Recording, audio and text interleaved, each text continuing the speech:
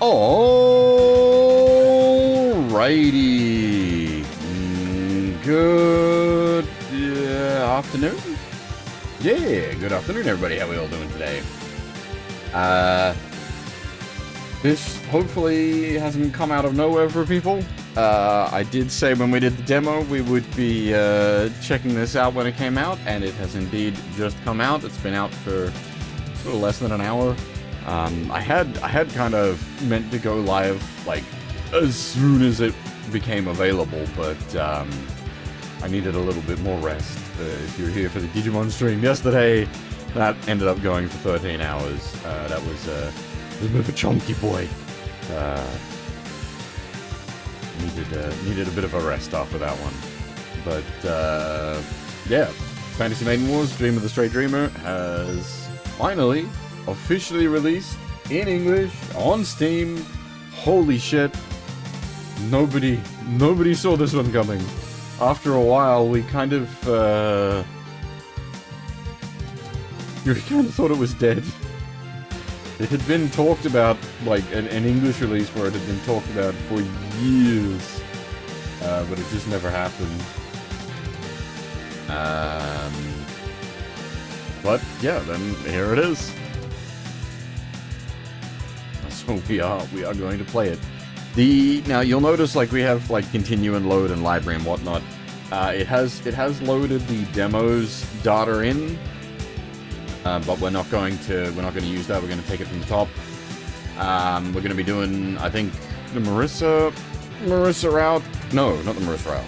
The Reimu route on hard mode, I believe, is what I had settled on.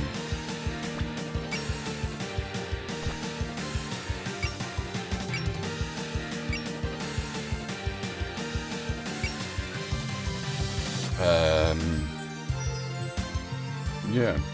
So if you were here for the demo stream, the first couple of maps you'll recognize because we're going from the top. We're not loading in the demo save.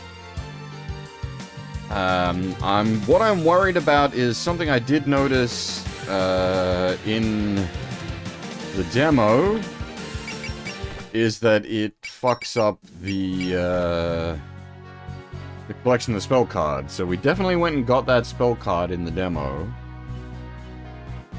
but it never gave us credit for it.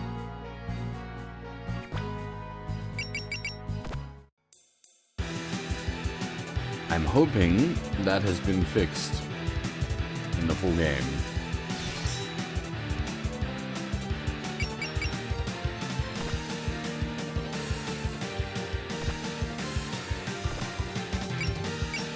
Alright, so, like, Lunatic, no, we're not doing that. Just trying to remember what the actual, like, it's easy, normal, hard, and Lunatic, I think, was the actual names. Normal and Normal Plus, so that little babies don't have a cry when they're playing on easy. Yeah. But yeah, we're going in on hard. Lunatic is just too stupid. The numbers just get too, like, unfun. Hard at least sort of offsets the fact that we're operating on, like, modern SRW rules with regenerating SP and being able to use spirits on enemy turns. This game is also just straight up harder than an average SRW game. It has, like, more mechanics going on. Yeah.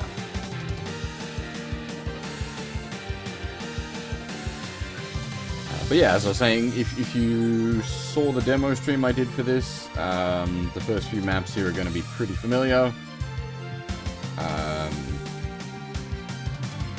Otherwise, yeah, let's jump in and get going.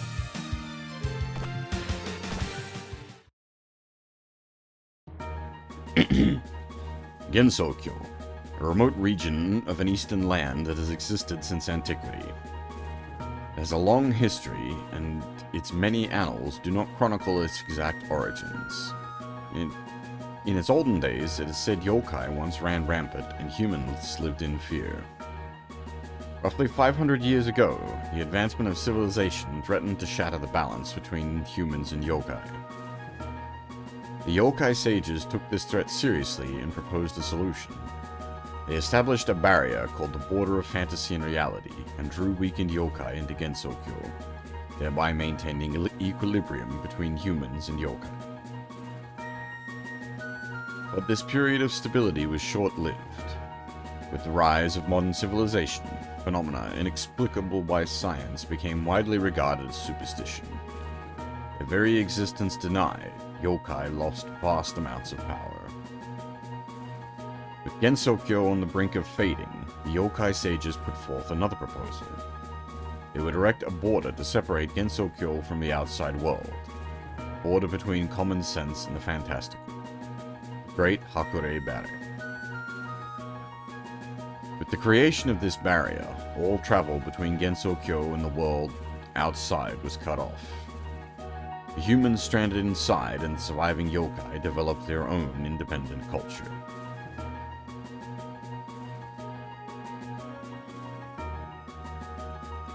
Over a century has passed since then.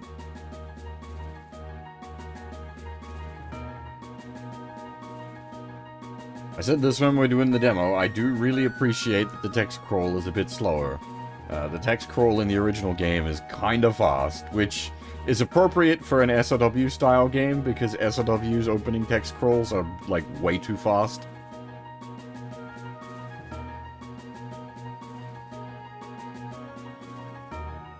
Summer, year 118. As the hot summer shines on Gensokyo, first sparks are about to fly in what will be a long, raging battle.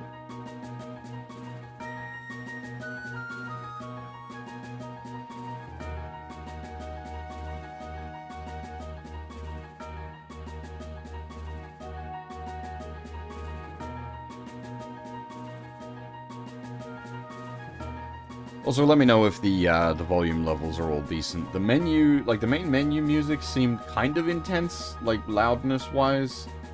But it seems alright now, and obviously we're gonna need to like properly judge once we actually get into the game and hear the game against the like sound effects and general everything.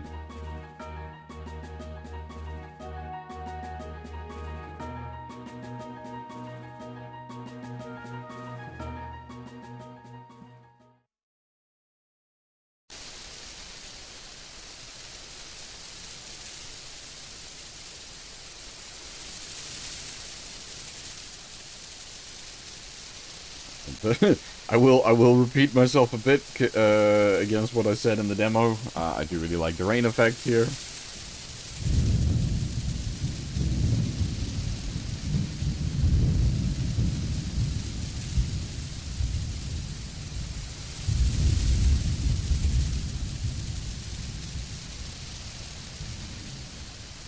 I'll read things like the scroll text, like fluff text like that, but I'm not reading out character dialogue. Same rules as usual.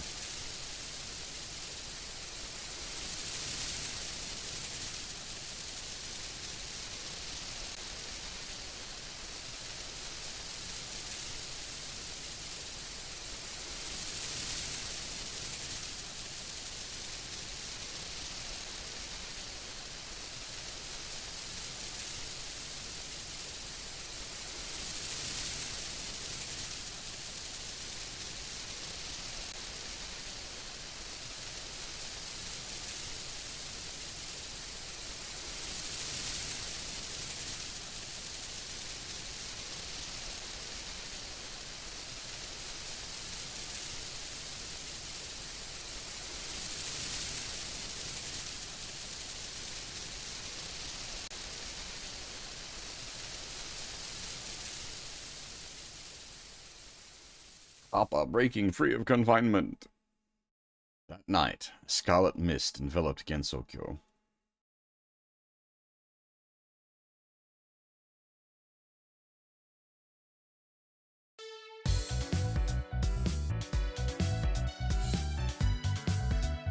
I should actually add this to the title. I just had a thought.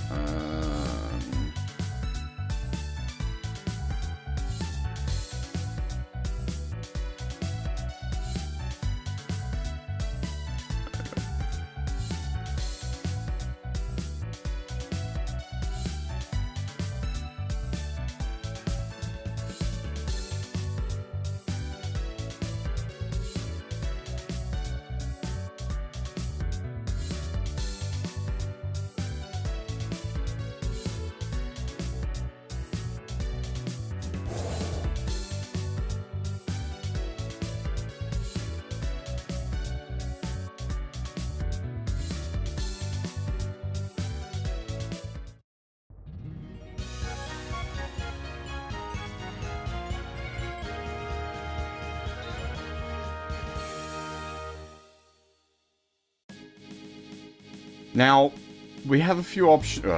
I'll get to a point where I can menu properly first.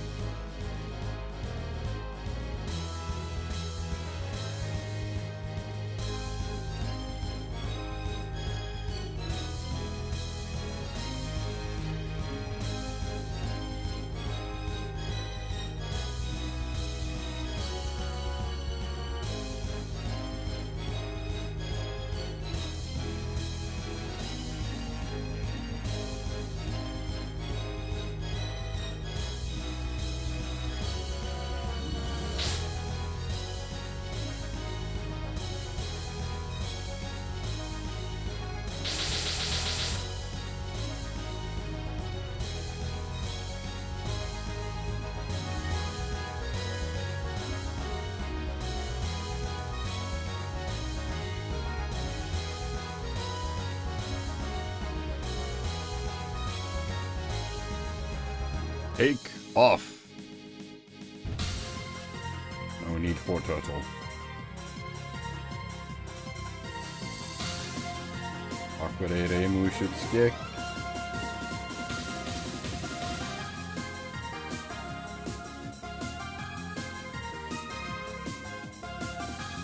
Hey Yakuro, how's it going? Also, I didn't say hi to everybody. I think I just barreled straight in the game. Hey Yakuba, hey Zelda, Ryu, Deadtail, Sion, welcome everybody.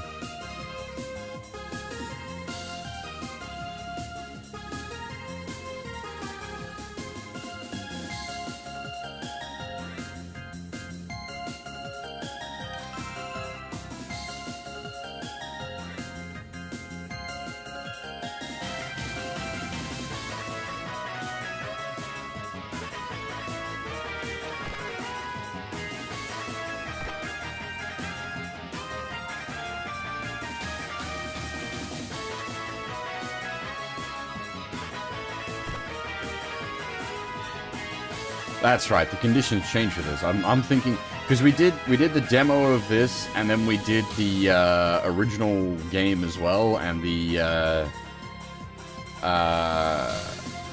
EX conditions are completely different.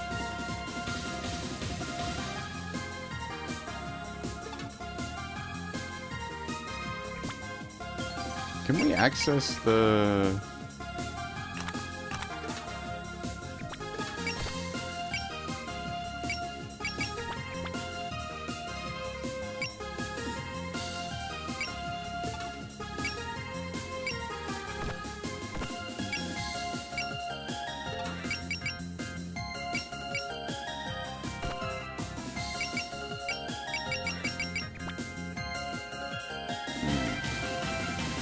Maybe on the intermission screen. I've got some thoughts happening in my head.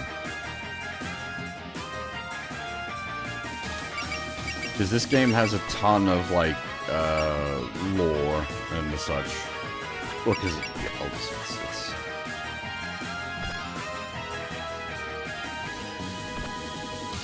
it's big Toho game.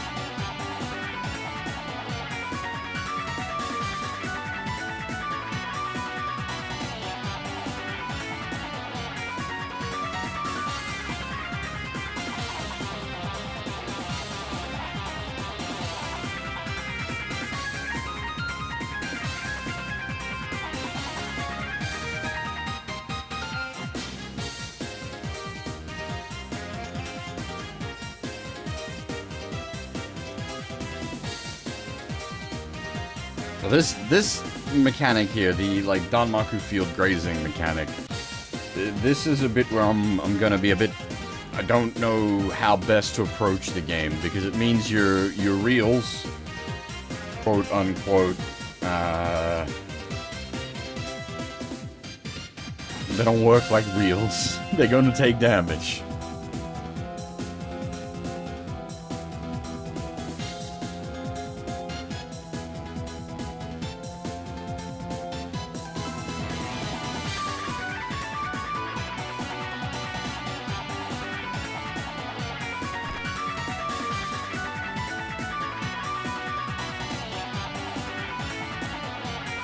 So yeah, as it says here, the lower the hit rate, the less damage grazing does. So having them reduced down to like a very low percentage chance to hit us should theoretically still help our survivability issues. But yeah, it does mean you are always taking damage.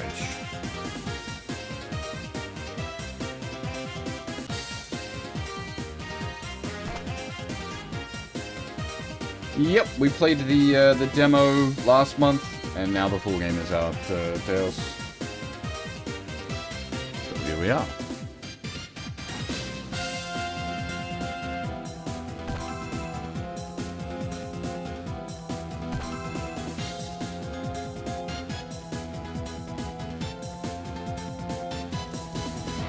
Oh.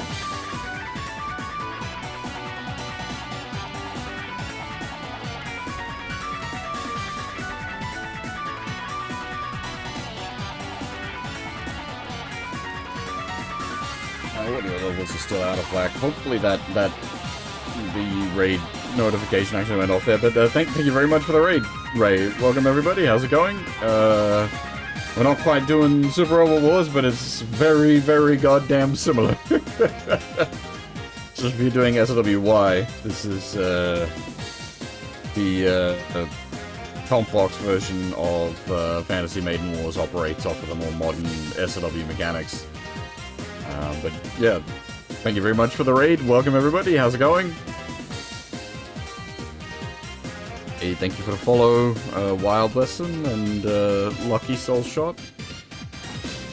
Welcome everybody. Get comfy. We're in for some Super Toho Wars. We are just getting started. Literally the first stage. The game only came out an hour ago.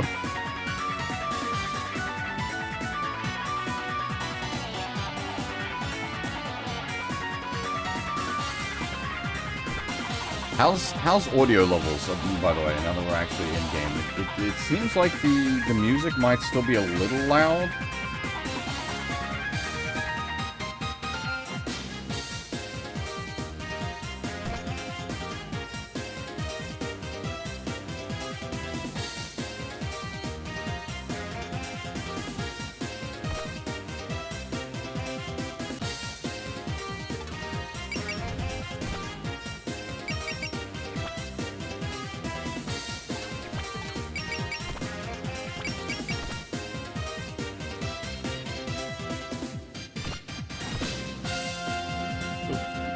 Doesn't actually appear to have put out a Danmaku, which is odd. Hey, Burncon, yes, time for Super Toho Wars proper, rather than just the demo. We're doing Reimu hard.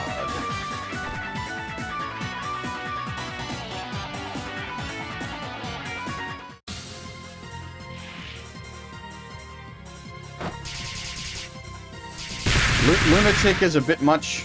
I think hard should offset the modern SW mechanics enough.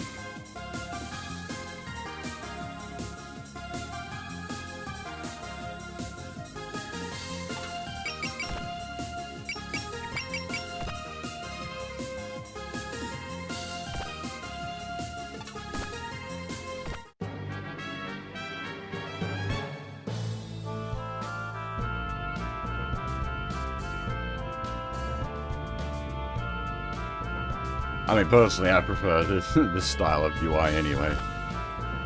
Not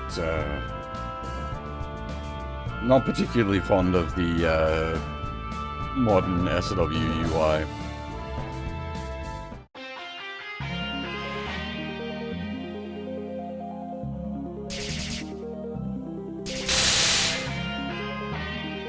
Yeah, that's fair. Because it has the like spell card and Danmaku mechanics, it does have more mechanics going on than a regular SLW game. Yeah, so all the art is from the original games.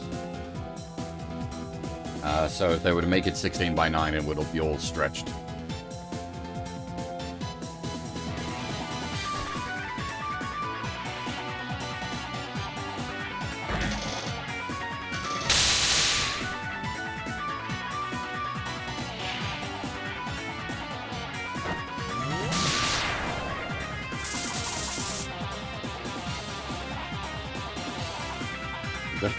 I honestly, I didn't even notice.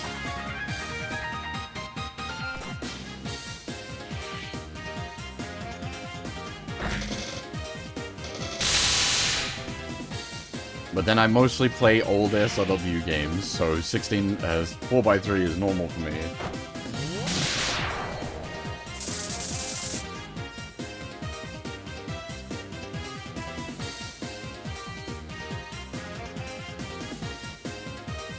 This game itself is new-ish. The comp box came out in, like, 2020, I think, originally. But Fantasy Maiden was, 2014? Something like that, I think, for the original game.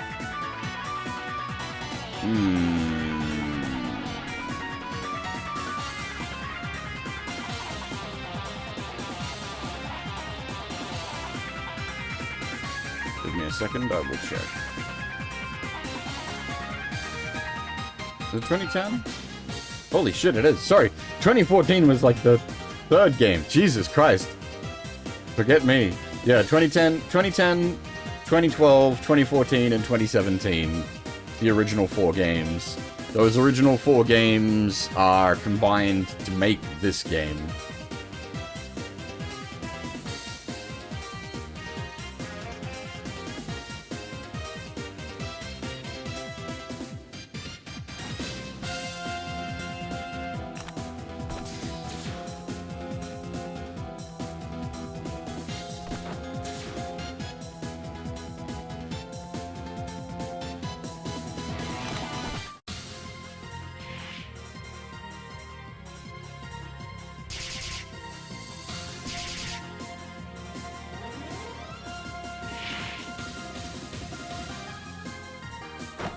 We did, back when the demo for this came out, we also did a follow-up stream where we played the first few stages of the original game as well as a point of comparison.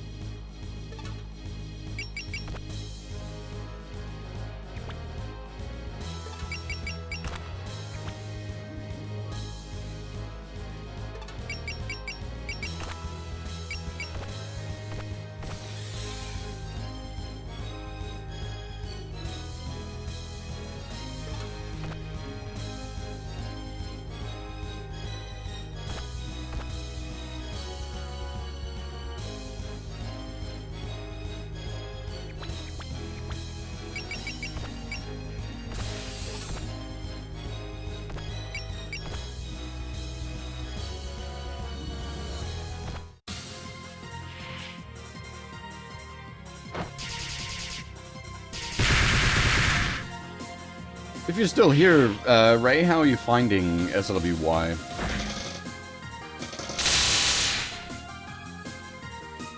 Ow.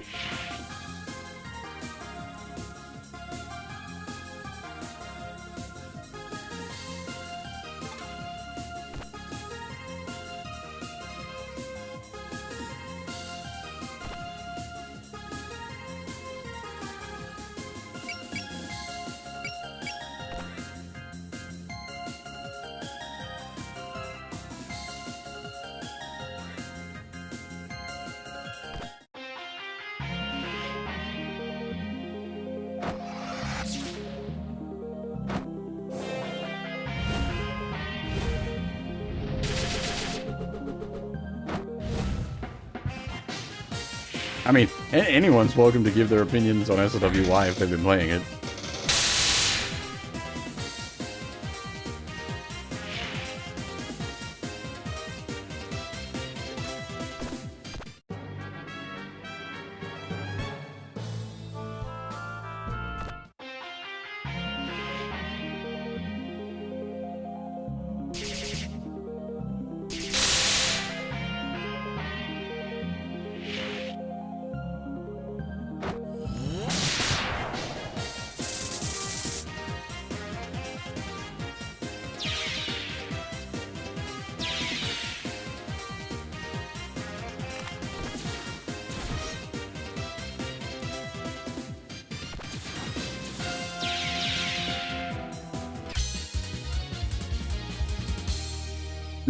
Damn.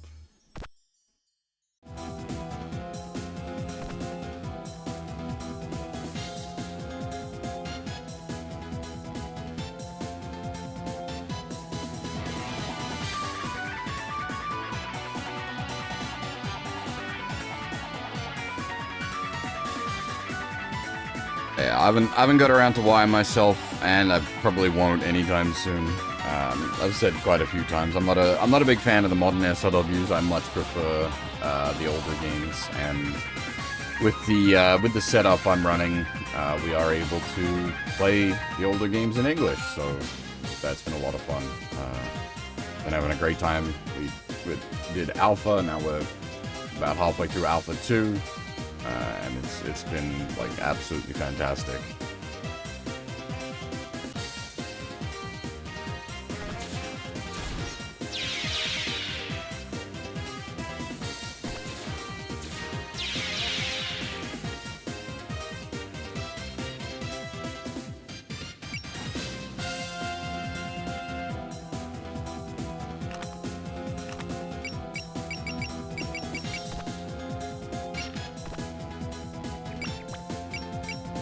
Let me just go on skis.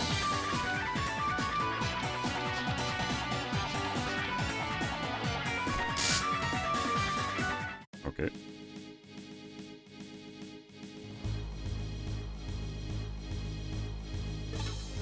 The original Fantasy Maiden was as traditional SLW. The Compbox version is modern SLW.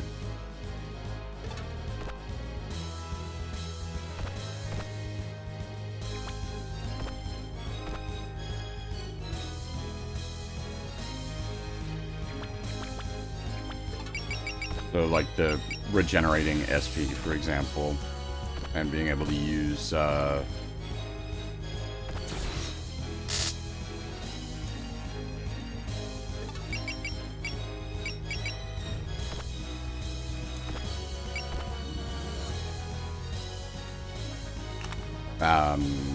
spirits on the enemy turn.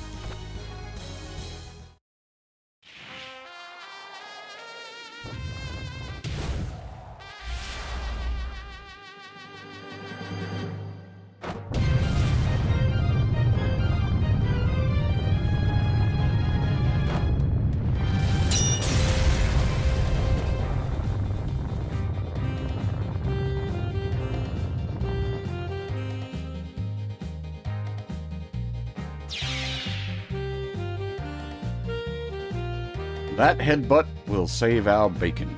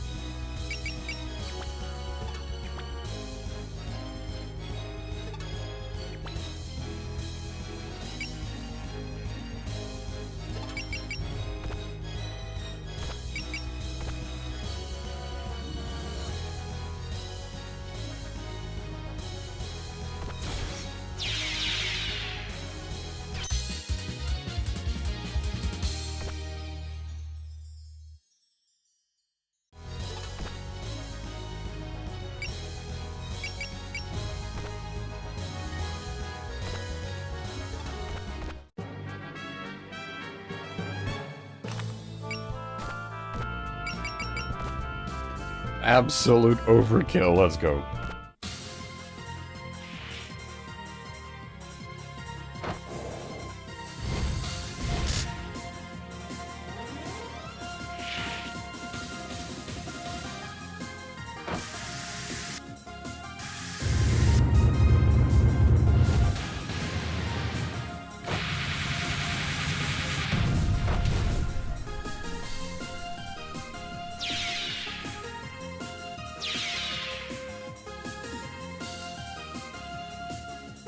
We got roughed up a bit. Goddamn. Got roughed up a lot.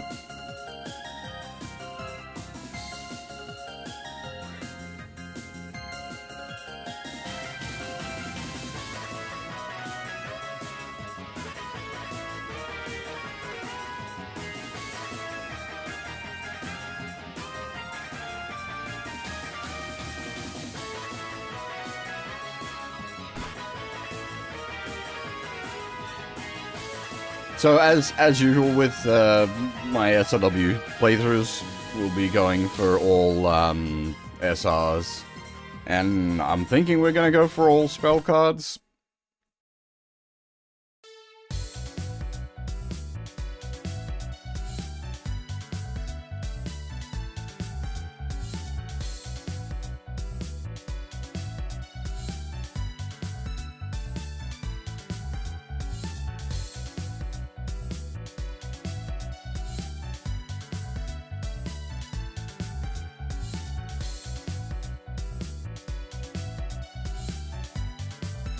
Yeah, some of the spell cards seem pretty bullshit, but then that's sort of why we go for them.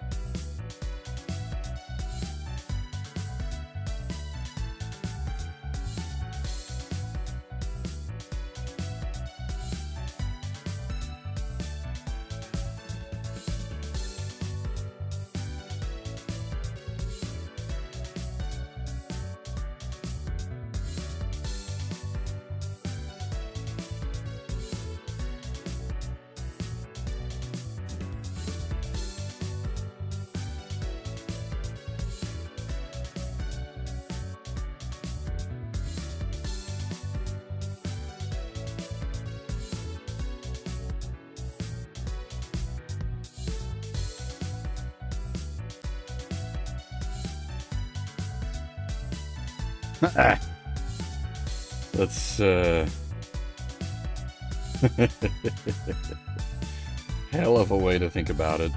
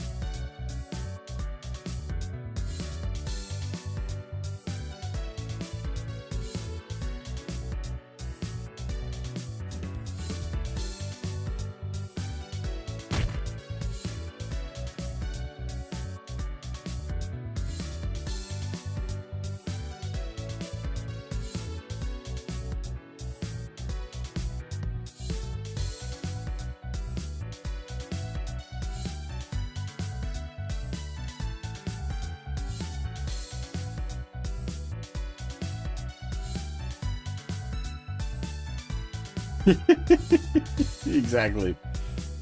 Not my problem. The thing, her logic is, I don't prevent incidents, I resolve them. This hasn't become an incident yet.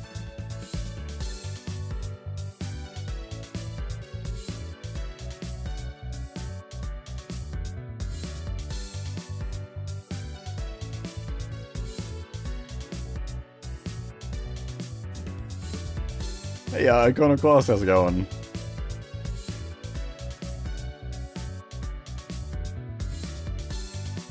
I had a rest. There was a bit of a rest.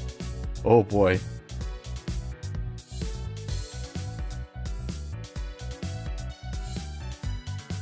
To be fair, this is the first case, Ray. This is the initial, how do you call it, like, incident with the Scarlet Devil Mansion?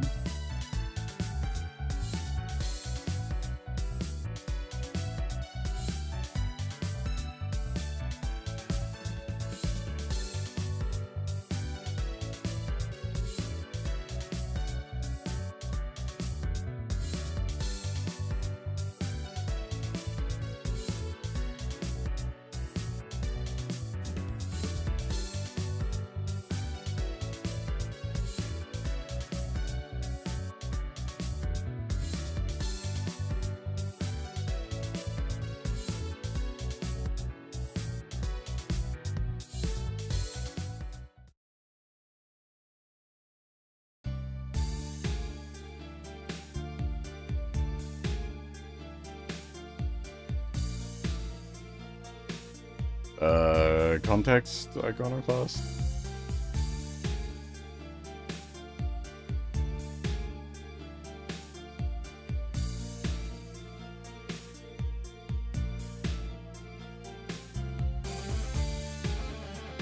Oh!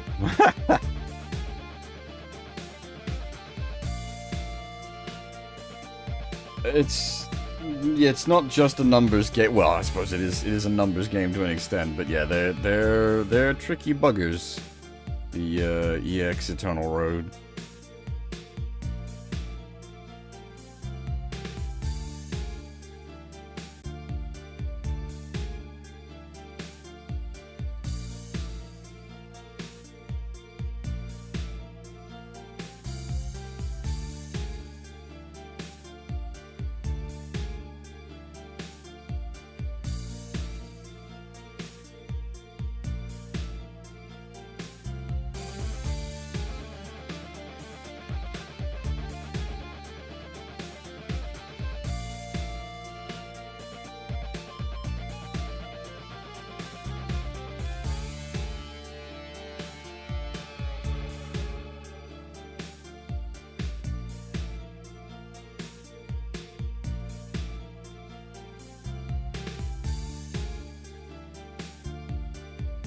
Yeah, unfortunately, a lot of those EX Eternal Road maps are more like puzzle maps rather than regular tactical maps. Yeah, zooming in. Yes, I said I would, and so here we are.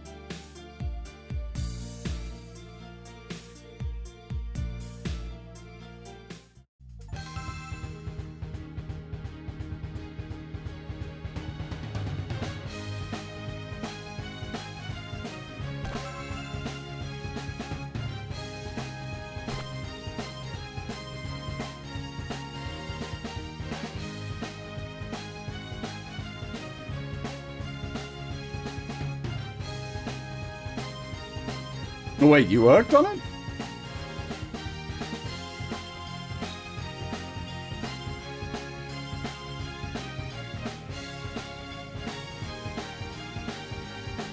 I don't recognize the name, sorry.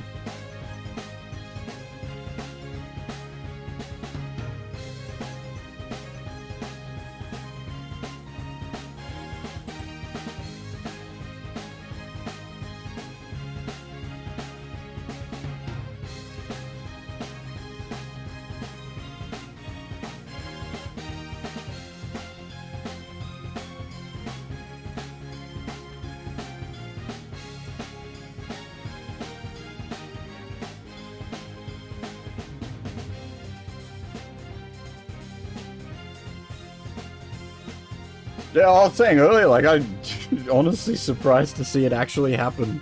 It had been talked about for such a long time, and then it kind of, like, went into the ether, the English release, that is. But because it had been talked about, like, getting an official release, there was no, no serious, fan translation efforts. I thought we were kind of stuck. But then, a couple of months back, it's like, by the way, this is coming out, boom. Holy crap.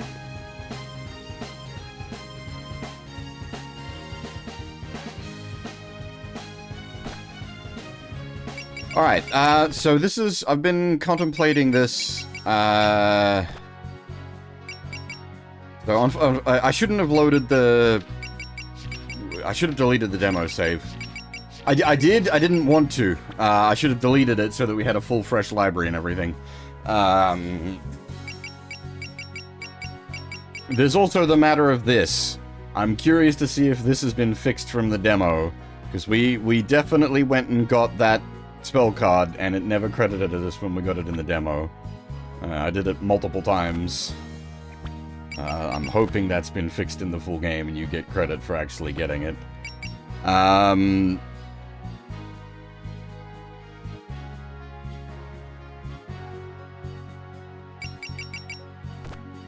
lost my train of thought. Right, so what might be of use to people, and possibly of use to myself, because I'm no Touhou lore expert. I've played a bunch of the games, and several of the, like, you know, fan games and whatnot, but, like, the Touhou stuff is absolutely freaking massive. I'm tossing up, do I, like, read out the lore for, like, relevant characters and key terms as they come up? We can't do it mid-map, unfortunately. You gotta be on the, I suppose you can go back to the main menu mid-map and do it that way, but, anyway.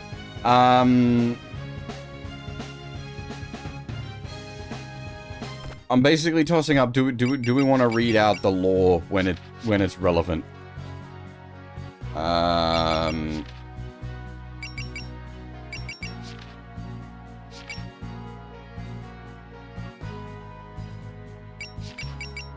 Because it is also relevant for me, because I don't have a encyclopedic knowledge of Touhou. It's not like the Super Robot Wars, where I can probably get away with most of it, because I've seen the series, read the stuff, or at least have a level of inbuilt knowledge. We'll start out doing it, and if it gets too tedious, we'll not, but we'll... Oops.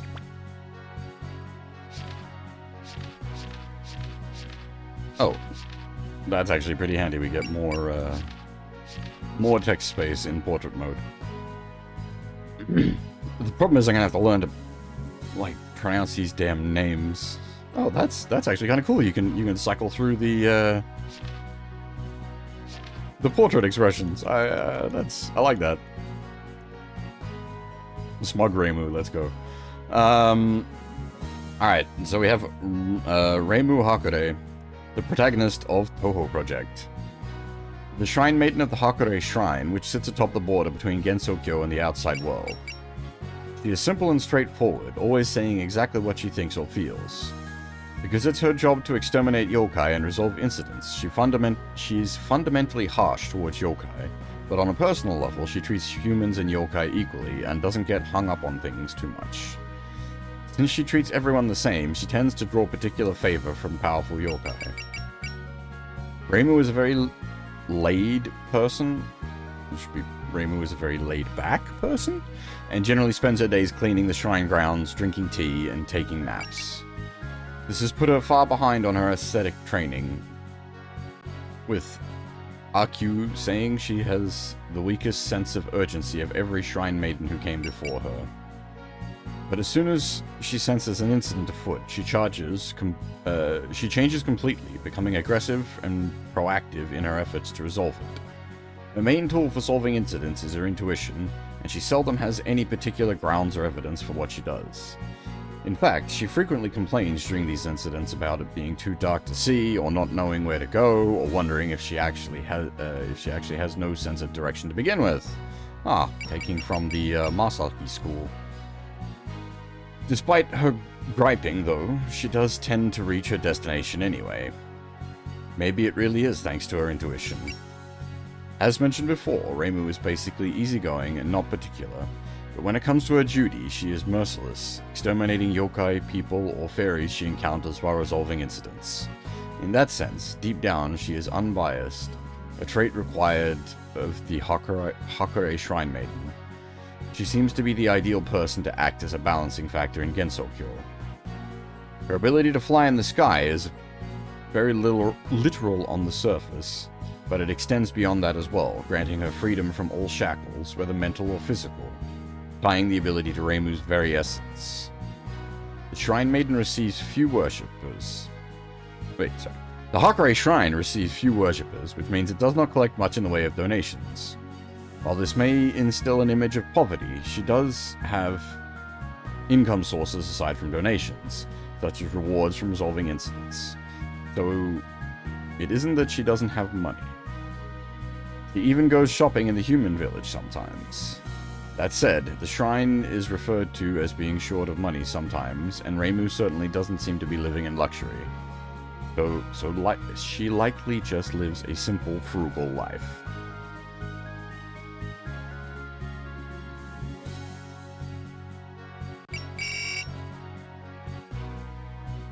And we also got, is it meant to be Kaine? That's how I want to pronounce the name.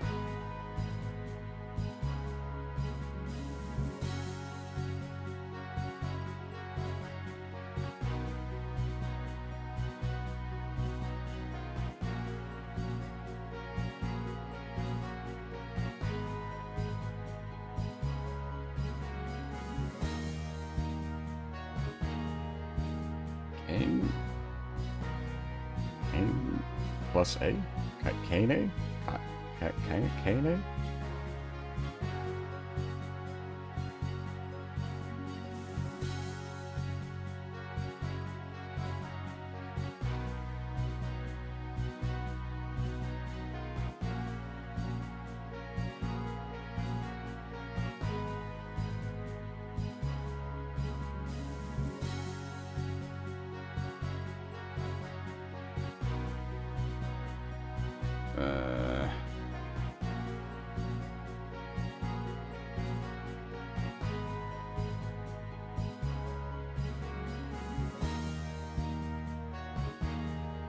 Give me a second.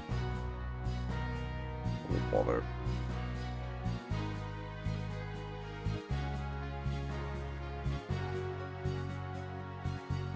We need my...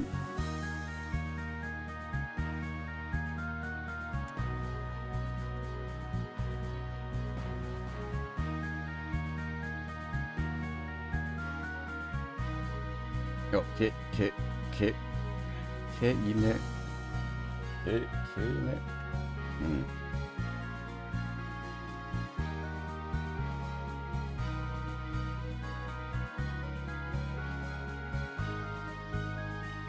Oh boy, what the fuck? A therianthrope who lives in the human village. Specifically, she is a Hakutaku? She's normally human, but transforms into a Hatataku.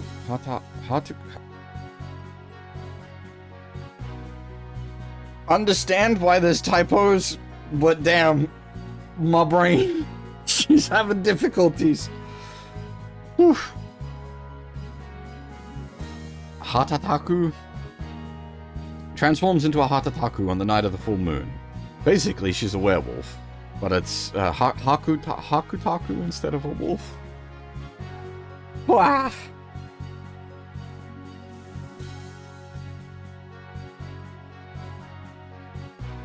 what do we got?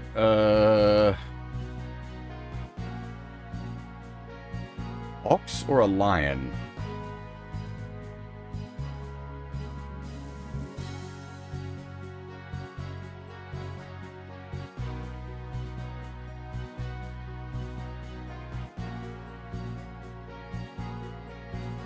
I'm gonna go with Ox, given Headbutt is her thing. She's a were-ox.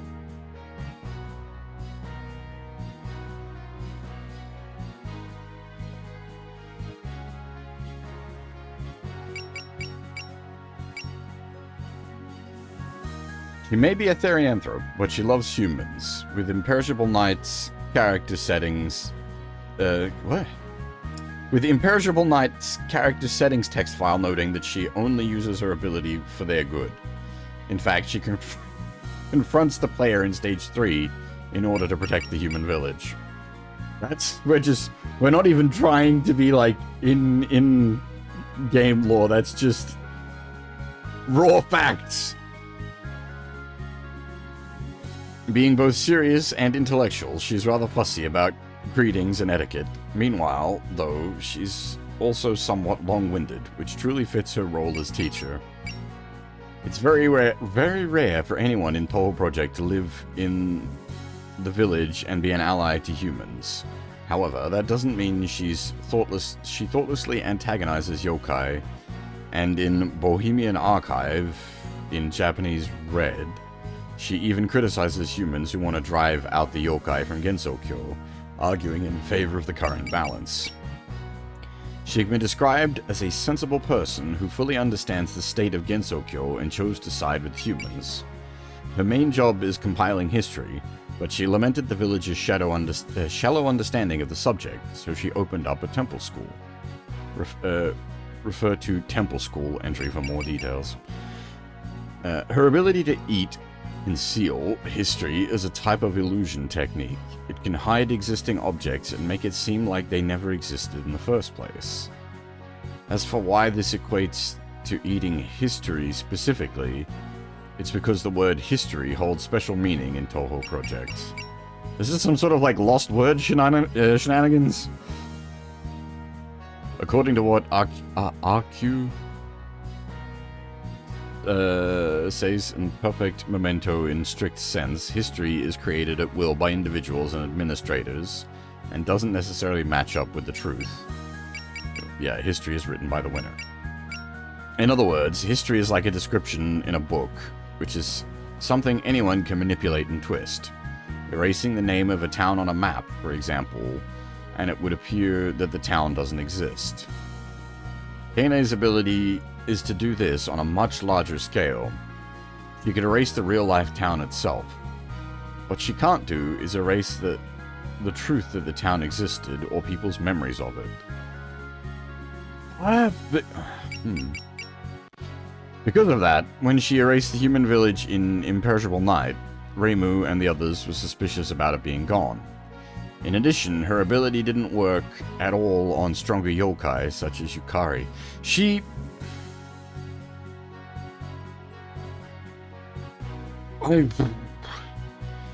can change history by changing the books, but it doesn't change memories, but it does change the physicality. What kind of fucked up power is this? And Kaine knew Moku since before Imperishable Night. She's one of few that understands her. It is never stated how the two met, but perhaps Moko, I always mispronounce her name, found her when she became Hakutaku and learned about Gensokyo's history. Perhaps through that connection, she knew about Aente before the Eternal Night incident. For a long time, Kaine was the only therianthrope character in the series, but a wolf girl would later appear in double-dealing character. However, she doesn't live in the human village. No other beastmen aside from Kaine who do live there have ever shown up. And while it appears Kaine became a were Hakutaku at some point in her life, rather than being born as one. The reason for it and when it happened are all unknown. As an aside, Keine's last name, Kamishirisawa, can also be read as Uwahaka. This seems to reflect her status as a were-hakutaku. Naturally, she wasn't born a were-hakutaku. This is probably just a bit of wordplay. I feel like some of the description here is very, like, we've said the same thing several times over.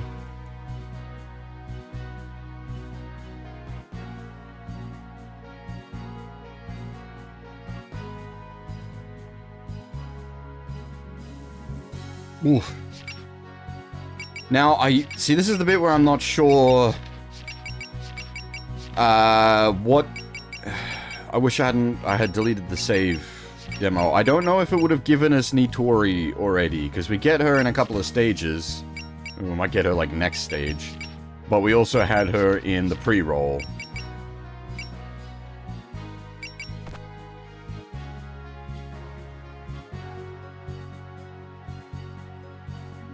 Right.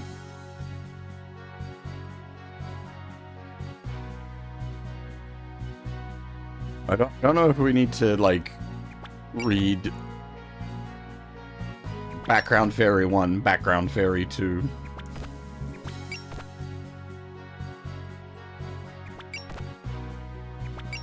It does actually include the difference, like...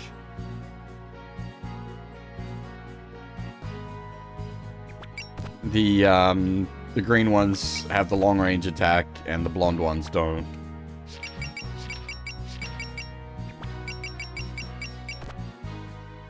Now...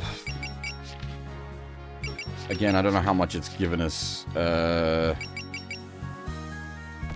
So...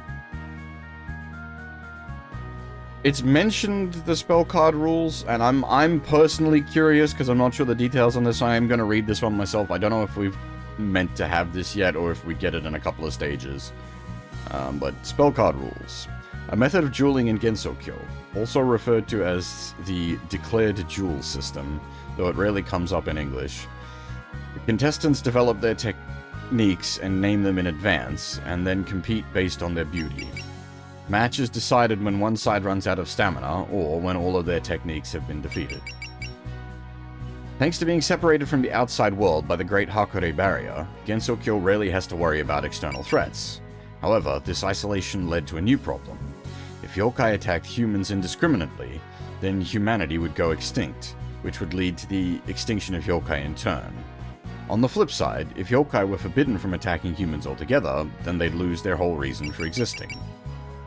The solution was to resolve the conflicts according to certain rules.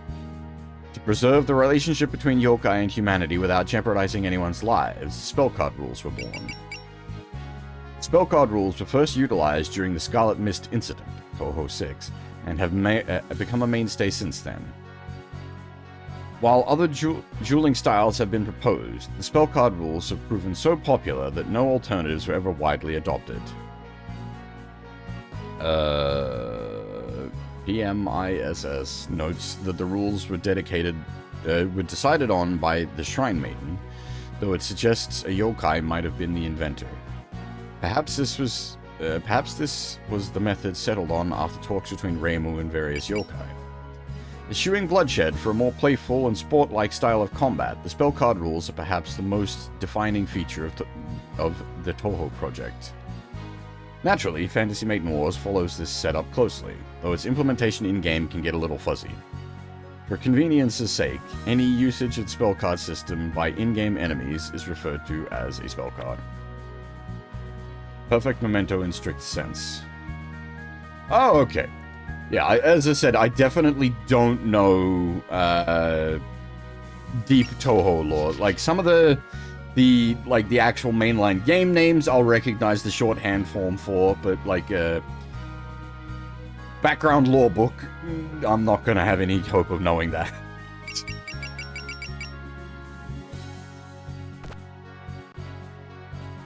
The Hakare Shrine, a shrine located on the eastern edge of Gensokyo. Standing on the border of Gensokyo in the outside world, it is one of the most important locations in the story. It has been the primary residence of the Hakare Shrine Maiden for generations, Reimu included, of course. It is blessed with a scenic view overlooking Gensokyo and some of its most beautiful cherry blossoms. The yokai often gather there thanks to Reimu's proclivities, and it is often noted that there's always someone strange hanging out there. Thanks to all the yokai hanging around, as well as its distance from the human village, it rarely receives normal guests. Naturally, this has led to the dearth of donations, much to Reimu's chagrin. As an aside, the shrine is not in Gensokyo, strictly speaking, but rather on its border. That said, considering which side it's easier to get to from, and because it's just easier to explain, it is generally treated as part of Gensokyo. For what it's worth, due to its proximity to the outside world, people and items from outside sometimes wind up there, making it an appealing destination for collectors of oddities.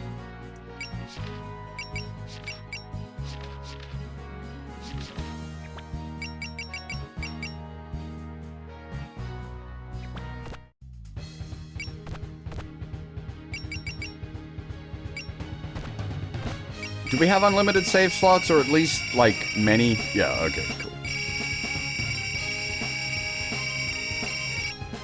Basically, I'm not even going to do rotating saves. I will just do a save every stage. Like, I'll do a hard save, fresh save slot.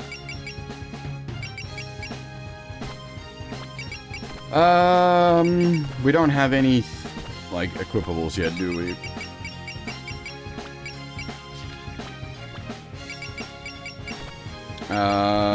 This is a PP game? Yes. There was... Oh, shit, there was...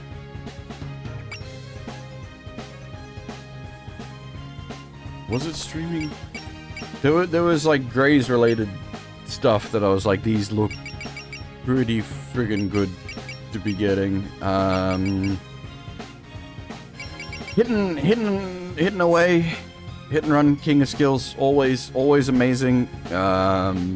Just absolute god tier. The only ability more broken than hitting away is SP regen, but the game comes with SP regen built in.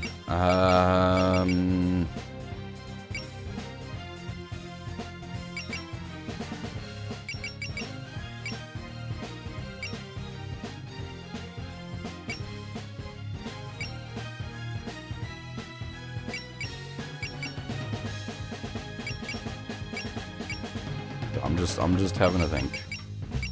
Being able to just buy plus move is kind of nuts as well. Move speed is always amazing.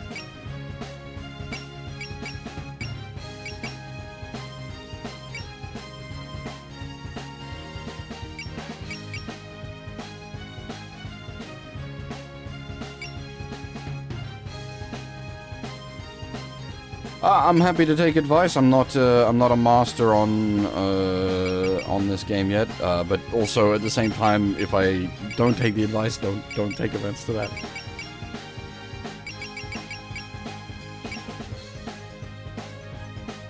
Yeah. So shotgunning. Because I did the demo stream as well. I have contemplated a bunch of this stuff.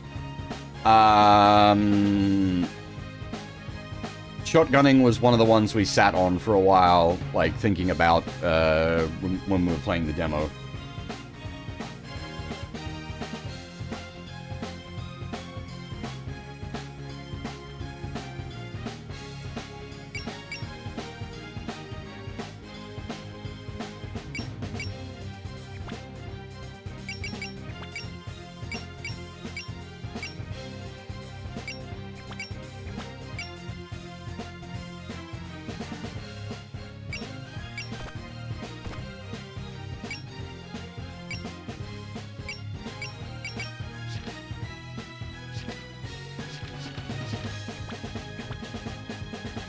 Wait, what? Oh, right. Wait. Huh. That's interesting. If you use the left and right tab, it takes you back to the upgrade menu from the EX upgrade menu. That confused me.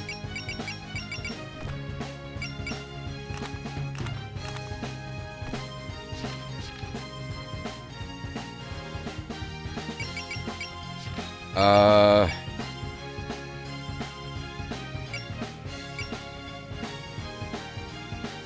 Damage up. I can't. Was it?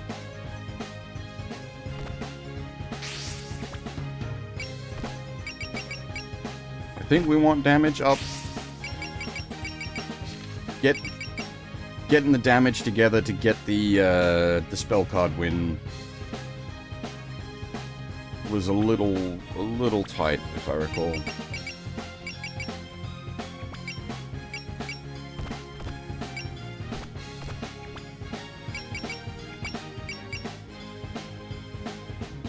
Alright.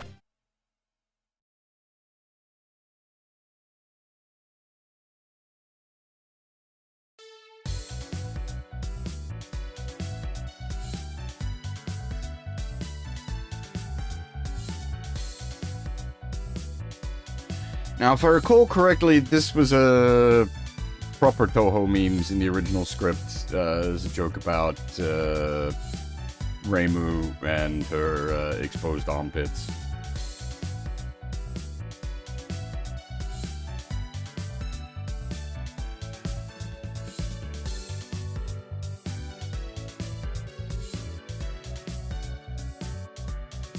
Yeah, because we did so. We've done a fair bit of like pre-work for this. We did the demo when it came out, and then immediately after doing the demo, I went and played like the first 5 stages of the original game as well.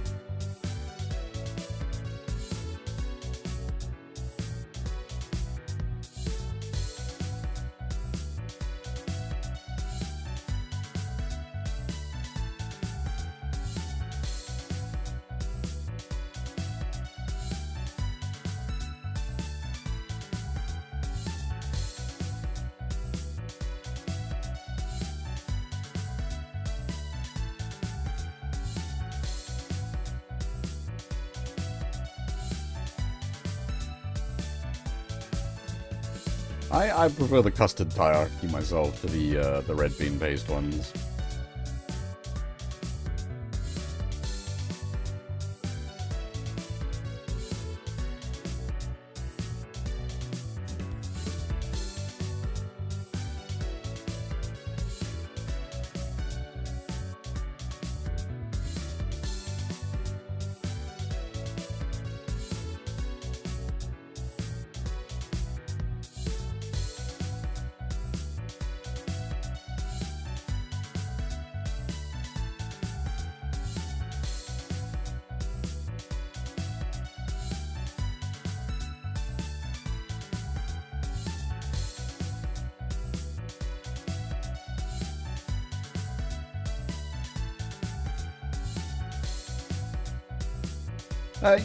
You said you worked on this, Azumi. If you don't mind me asking, and don't feel compelled to answer by any means, but what was it you did?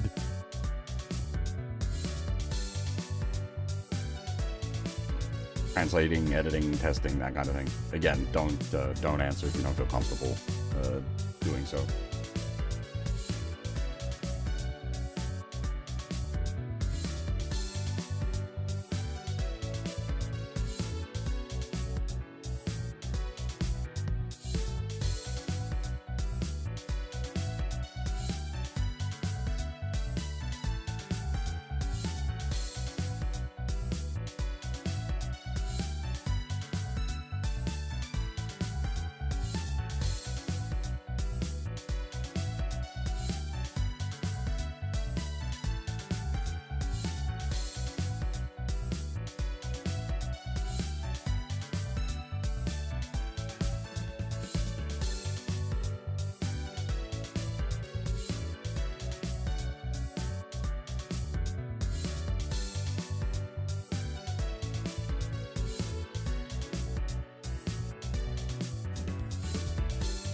Yeah, yeah, I could definitely understand that like it's one of those like when you release the thing into the wild, you're like, oh god, we missed that, we missed this, oh no, it's all falling apart.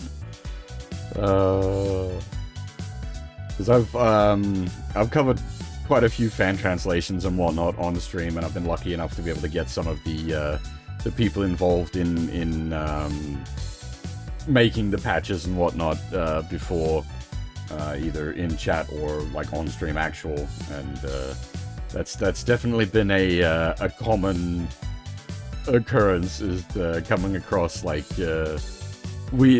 bits of dialogue that turned out a bit weirder than expected, or typos or other things like that.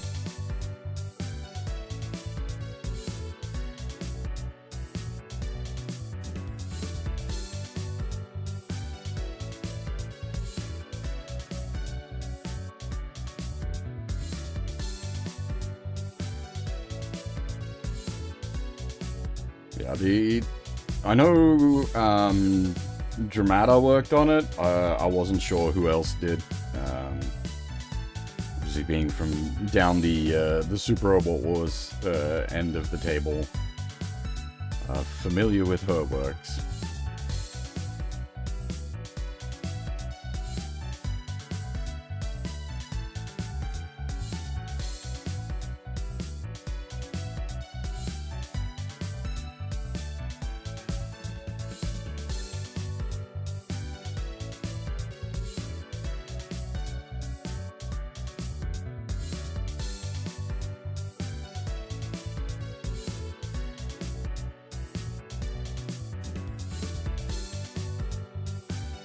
And from what I'm aware as well, this was an absolute monster of a game, text-wise. Like, just so much text.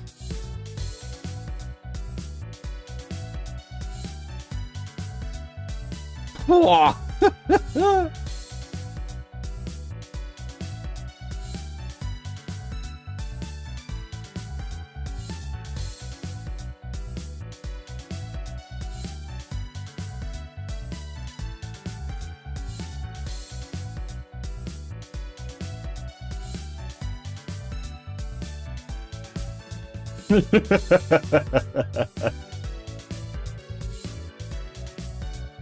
keeping in mind, it's literally 4 games in one, plus additional content.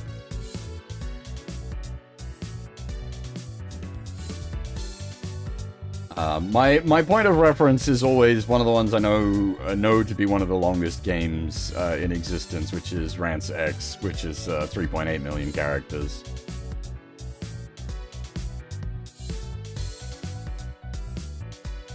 Slowly that is coming.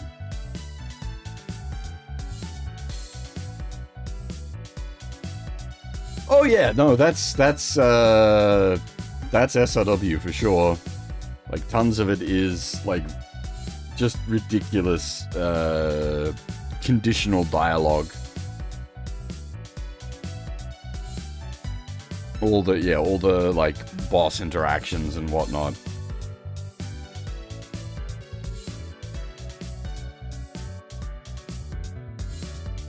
But that's the fun of SRW style games.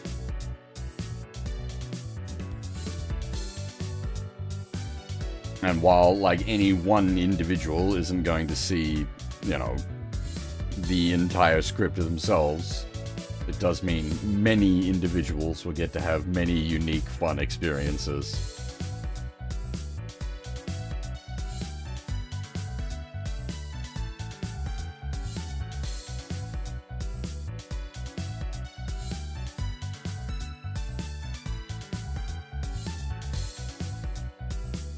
I thought it was oh,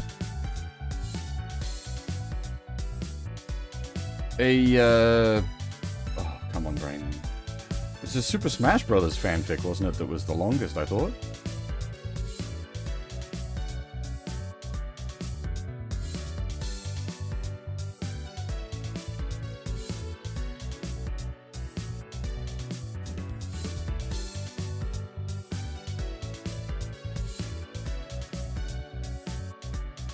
That's fair. My information could indeed be out of date. I am old.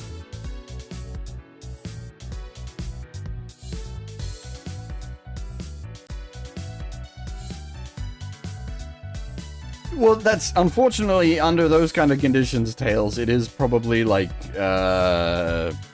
quantity over quantity, very much so. Quantity over quality.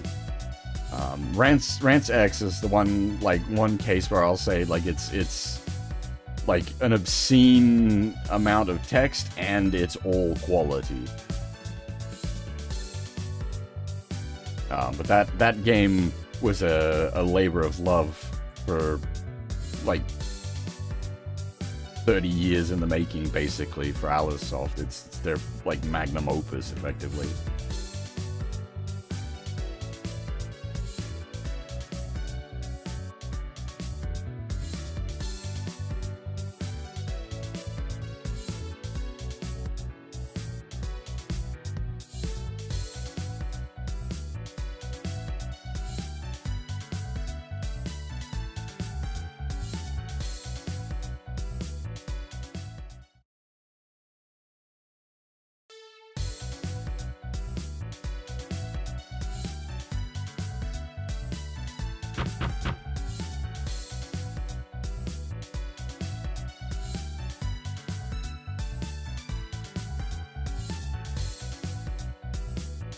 Now, I believe we have a secret to do with her on, like, stage 4. I think she's the first point of secret.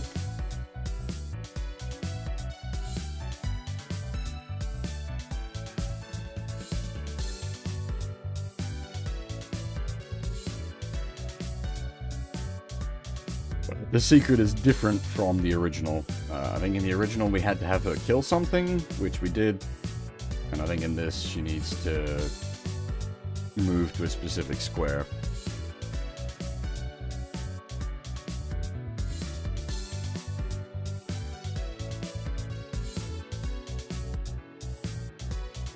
But that's getting ahead of ourselves.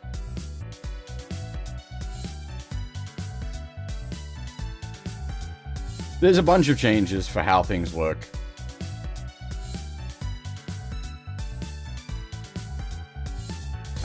If you're interested, there's like the Akurasu stuff has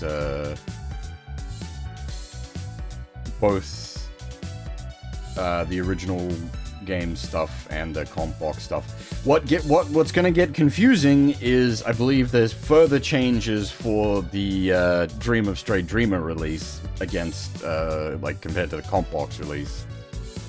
So we might have some like the data on the wiki might not be entirely accurate because it's based on a different version.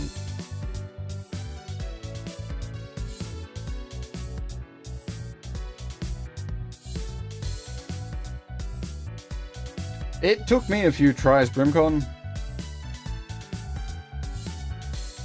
Headbutt Kaine crit to get the Sakuya card. On what difficulty, Dead Tail? Because we were on hard difficulty and we didn't get it. But that was in the demo. We'll do that properly when we get there.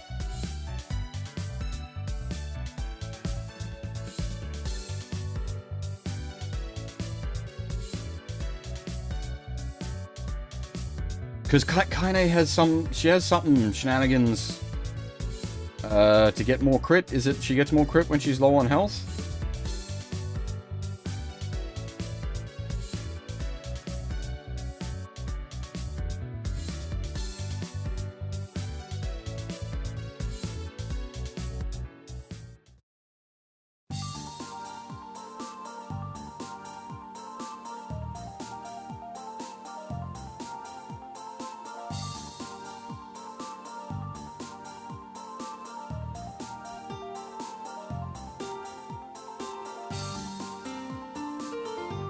I don't think I've had anything that I'd consider like a red tea.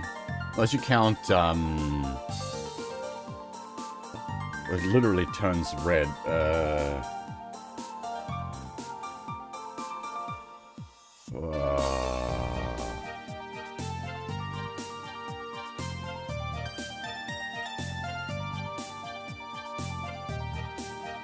Pomegranate tea?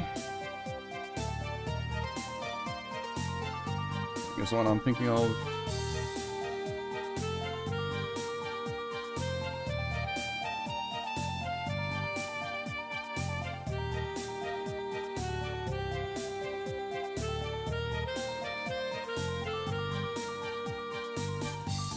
Quite a sweet tea.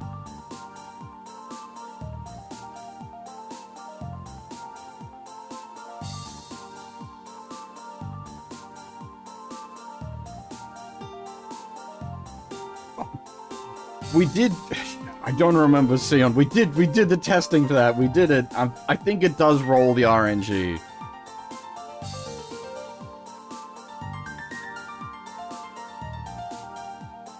The problem is I've played so many different SLW games. I always get the mechanics mixed up. We have to like relearn the intricacies of each game engine. It's inconsistent.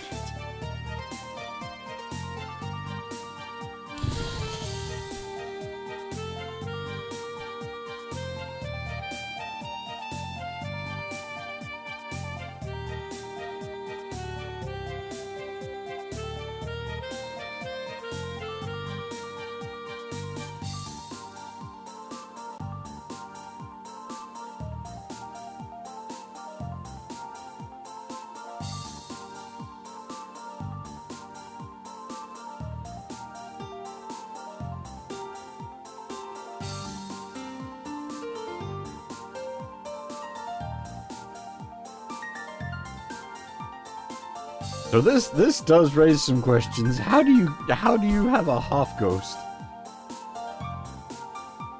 I will read her lore after the stage.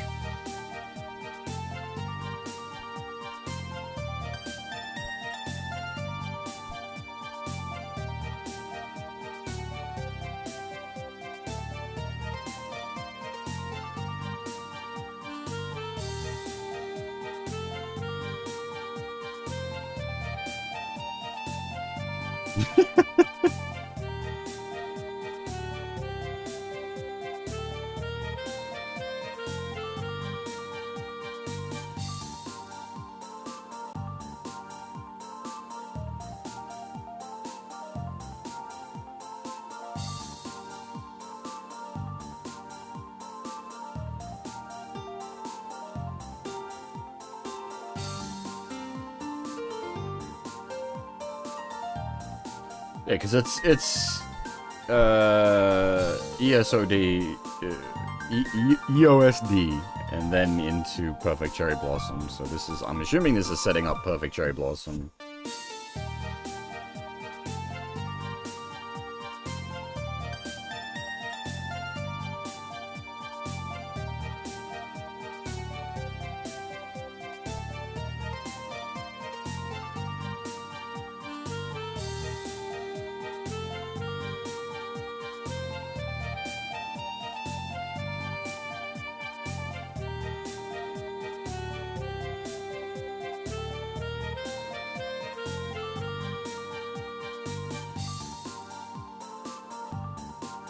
Oh, in my case, I've played a bunch of the games. Actually, we've covered a bunch of them on stream. We did the 5 PC98 games on stream, and then we did some of the more modern stuff. Well, we did some of the Windows games as well.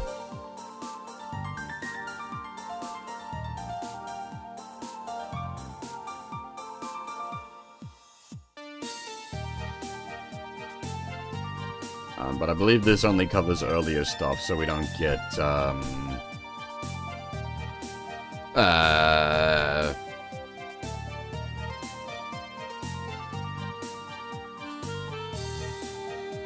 god damn it, I'm blanking on her name. The Occult Nutter. She's great. The main character of Ida.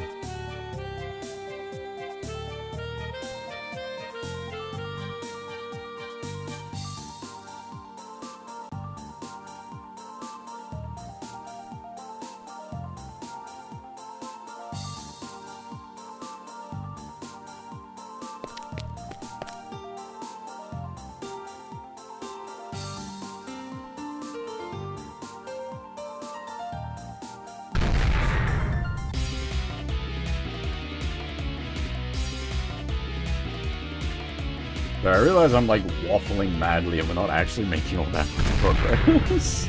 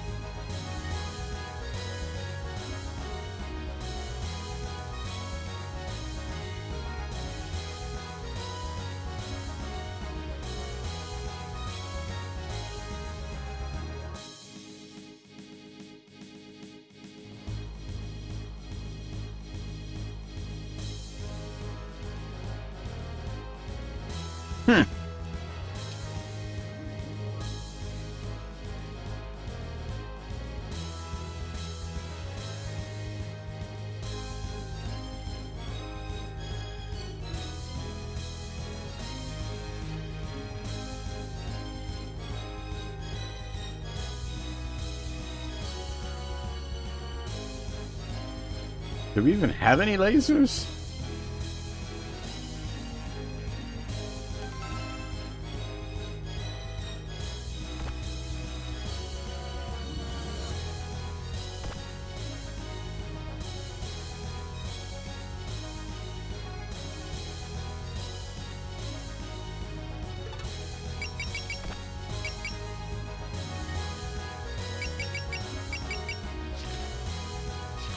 Nope, no lasers. She's immune to lasers. Good, we have none.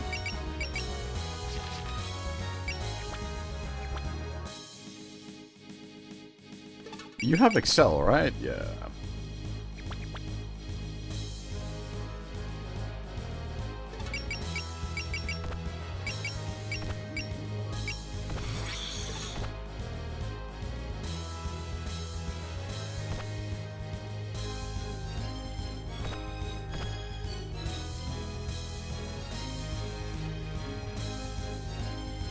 How did this work? The blondies, I think you can...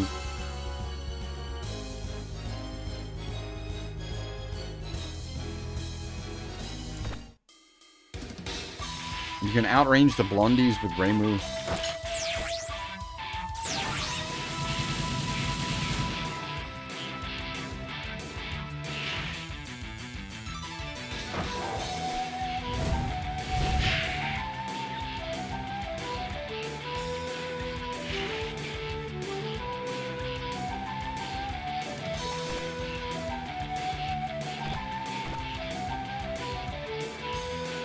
Yeah.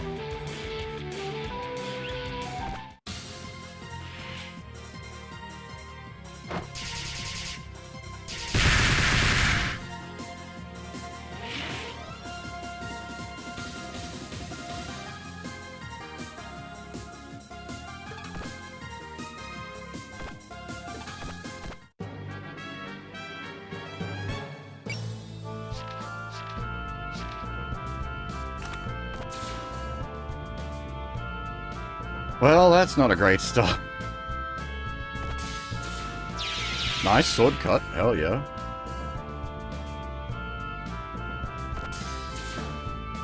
God damn. Alright. She's going hard. Sword cut all the things.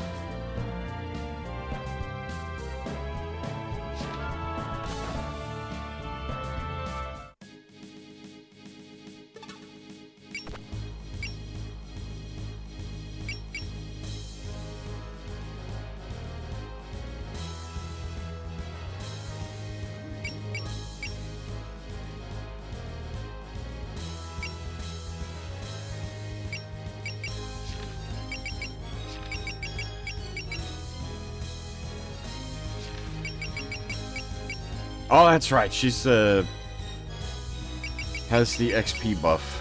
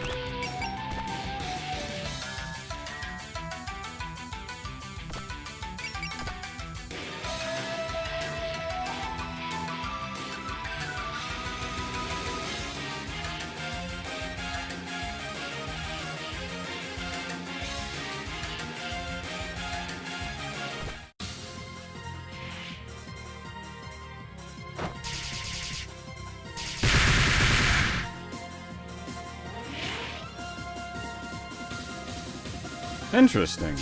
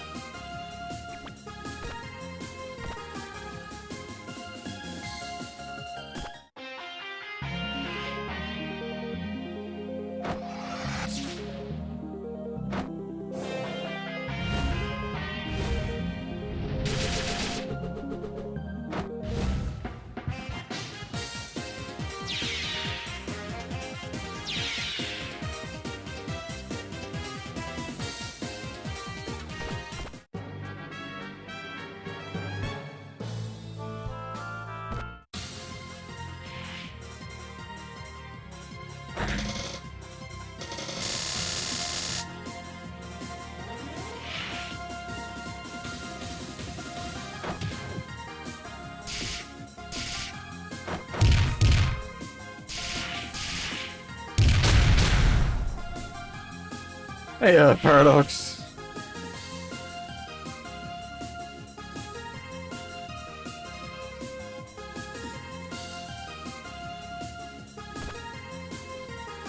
I wonder if there's some, like, weird, like, it doesn't flag. Did you, it sounded like you were using, like, save load. I wonder if it, doesn't count if you do a mid-stage save.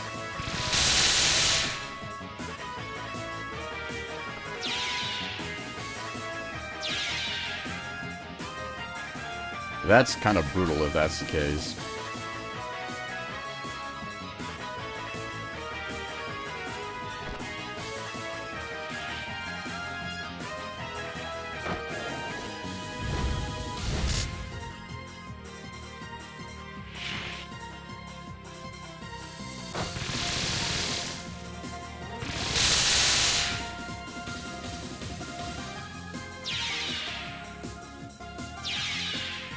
Yeah, but at the end of each map, it, like, says how many times you, reloaded.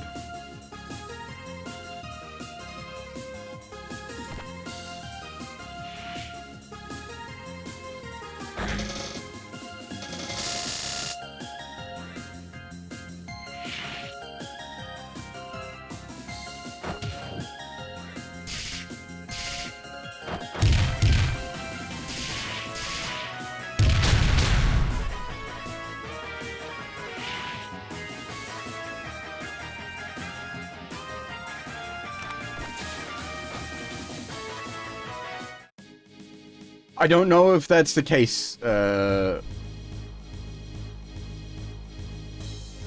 okay, so Dead Tail then disproves that. Never mind.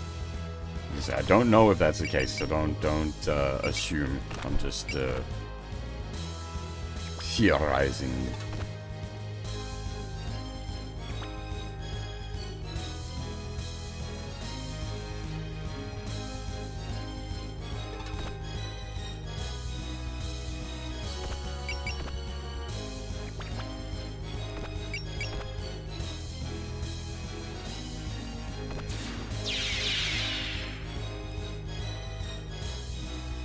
No, that shouldn't be the case. I don't know what's causing that then. I was trying to theorize what might have... Because that's, like, we had the same issue with the demo.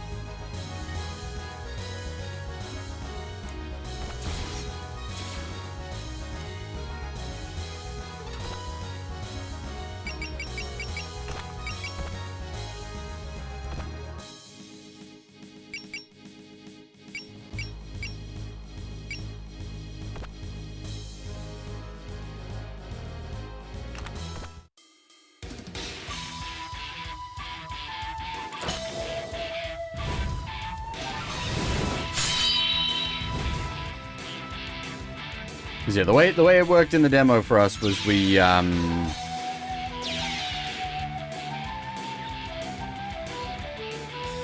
is it it's one of those things like, does the game track it properly? Is it keeping reference of it for a reason?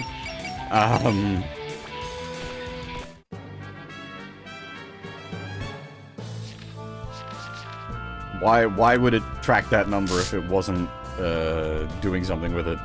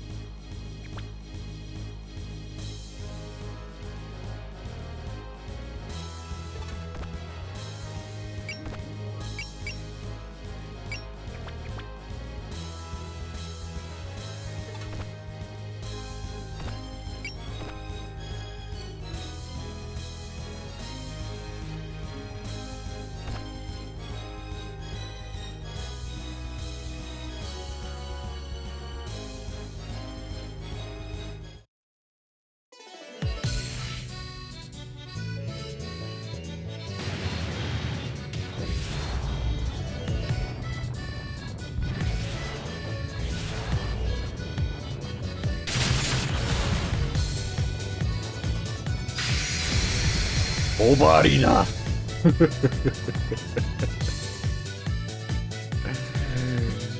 Did not mean to kill her.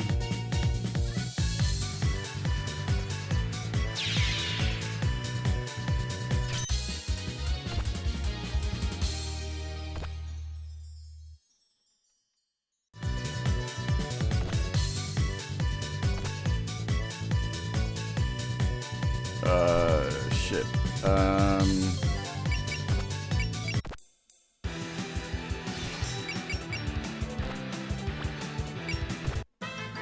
Ah, crap. How does it work? Where's the...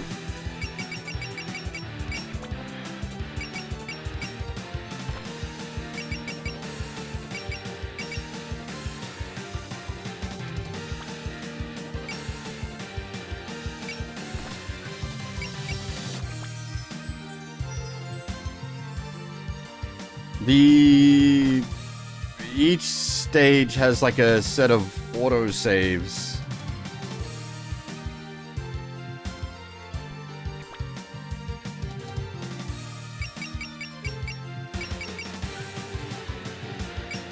Oh, shit.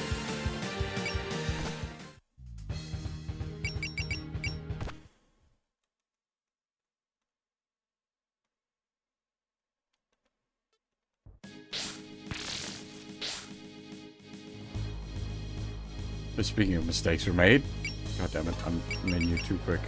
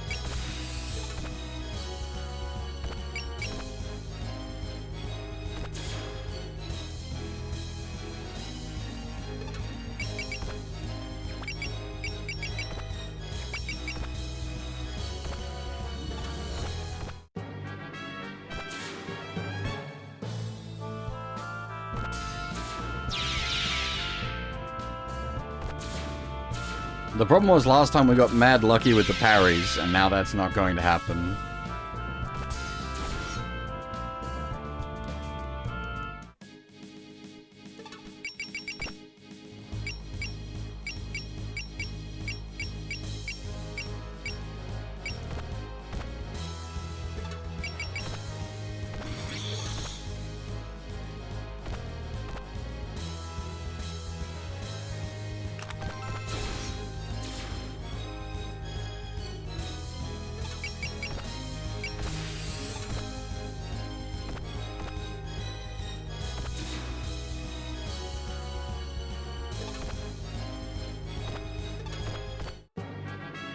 God damn it, I was just trying to be efficient with XP as well. Like, there wasn't even anything, like, worth, like, really resetting over. I just thought I could easily load the turn back up.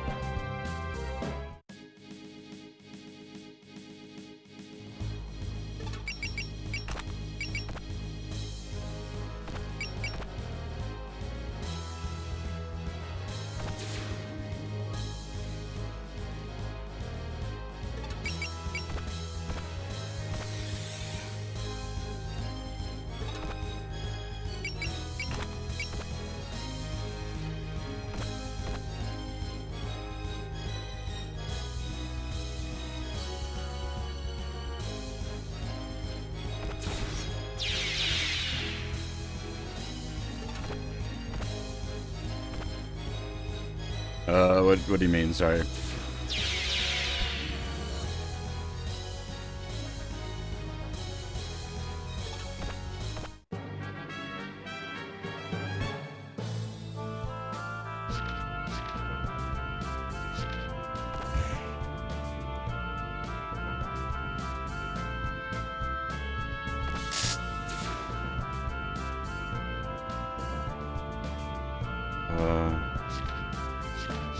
I don't recall them being particularly light, but I'll have to check at the intermission. Remind me when I'm on the intermission again, and I'll have a look. See.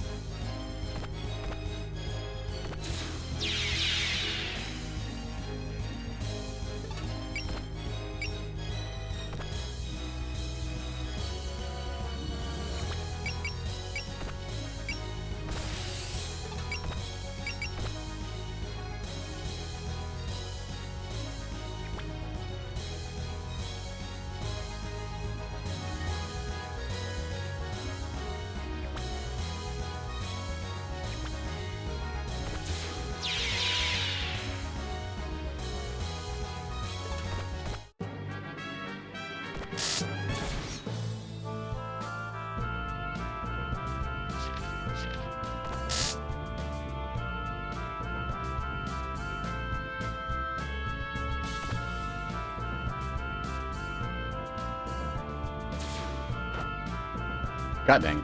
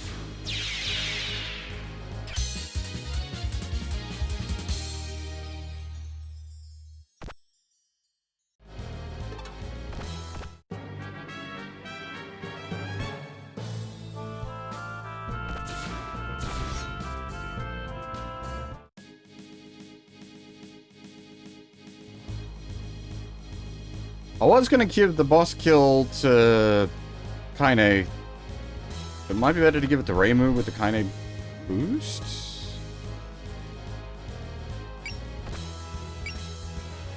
Ah!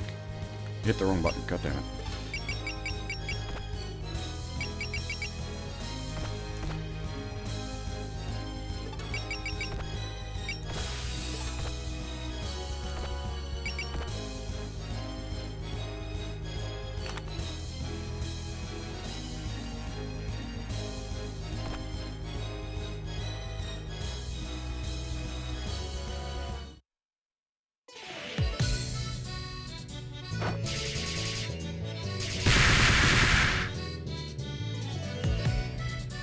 Well, so the consideration was Kaine, but she's already level 7. I don't think she's gonna get to level 8.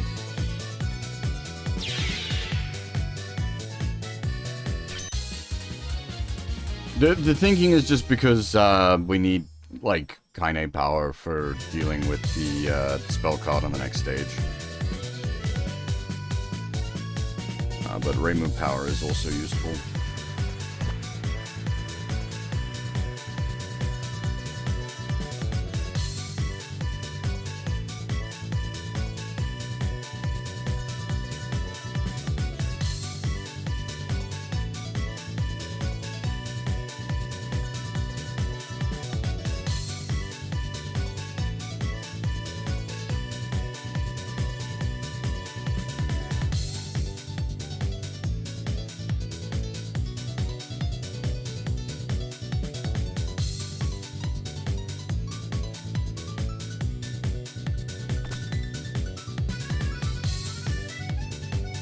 Yeah, see, like, the fact that it tracks your saves.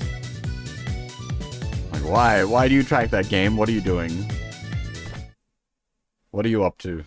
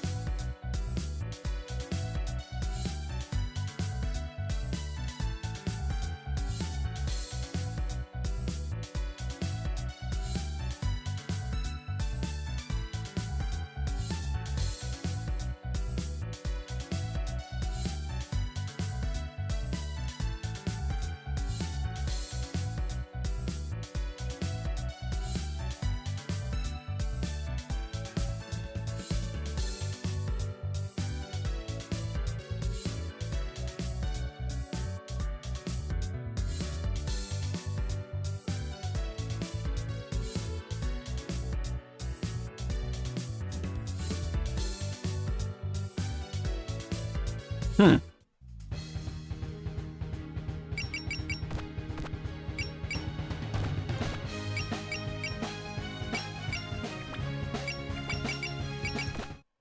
Alright, so...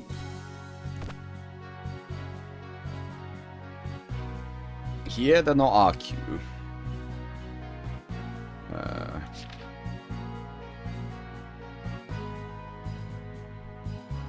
The ninth child of Miyare, approximately 10 years old, serving as the master of the Hieda family. The children of Miyare refer to all those people who Hieda no Aku is a reincarnation of.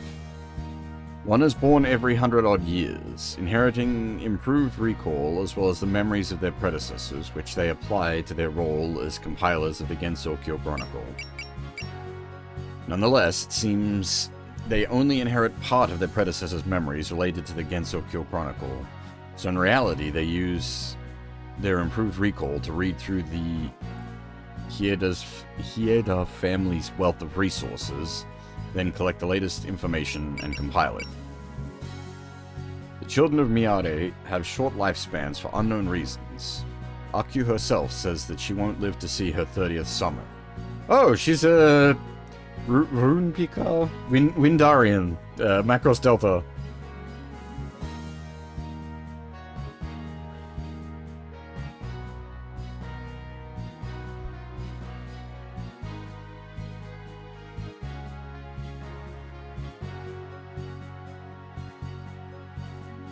I mean, there's a lot of things that work out that way. Tales like Digimon. We were going through Digimon,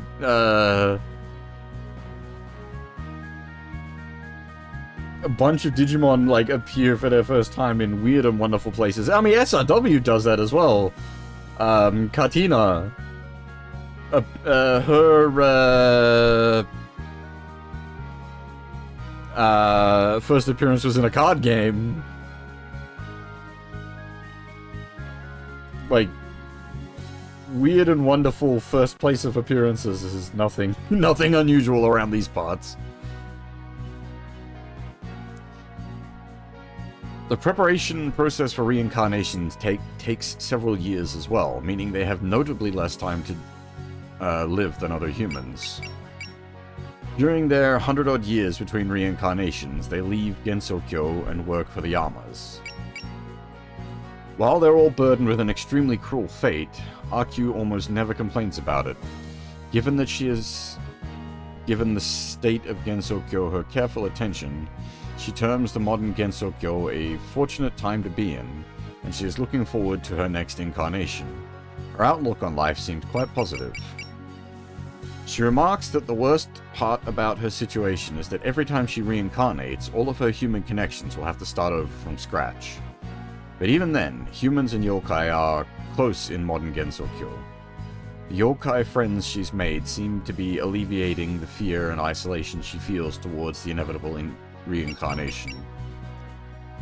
Aku compiles the 9th Gensokyo Chronicle, which, possibly due to its change in tone from previous editions, allows a reader a glimpse into her own life and perspective. She appears to be friends with the flower shop's daughter, who goes to Kaine's elementary school. Her favorite musician is Yogakuden? FN synth music. Yeah, fair. And she loves rabbit hot pot and black tea. Rabbit stew? What are you, British? In fact, she's famous for speaking of fairies with vitriol. Oh, sorry. In addition, she's famous for speaking of fairies with vitriol. In fact, she describes ways to bait fairies and recommends teaching them hard lessons in certain sections of the Gensokyo Chronicle. Perhaps she was once on the receiving end of a harmful prank. A harmful fairy prank. In Symposium of Post-Mysticism, best understood as a supplement to the Gensokyo Chronicle, Aku seems to have hit her stride, calmly penning unreasonable abuse into her sentences. This has raised suspicion that deep down she is actually black-hearted. Aku also regularly makes appearances in Forbidden Scrollery? In it, one can experience a charming new side of her unseen in prior works, as the protagonist Kosuzu's friend? What is Forbidden Scrollery? That sounds like a fucking mobile game.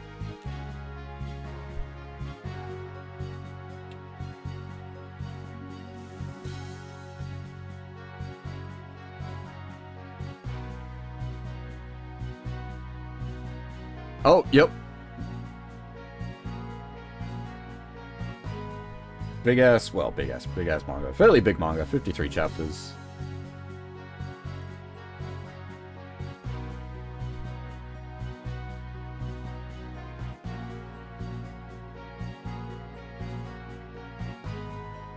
I'm down with her FM synth music taste though. Yomu. I quite like Yomu. Another world gardener employed by Yuyuko Saigyoji? She has a number of other titles too, like bodyguard and swordsmanship instructor, but essentially she will do anything Yuyuko orders her to. She first appeared in Perfect Cherry Blossom, where she gathered Gensokyo's spring at Yuyuko's instruction without really understanding the situation. Single-minded and hard-working, she is extremely loyal to Yuyuko and greatly desires to help her. The way she always led by the nose by her master, whom always means more than she says, emphasizes just how out of her depth she is, giving her the title half-human, half-ghost, altogether half-baked, in Phantasmagoria of Flower View. She needs to, hang out with, Kamen Rider Double. We got half-baked and half-boiled.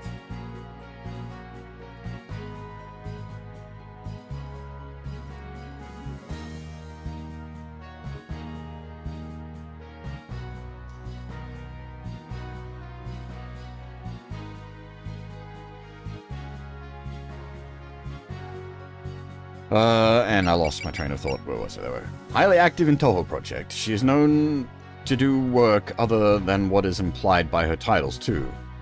Bohemian Archive in Japanese Red notes that she has been guiding phantoms on and off for over a year now, and Three Fairies manga shows her admonishing Reimu and the others for treating phantoms as toys, as well as handling odd phantom-related jobs related to the thinning of the barriers of life and death. She seems busy beyond compare. When Aya came around to interview her, her work environment complaints were shocking. She received no pay nor any days off. But since she's been serving as she's been serving the Saigyoji family from birth, she doesn't seem to be pushing for an improvement in the situation. She holds more dubious titles as well, especially in her role as swordsmanship instructor for Yuyuko. It's very difficult to imagine her teaching Yuyuko like this, or Yuyuko training in swordsmanship at all for that matter. With Yuyuko seeming to loathe practice and steady learning, Yomu probably holds this title in name only. And even when it comes to her main title of gardener, the actual work she does and her skill at it has not been shown in the slightest. You're not using those two katana to prune the bushes, right, Yomu? The longer of her two katanas is called Rokanken, while the shorter is Hakuroken.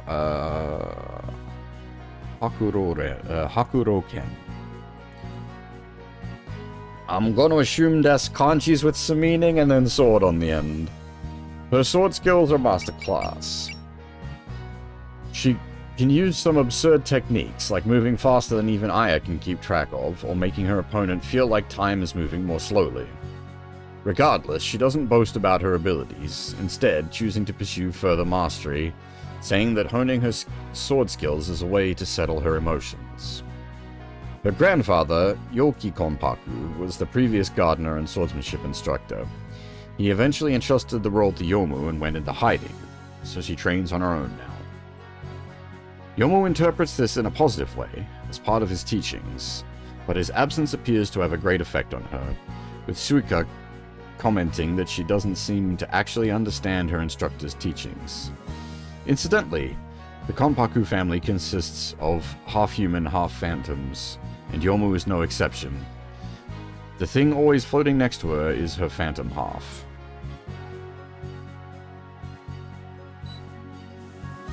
Lookout Tower's sword and White Tower's sword, okay.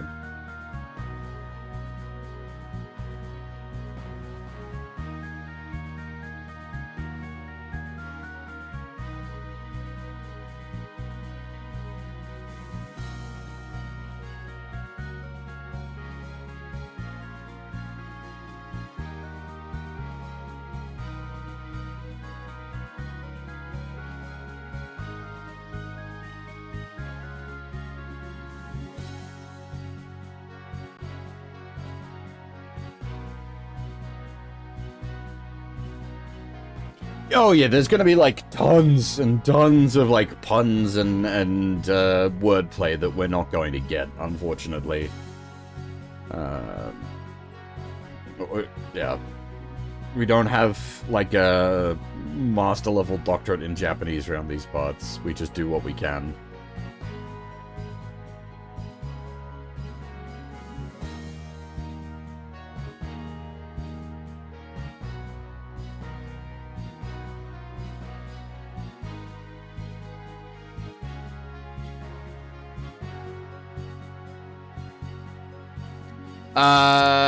Sumireko, no, she's too new for this.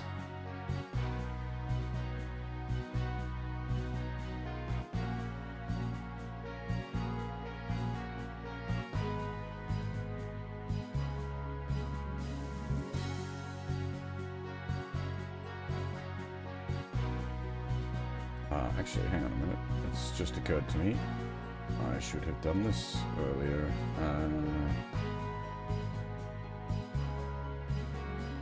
Wait, back. God damn it.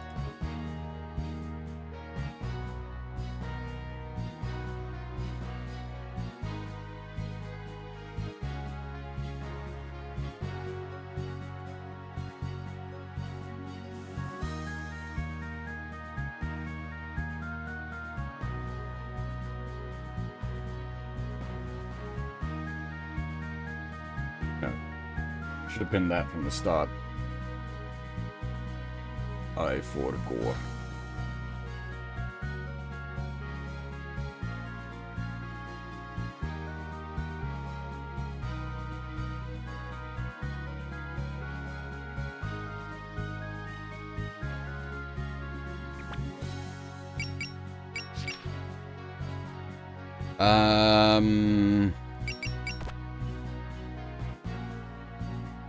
Yeah, the Ket armor we definitely just ran into for the first time. So a grunt enemy that appears in Impressionable Knight, amongst other games. As in many other derivative games, they serve as the representative grunt enemy in Fantasy Maiden Wars. They are described as fairies, but for no particular reason. They are also unnecessarily popular amongst the staff, to the point where they even have a half-made theme song called Ore no Kokoro wa Love Heart.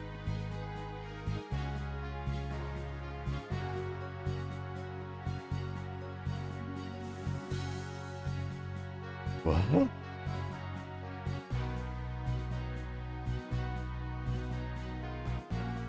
My heart, love heart? What? I don't... What?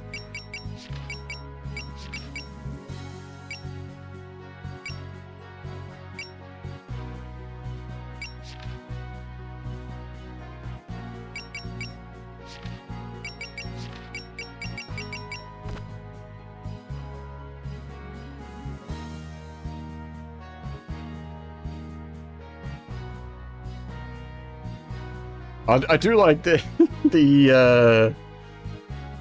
human A, B, and C. And they actually have different descriptors. The first are the background humans. One of three. This is the most sensible, mainly providing topics of conversation. Human B. The second of the human background characters. Of the three, this one makes the most candid remarks, helping to flesh out conversations. He's from a family that runs a tofu shop that serves both humans and yokai. Human C, the third of the background characters. Of the three, this one is the dullest, and he likes potatoes a lot. It goes without saying which character lives in him as the idol of his heart. I think these are actually reflected in their, like, character dialogue as well. I think Human B will mention that he runs a tofu shop. That's like in the next sequence. Wait, Lady A! An elderly woman who runs a grocer in the human village. She has no relatives and lives alone. Because of that, when she was entrusted with the part of the catering rotation for the get-togethers, it was very hard for her, as she had to buy a large quantity of food for herself. Of course, Mei Ling happened to be passing by and helped out. That's how the two of them know each other. Ever since then, the woman has chats with Mei Ling, but she hasn't heard anything regarding Mei Ling's identity other than village rumors. Thus, she doesn't know where Mei Ling stands watch or who she stands watch for, but she seems to have caught on right away to the fact that she's a yokai. Why do elderly women seem to have that kind of intuition? And why is this woman all alone and running a grocer at her age? You'll need to continue the story to get a little closer to the truth. Yes, for it all began decades ago. I do appreciate, like, NPC descriptor gag. It's good. Hey, Aunt, how's it going?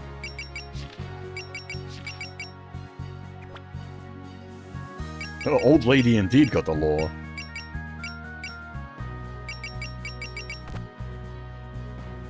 Alright. Fairies, the embodiment of nature itself. As a manifestation of nature, they exist wherever nature exists. They appear human-like, but are fundamentally different creatures. They have short lifespans, but will immediately reincarnate into the same form, and do not require food or any other sustenance. Each individual fairy differs wildly from the next, but most are mischievous tricksters. Some, like the Scarlet Devil Mansion's fairy maids, actually take jobs, though they are not very good at them, while others live completely solitary lives. Some are small enough to fit into the palm of your hand, while others get to be as tall as a human child.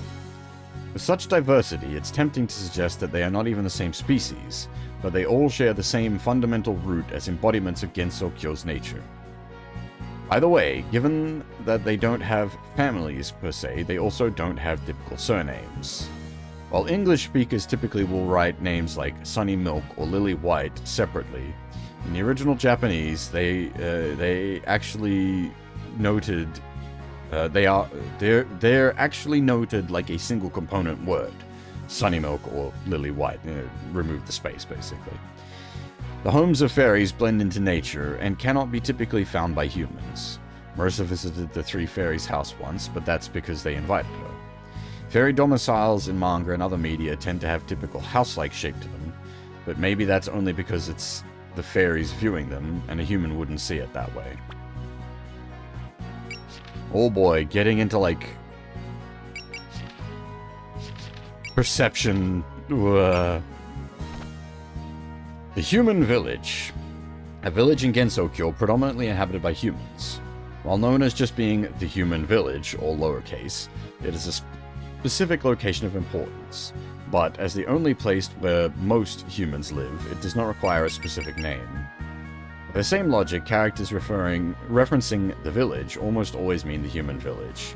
Though the majority of the population is human, there are exceptions, including a few werebeasts like Kaine, and as well as non-humans, sometimes visit to shop. PMISS notes that the existence of some specialty shops that accept yokai patrons at night, and that yokai and humans often intermingle at bars. Though normally unthinkable, Gensou Kyo's sages have decreed that yokai are not to attack humans inside the village, thus creating this scenario. The human village was first mentioned in passing in Imperishable Night, though more recent works like Forbidden Scrollery have put a greater emphasis on its importance. It's started showing up more in recent games as well. The idea that Gensou Kyo's humans live somewhere isn't all that noteworthy on its own, but since Mountain of Faith, there's been an increase in works focusing on the beliefs and faiths of the common folk. While specific details about its size or population are scarce, we at least know from recent works that it is quite big, on the scale of a large town. As an aside, Marissa's family runs a large hardware store there. Though the human village has friendly enough relationship with yokai, BAIJR revealed that the existence of a secret society hoping to expel all yokai from Gensokyo. It seems the human village is host to a diversity of ideologies. Fantasy Maiden Wars mostly sticks to the canonical setting, though the village is set up as a collection of several settlements. Scarlet Arc features one established by the Hieda family as a bustling commerce town with plenty of snack shops. Hey Avatio, how's it going? Speaking of the Hieda family, a long-time lineage within the human village, currently headed by Hieda no Aku. The clan's livelihood revolves around the Gensokyo Chronicle, compiled by the Child of Miyare, who reincarnates every 100 years or so. Aside from the Child of Miyare, there are a few details about other members of the family. It is known that the Hieda family owns the largest private collection of books and other documents in the human village, so one assumes that at least some members assist in managing that, although it wouldn't be surprising if Aku herself had a few attendants. The Scarlet Devil Mansion's entry in PMISS notes that their book collection is the largest in Gensokyo, including that of the Hieda's family. Considering that they are limited to what they can get in the relatively small human village, it is no wonder they'd lose in size. I was gonna say I figured the Scarlet Devil Mansion's library was bigger, but yeah, that is an unfair comparison.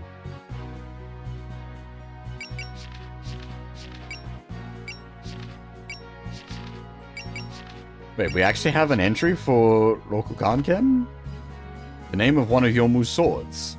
The other blade, Hakurokuken, will also be detailed here. For reference, Rokuganken is the longer sword, while Hakurokuken is the shorter one. Rokuganken is a renowned blade forged by yokai smiths. Its length makes it difficult to wield, but beyond that, it behaves like you'd expect a sword to. For reasons explained later, Yomu is forbidden from wielding Hakurokuken carelessly, so she uses Rokuganken by itself. Most sources state that Rokuganken can cleave through 10 ghosts in one swing. A simple enough explanation, though it's hard to judge just how powerful that makes it. Regardless, it's undeniably sharp, with Yomu's famous line, "The things I cannot cut are close to none," referencing Rokuganken's sharpness. Pronunciation. Meanwhile, Hakuroken has the ability to sever the indecisions of anyone it cuts, allowing ghosts to pass on in an instant. Yomu herself doesn't fully understand this ability. In Phantasmagoria of Flower Viewer, she went around slicing ghosts willy-nilly, causing Komachi and Eiki to become furious with her. After that, Yuuko forbade her from slicing any of Gensokyo's ghosts with it. It's hard to know how it would affect anyone other than a ghost. At the very least, we know that it's terrible at cutting things. Regardless, the Hakuroken is the ancestral heirloom of the Konpaku family, and it is said that they're the only ones who can wield it. As to why only their family can use it, or what would happen if someone else tried, we can only speculate.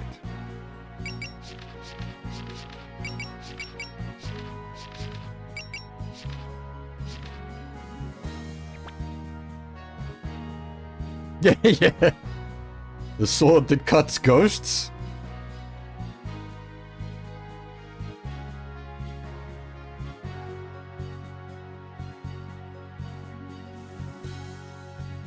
Are wa ghost wa tatsu suru ginari?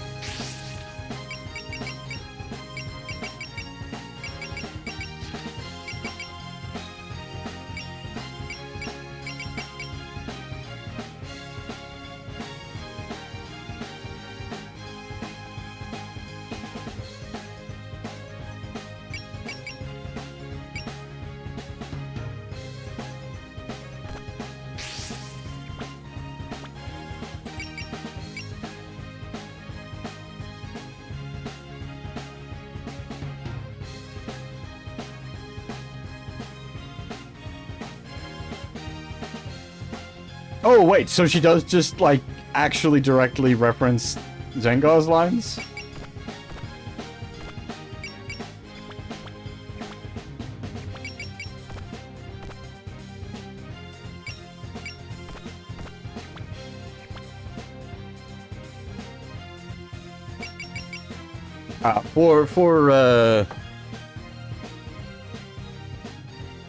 Right. For point of reference, we are currently, like, one of the other, well, the only, I guess, active other game I'm currently streaming is Alpha 2, so, and we're doing the Sengar route of Alpha 2, so we're very directly involved with him at the moment.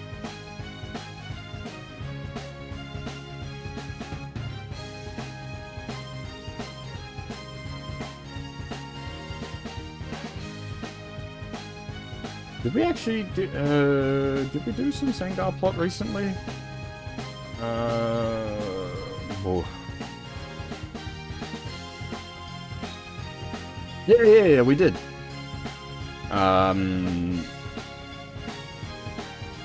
What's her name? The dancing girl showed up. On, scenario 37. Upgrade check. That's right. What did you... Sorry, I just went and did upgrades. What exactly were you... So, like, that all seems... fairly reasonable?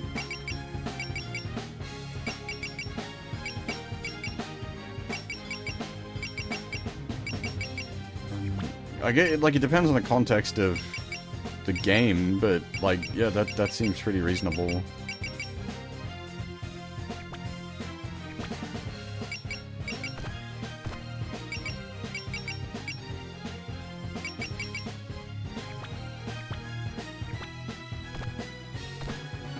As was said, like, the mobility upgrades, like, the math is...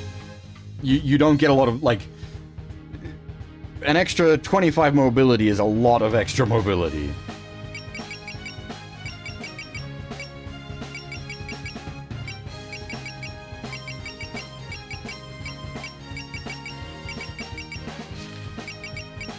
But you'll also notice, like, different units scale differently.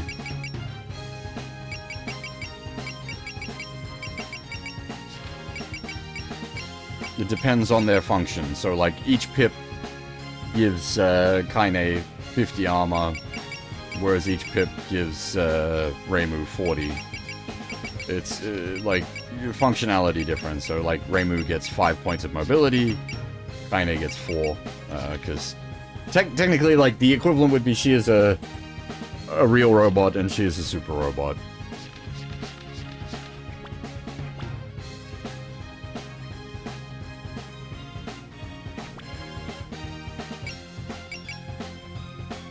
So different units are going to upgrade a different amount.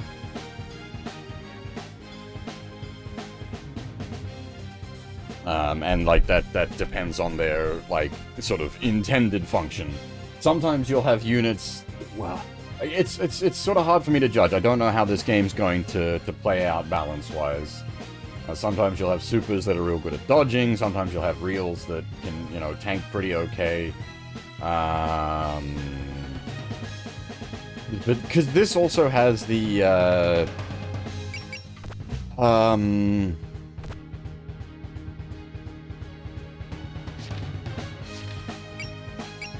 so like these, like instinct increases accuracy and evasion when units HP decreases, and then you've got like prevail, similar thing.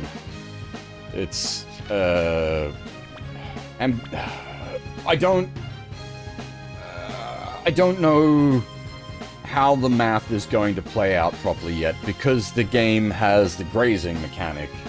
So normally you don't want your reels taking damage, but they will inevitably take damage in this game.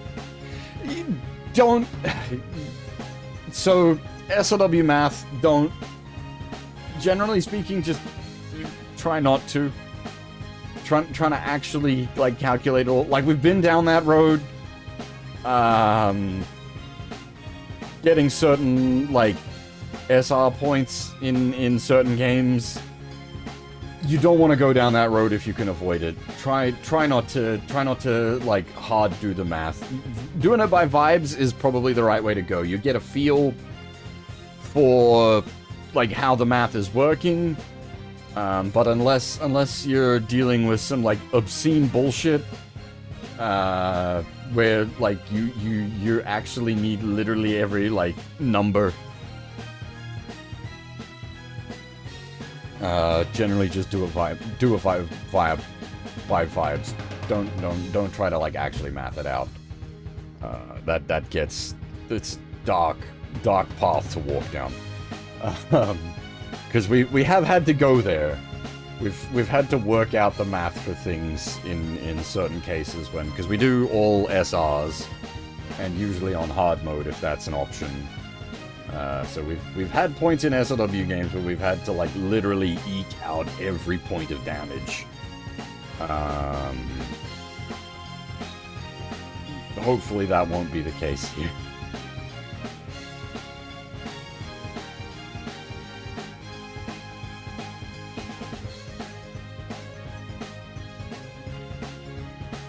Right. We have been going for nearly 3 hours, which is longer than I should go without a break, so I'm going to have to take a break here. I need to get up, have a stretch, go make a fresh cup of coffee, all that good stuff. You guys know how it be. Oh, hey, Zarnel, thank you for the follow. Unfortunately, I'm just about to take a short break. Sorry, I will be back in a little bit. We've got a bunch of new faces here today, so just to explain quickly. Not only should we be taking a break every 2 hours anyway for general good health and well-being, but me in particular, I had an issue, well, have an issue with blood clots. I need to every sort of a couple of hours I need to get up and have a stretch and a walk around to make sure the blood is circulating properly.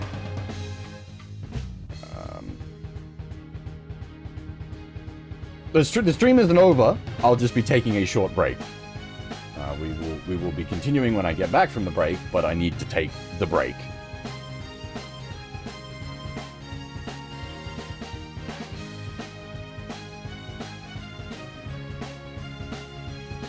Yeah. Sorry, I was just explaining. But yeah, as I said, I normally try to take a break every couple of hours. We're a little run over time there, 40 minutes or so.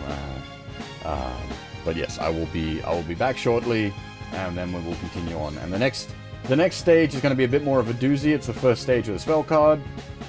We have played this far in the demo. This will be interesting.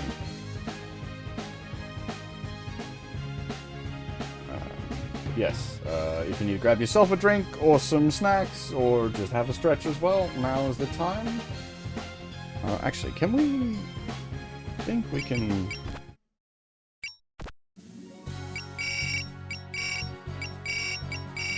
run different music, right?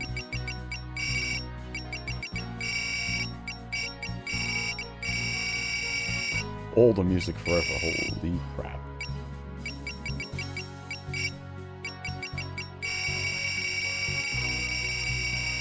Absolutely monstrously huge soundtrack. Is that,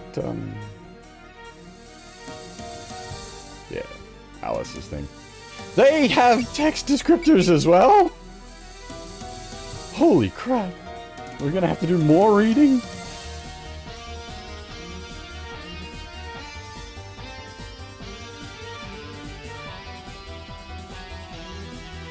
Yeah, well, that's so... I said earlier today, like... Well, I've said it a few times anyway.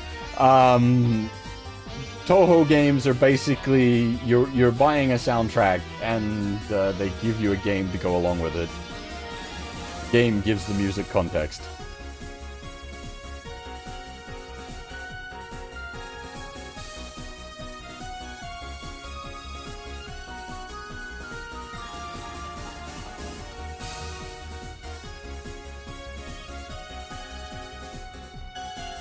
And that's part of why I'm, like, covering some of the database text. Give it some light. But yeah, as I said, break time. I'll be back shortly. Enjoy Alice's theme.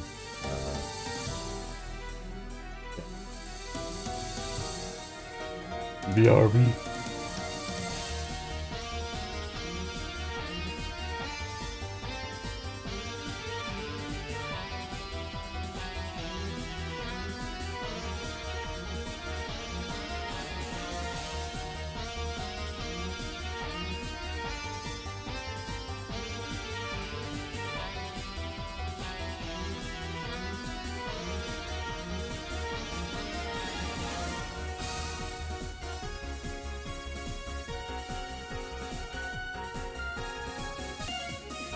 Alrighty, I'm back.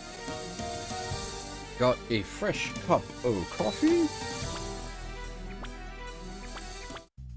Let's move on to the next stage, I think.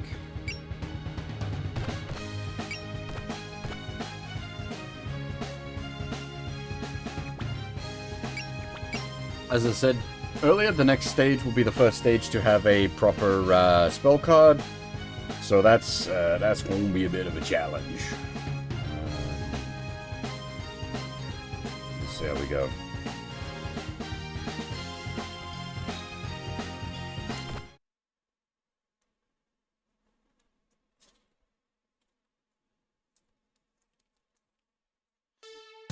Oh, thank you, Ryu.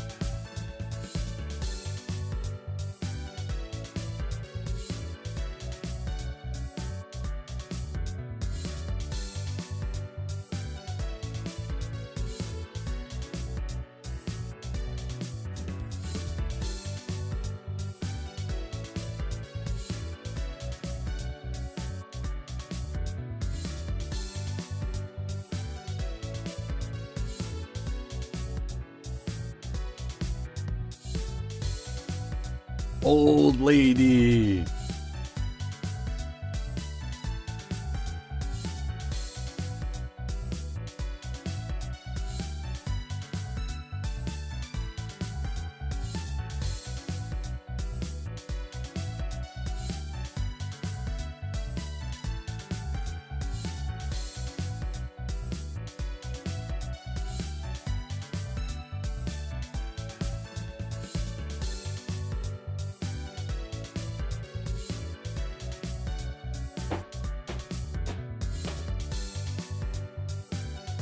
I like you. Don't go outside tomorrow.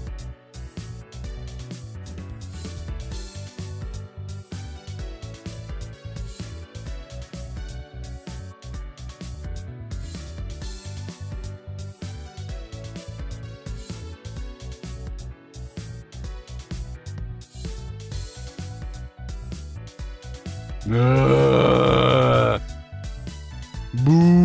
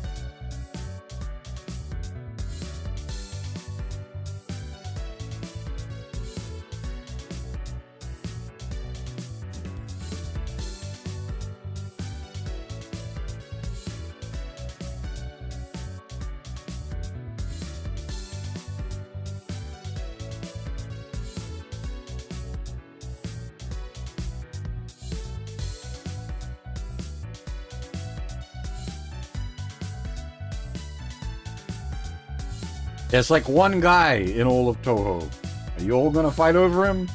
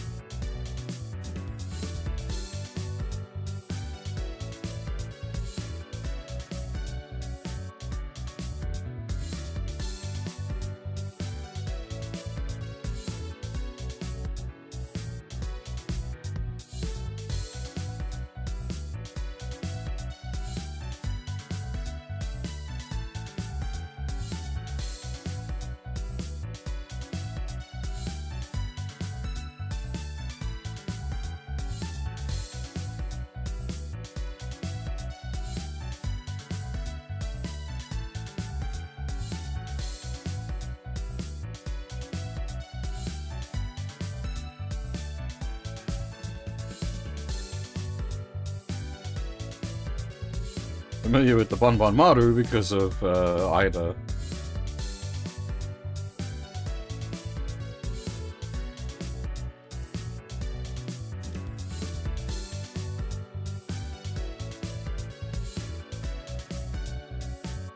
Yeah, that's I mean, this hasn't even been that bad for it, but there's definitely a case where you get like older games translated using modern dialect and it gets weird.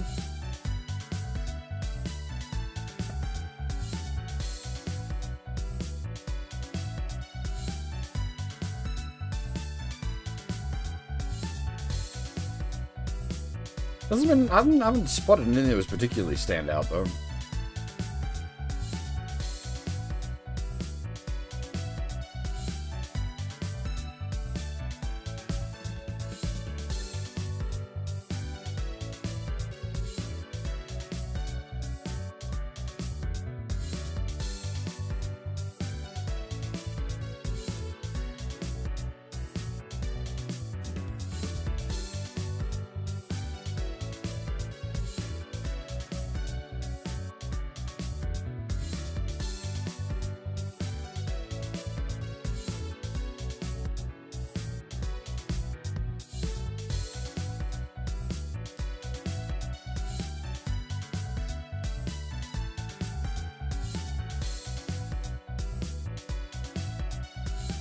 It's usually, for me, it's a case of, like, something particular stuck out.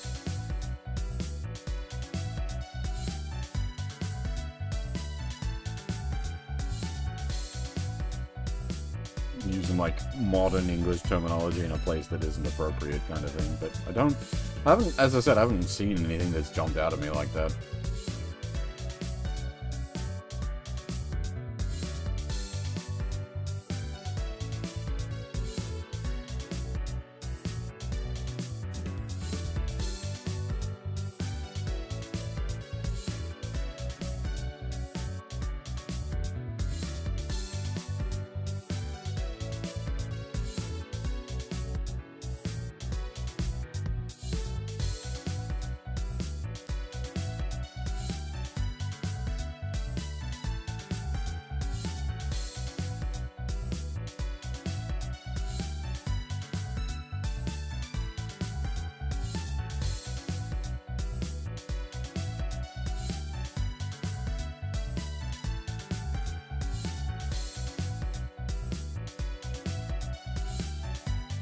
Huh.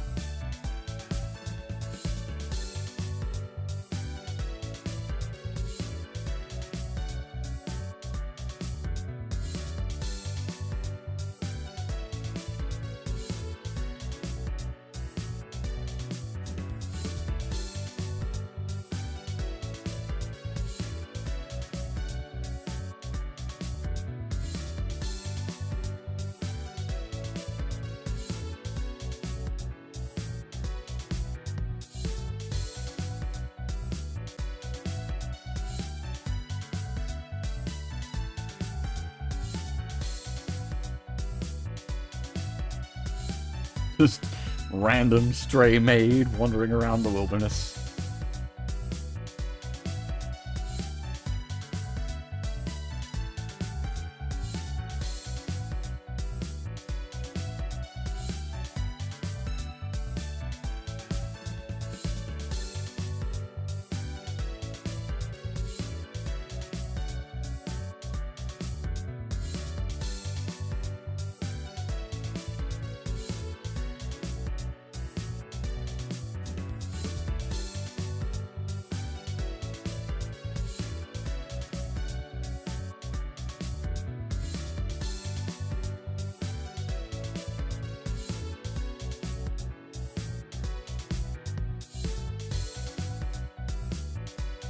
The GDF, let's go.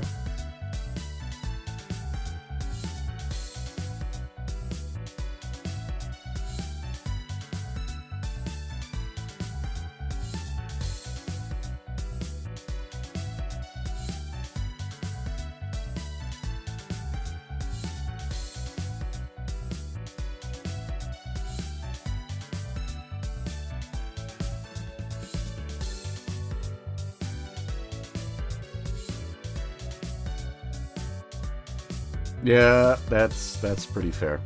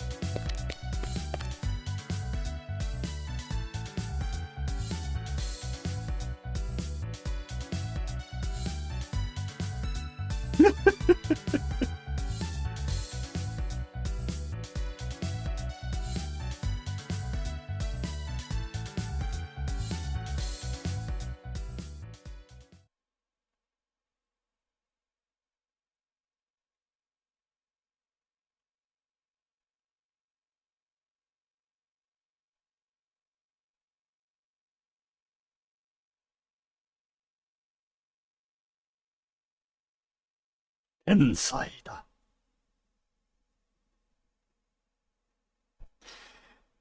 Hey, Dayton, how's it going?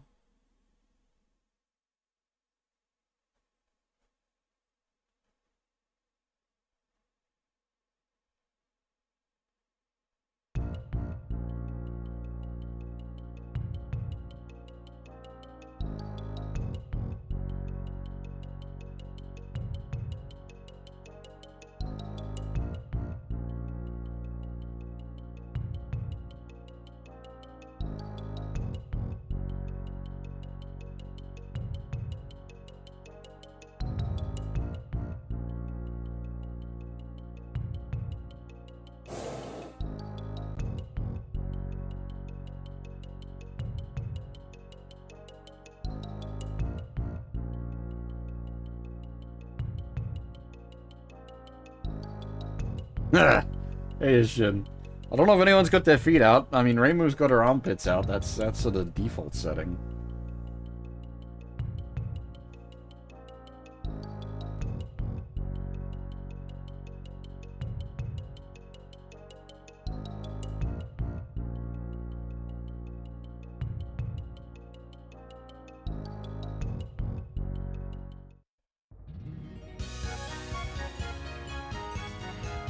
Did he learn to draw feet or something?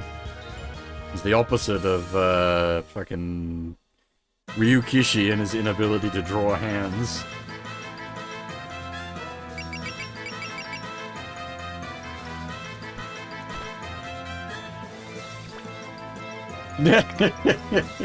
How many beers did he had?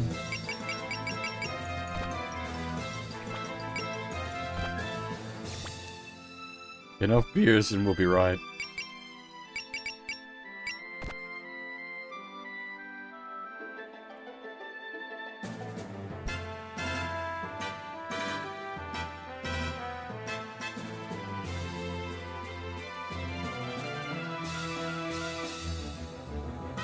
I think I needed to change the exact deployment spots a bit.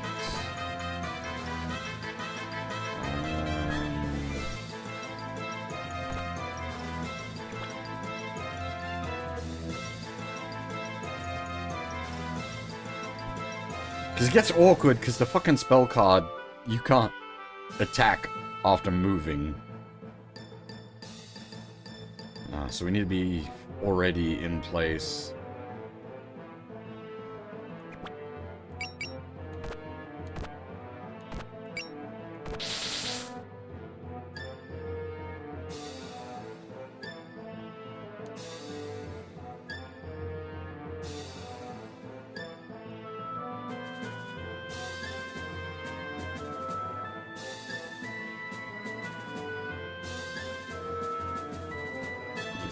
Probably focus on the class data.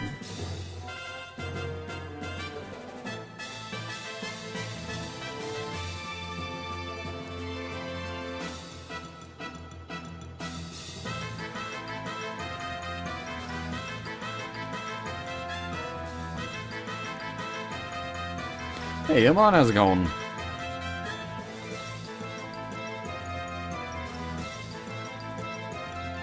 And your Junko. It's, there are more Toho fan games than there are, like, Toho mainline games, but it's not that they're all made by fans.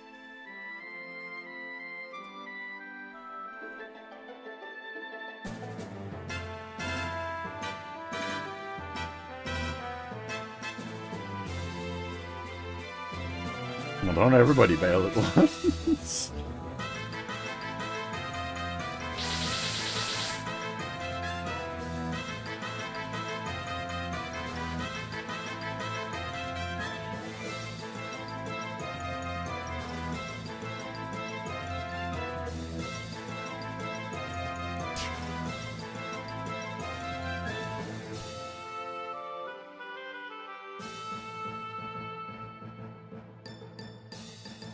It's... the main line is bullet hell, yes.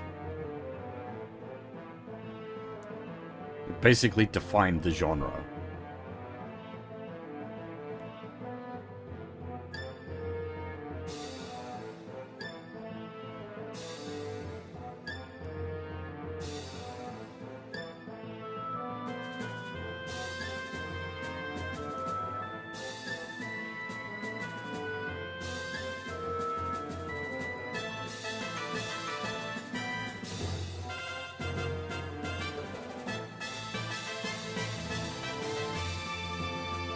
Yeah, I suppose, yeah. You make arguments, the, like, arcade stuff.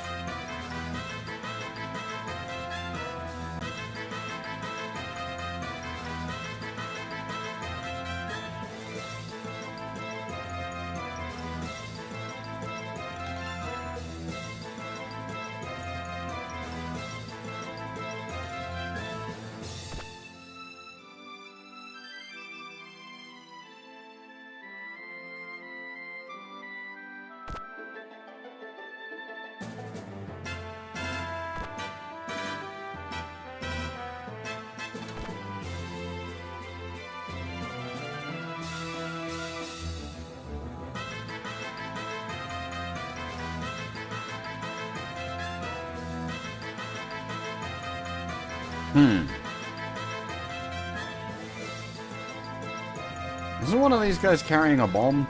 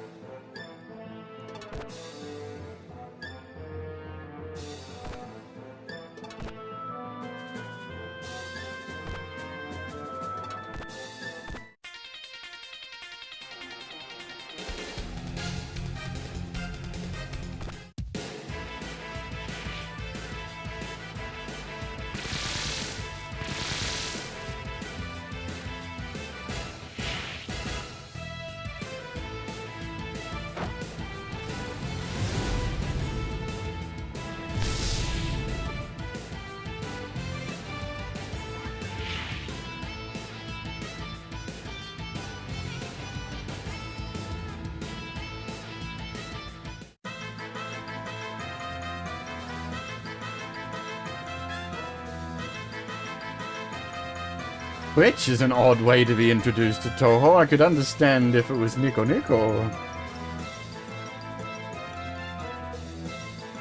Because the Toho memes were big on Nico Nico Doga.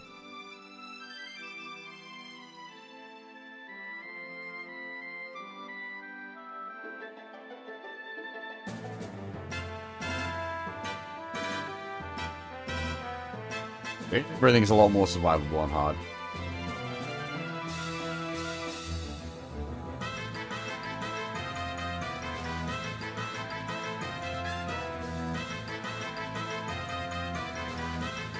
Hard makes a pretty significant difference.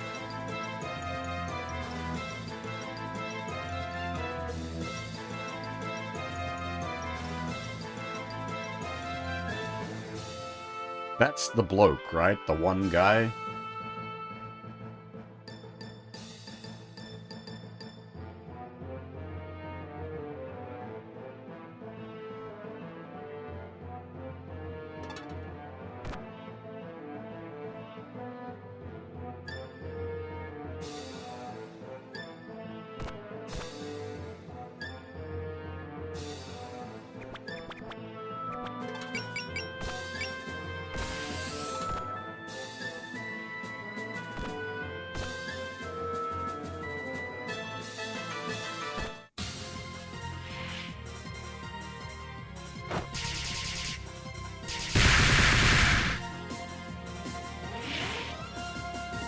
Well, I really liked Artificial Dream in Arcadia, the way it, like, kept the bullet hell gameplay mechanic while still being a SMT game, basically.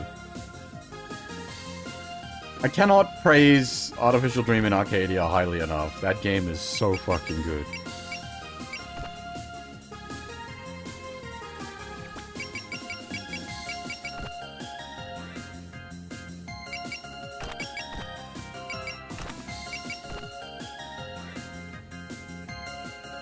I take any chance I can get to shill it. It is brilliant. But, conditional, I love, like, classic Shin Megami Tensei, so... my bias is very heavily showing through there.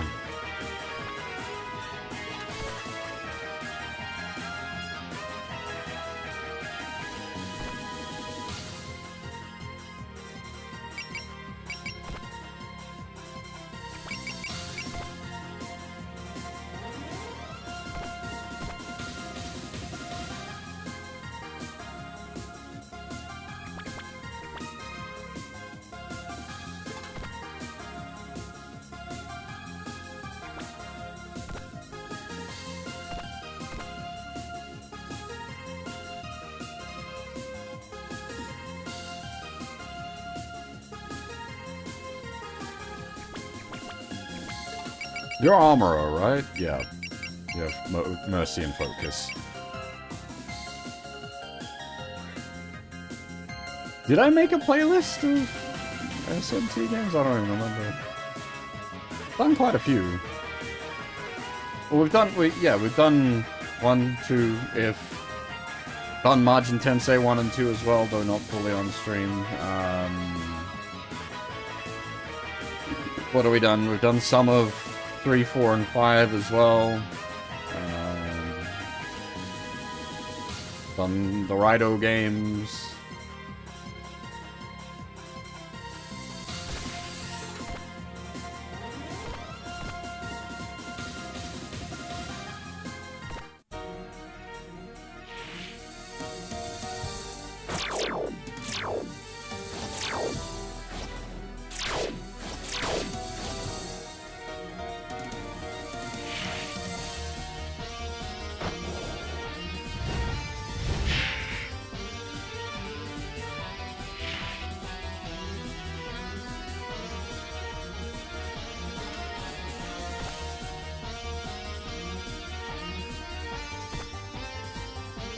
I was gonna say, I'd be very surprised if I did. That's not like me. I'm really, really bad about, like, putting playlists together.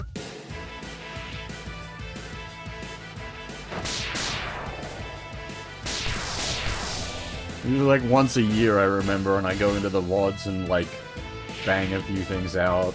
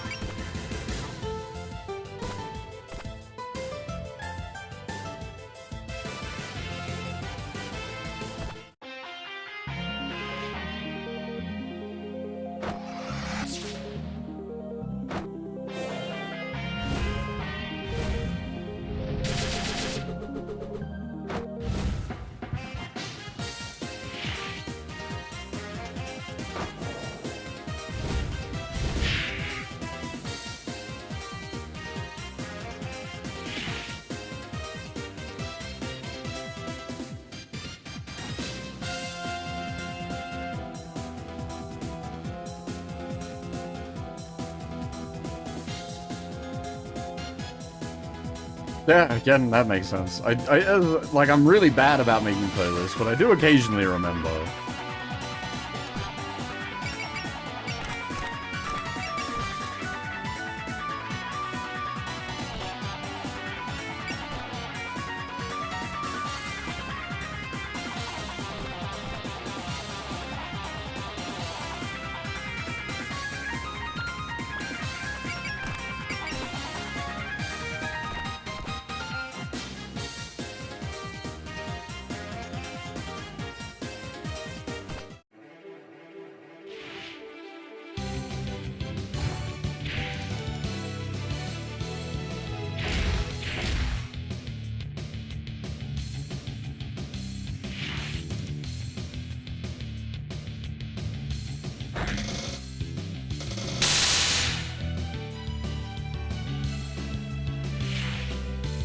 Corey's rocking a good beat.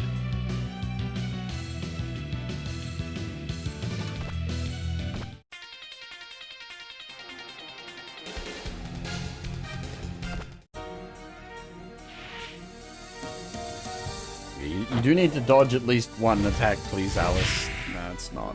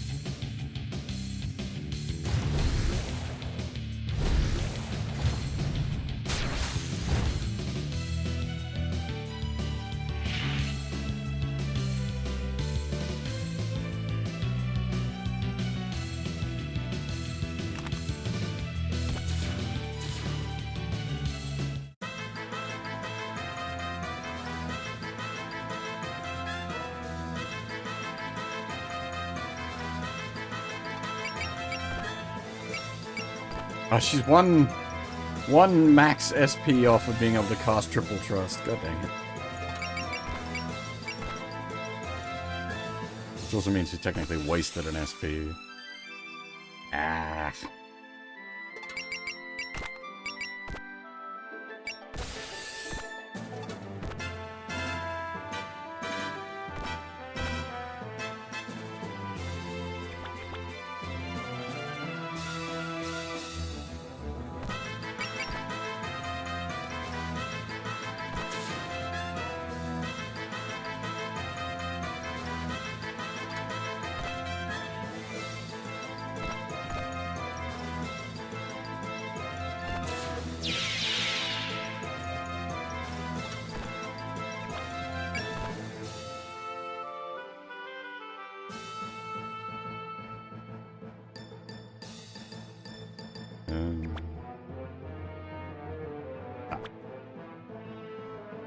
These were 120 for headbutt.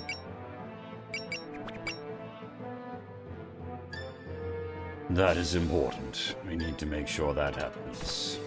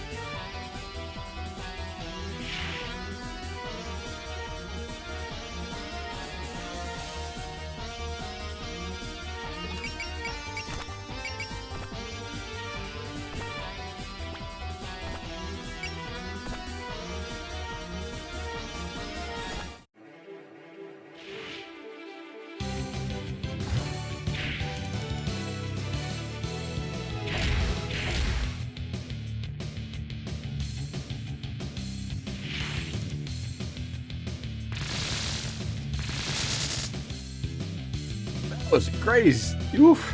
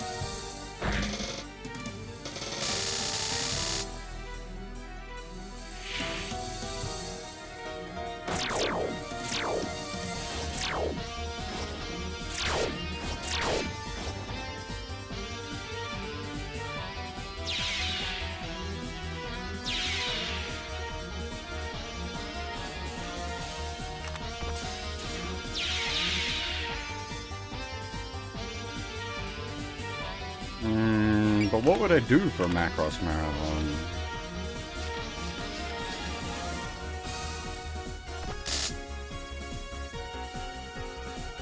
Like, not that I'd be opposed to it. I enjoy Macross and a bunch of Macross games, but there isn't really like a marathon situation there.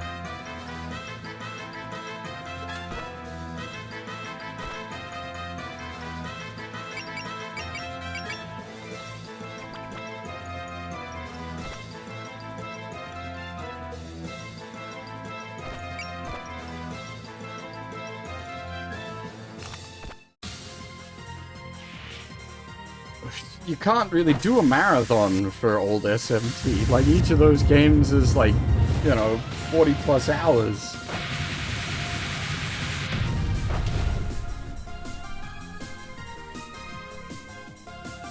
The Metal Gear marathon works because the core Metal Gear games are short. Keep in mind that, like, pure runtime wise, the Metal Gear marathon's about 50 hours. 50 hours would get us through maybe one SMT game.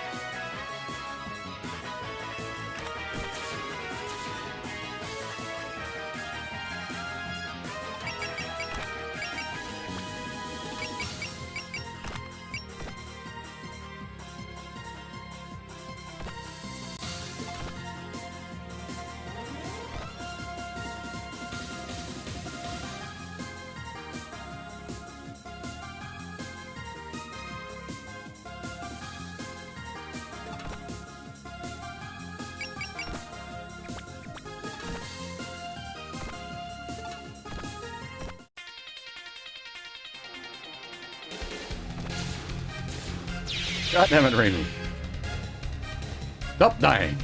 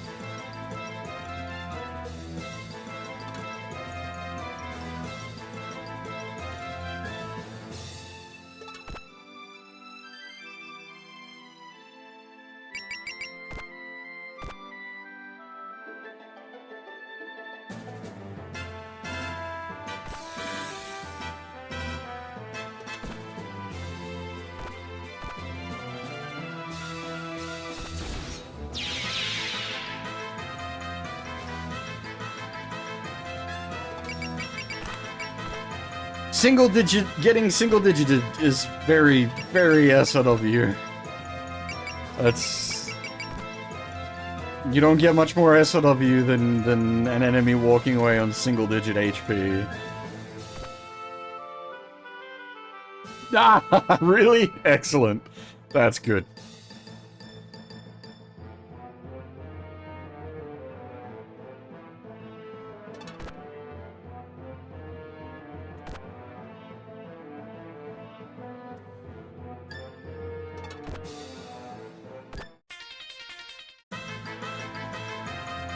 Now, I am curious.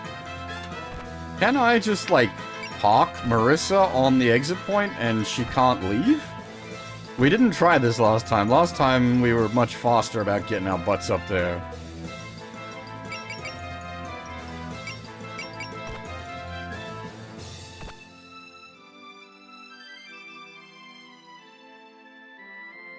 Also, on the demo, we did it quite differently.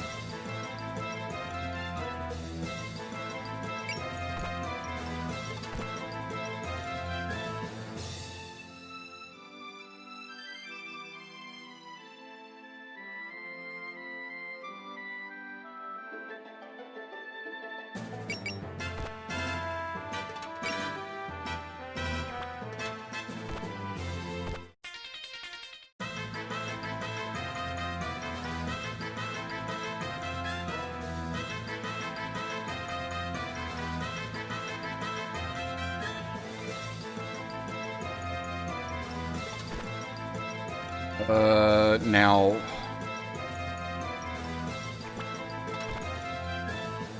Crap. Can we just box her in completely, actually? That is something you can do in SLWs, is just go for the total box in.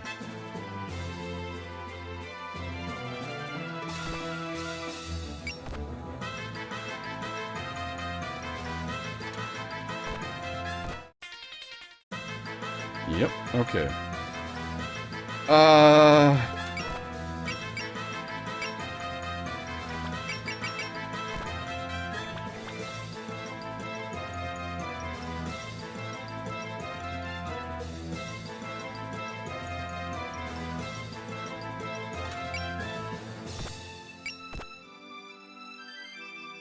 think we hit her and then she poops out her field of bullshit.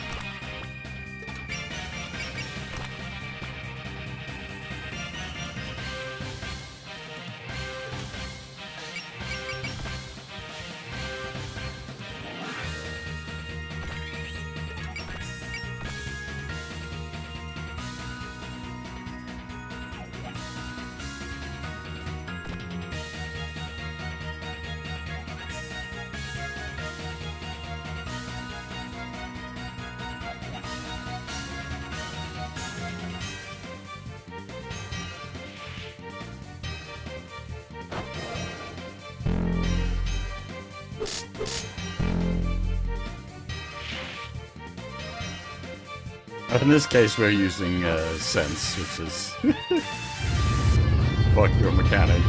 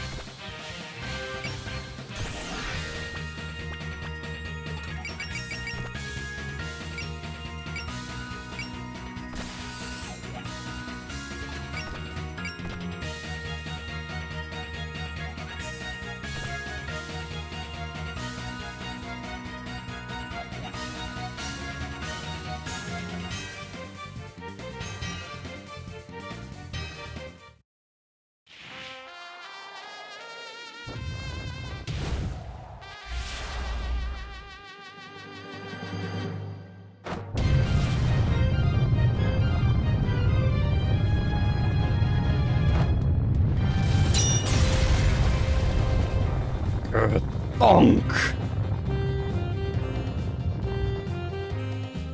Okay, 5k crit, and then...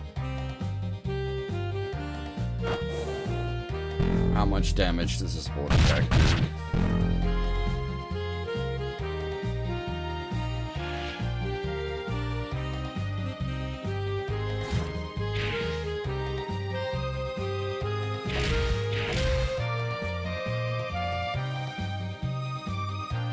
So it's about 6k all up.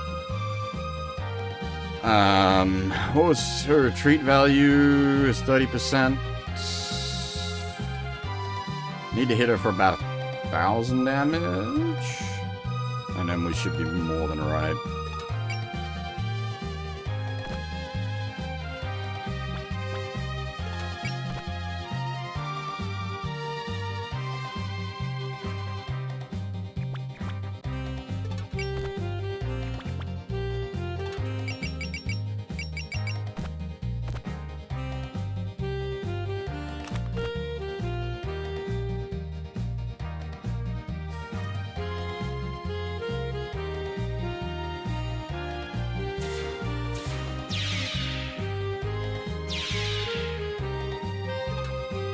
Well, fuck.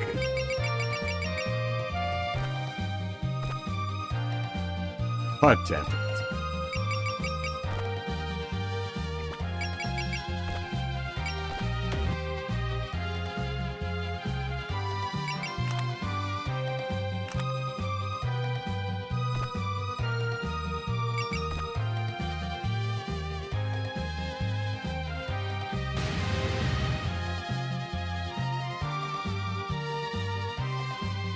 That was pretty much perfect. Just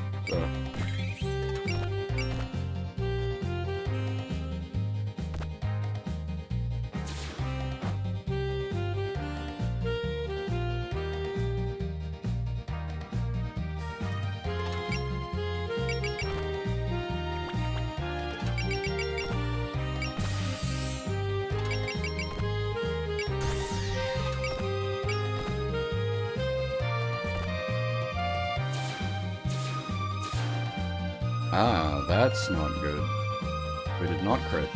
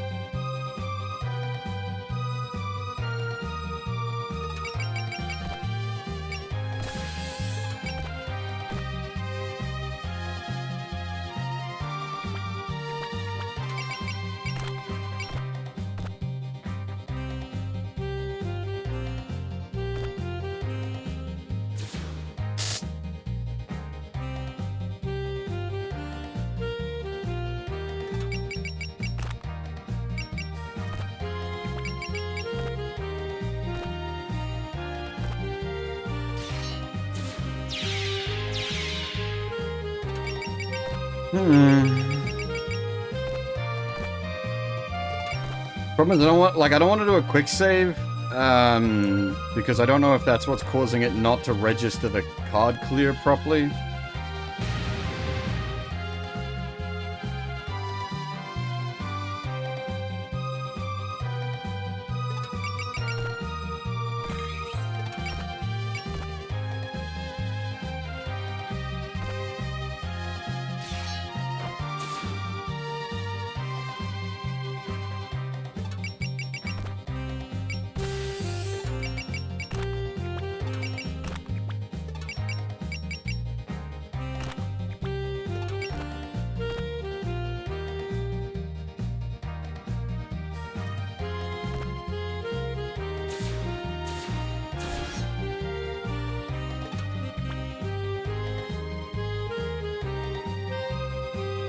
Much damage, maybe?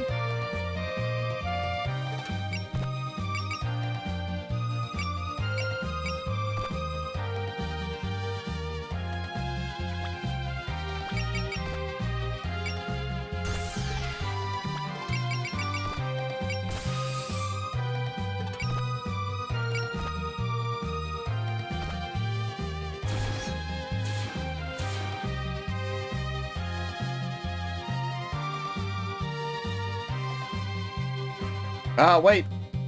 No. Fuck. I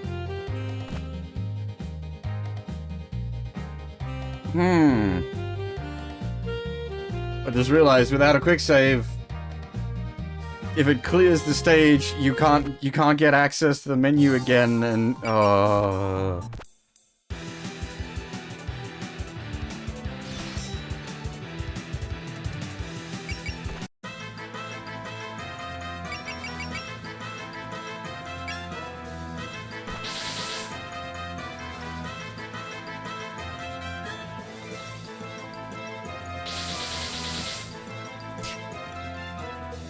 wonder. Nope. It does not. It does not. Oh, fucking Jesus. But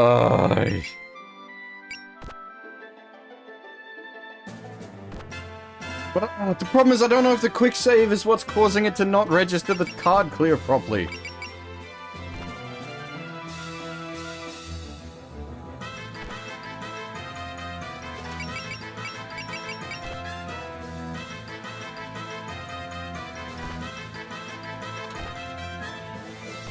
Because, Brimcon, you got screwed on the card clear, like it didn't register for you. So that bug is still there. We gotta, like, work out what's causing the bug.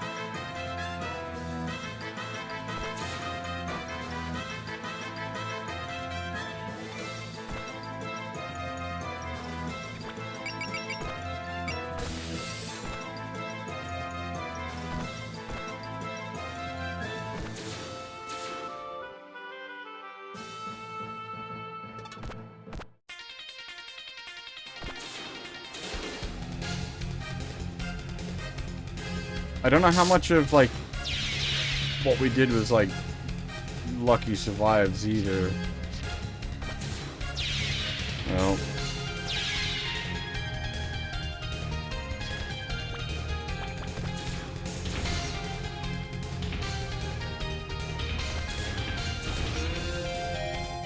Speaking of.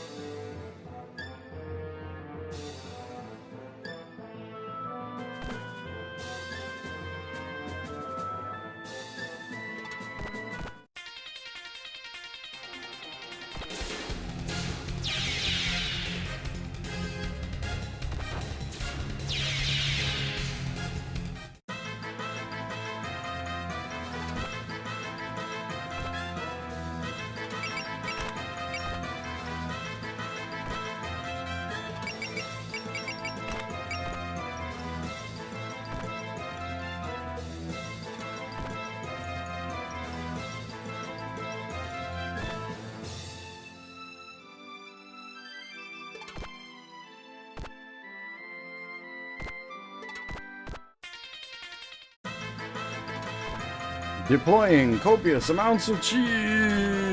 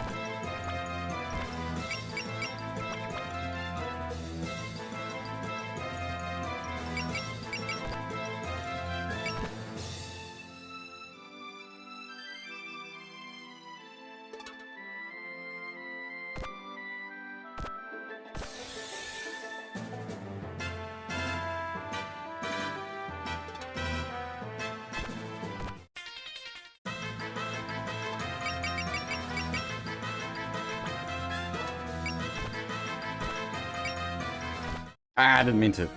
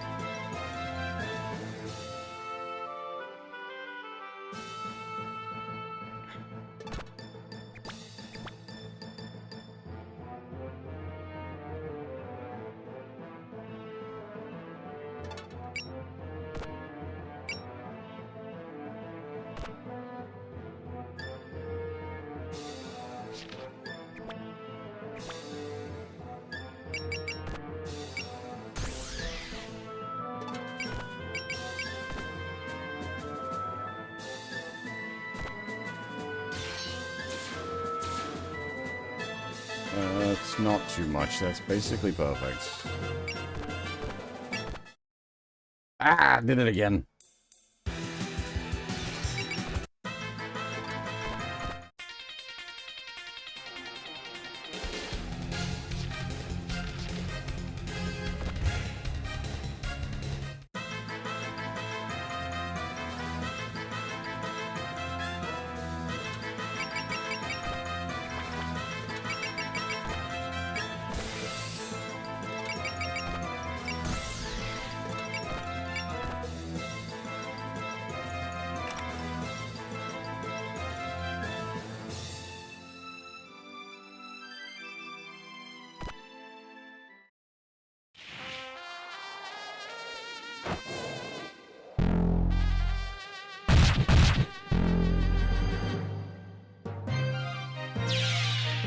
Well, never mind.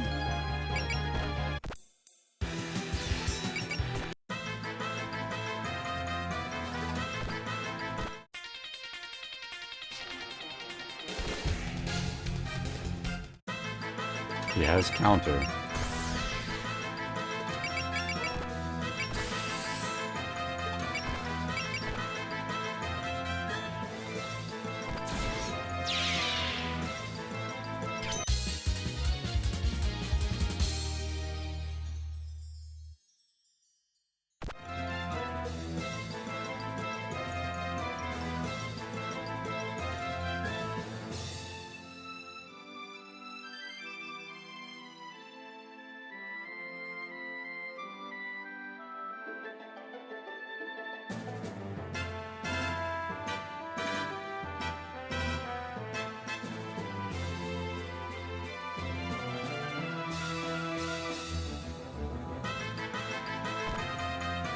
Okay, so we definitely got the spell card and the bonus conditions.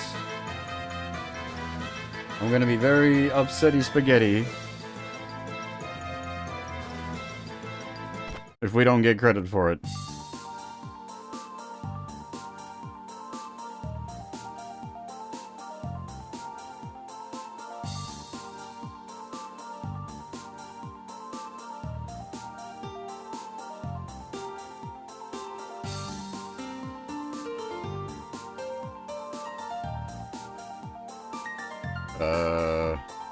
Good question, actually. You know what?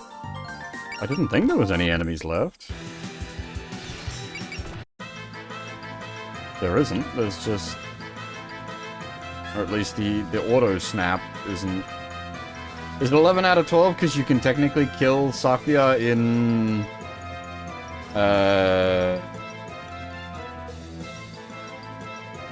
You can kill her in the first phase, technically, in New Game Plus.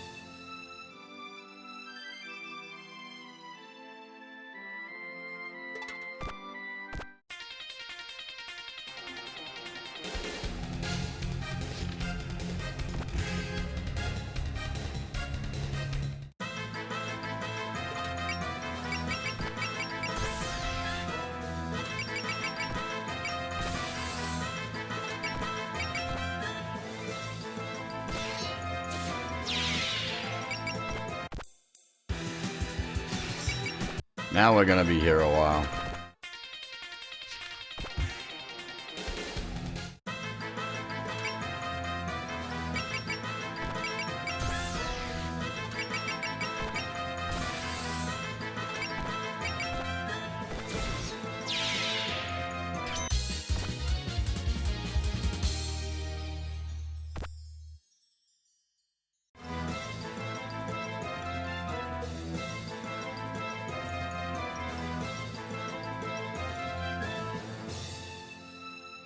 Oh, I guess it'll be cool.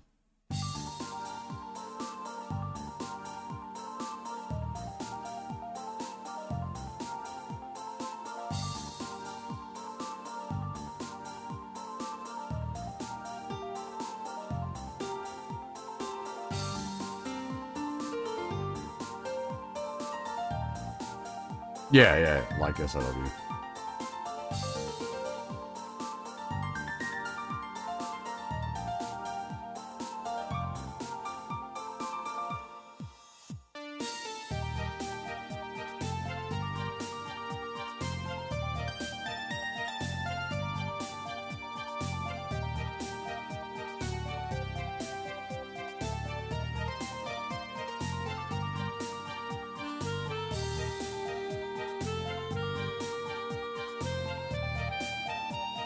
Oh, this is a fucking long time before we get to the menu, isn't it? There's a huge sequence before we get to the intermission menu.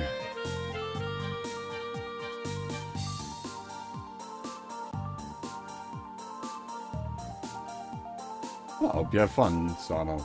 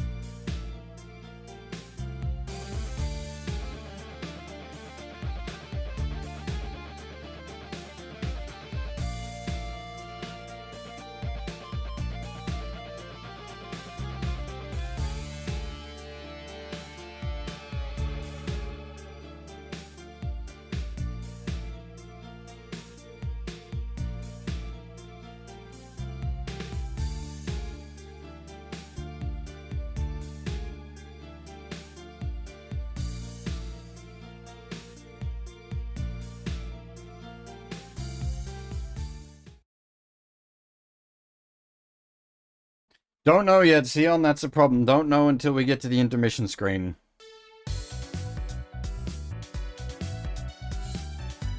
And there's a lot of sequences between the end of that stage and the intermission.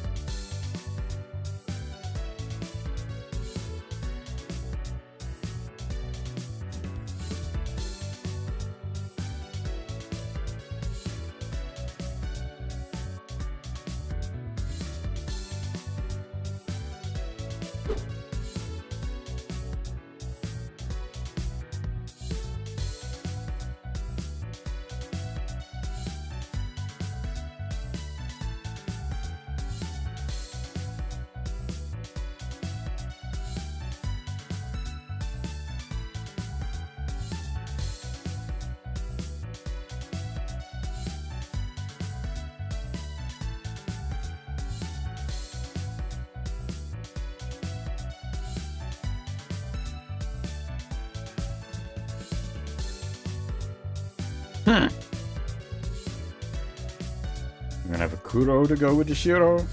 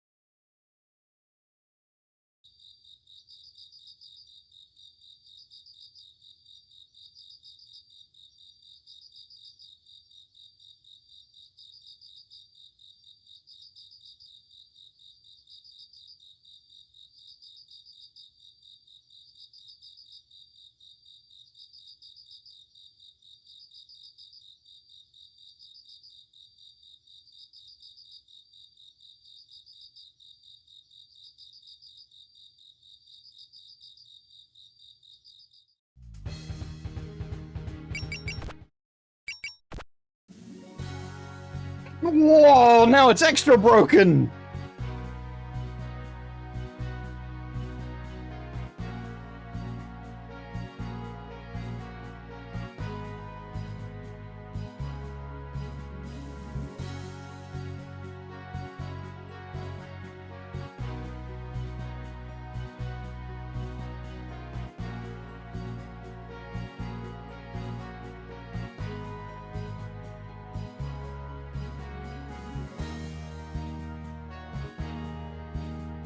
No, but not only has it not counted it, but it's now not counted it twice.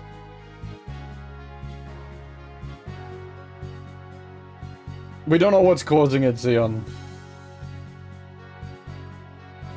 Okay, so that's interesting detail. I didn't realize you're on the Marissa route. That may be the difference there. It might just be bugged on the Reimu route then.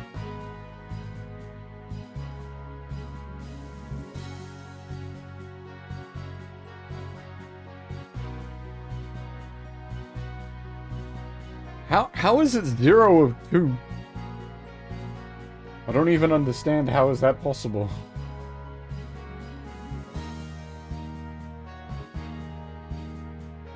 Well, so Brimcon had it happen. I'm assuming you're on the Reimu route. I had it happen in the demo, and now I've had it happen again in the full game.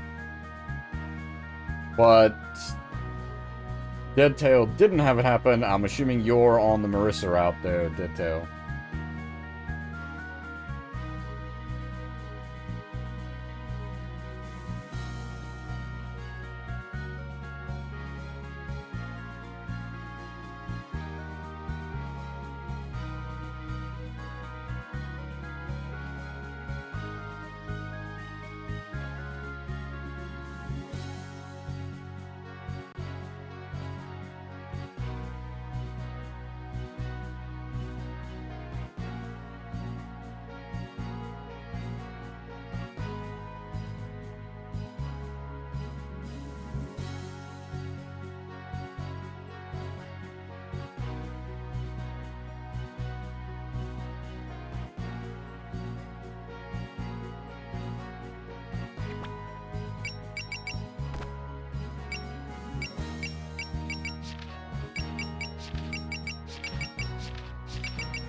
Well, we got a bit of reading to do. So we have Alice, a magician living in the Forest of Magic. Her first Windows appearance was in Stage 3 of Perfect Cherry Blossom, where she fought the players as they tried to resolve the incident, then gave them a hint. Since then, she's appeared many times. She's appeared many times. Toho works as a Since then, she's appeared many times. Toho works as a semi-regular character. While she's a magician, her magic is almost entirely devoted to manipulating dolls, so she is rarely seen using ordinary magic. That said, that doesn't mean she's bad at ordinary magic. She's described as an all-rounder with no particular weakness. She's calm and driven, rarely making small talk when she goes out to resolve incidents, etc. That isn't to say she's unsociable, though she's even said to be kind. Perfect Memento in strict sense introduces us to a famous episode where she protects humans lost in the forest, and even lets them stay at her house. While it says she didn't talk much, which was creepy, considering that she saved their life, calling her creepy for that seems a bit much. Moreover, her kindness doesn't extend only towards the weak, as in Immaterial and Missing Power, when she offers to guide Sakuya out of the Forest of Magic even after losing the battle. And again, in Scarlet Weather Rhapsody, she says she's out on her investigation to help everyone. As for her origin, apparently she was originally a human who learned to use magic through training. She hasn't been a magician for long, so she retains some habits from when she was human, like eating and sleeping, even though she doesn't need to. Also, considering that she does puppet performances in the village and her room is extremely neat, when she invites the three fairies in Strange and Bright Nature Deity, her daily life seems rather different from magicians like Marissa and Patchouli, who are single-minded about their research. It's not to say she never does her own magical research, however, as she tells Aya in Bohemian Archive in Japanese Red that her goal is an autonomous doll. Regarding her dolls, she does give off the image of a real puppet master, controlling them through strings.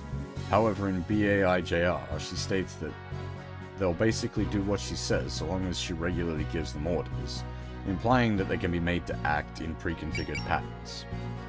Also, since the strings she uses are magic strings, ultimately she seems to be using magic to move them. While the magical details are fairly unclear, the strings don't appear to be physical. At one point, Yormu says that even cutting through the space between her and her dolls didn't cut the strings. That said, the image of her controlling them with strings attached to her fingers is so stylish that it's hard to give up. Additionally, she appears in the final PC-98 game, Mystic Square, where she fights the protagonists. While there is no clear answer to how much this affects the Windows world building, when she talks to Reimu and Marissa in PCB, they act like they already know each other. The stick square is where the idea that she is Shinki's daughter comes from. Horai doll? The name of one of Alice's dolls. There is no instance in Toho Project where Alice calls this doll by name, so it's not even certain if a doll by the name of Horai exists at all.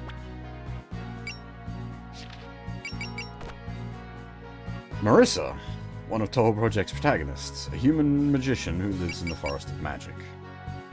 Fond of wild, uninhibited fun, she usually conducts herself in a fairly cocky manner.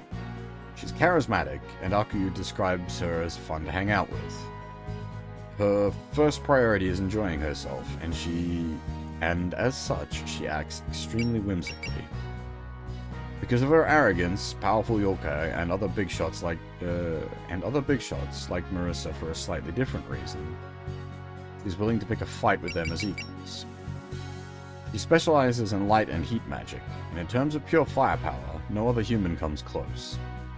Because of its directness, her magic has few weaknesses and is equally effective against all opponents. As a magician, her abilities are apparently at a quite high level for a human, and it's often pointed out that she could become a yokai magician, which would entail learning the magic to abandon food. However, it is unclear if Marissa herself has any plans to do that.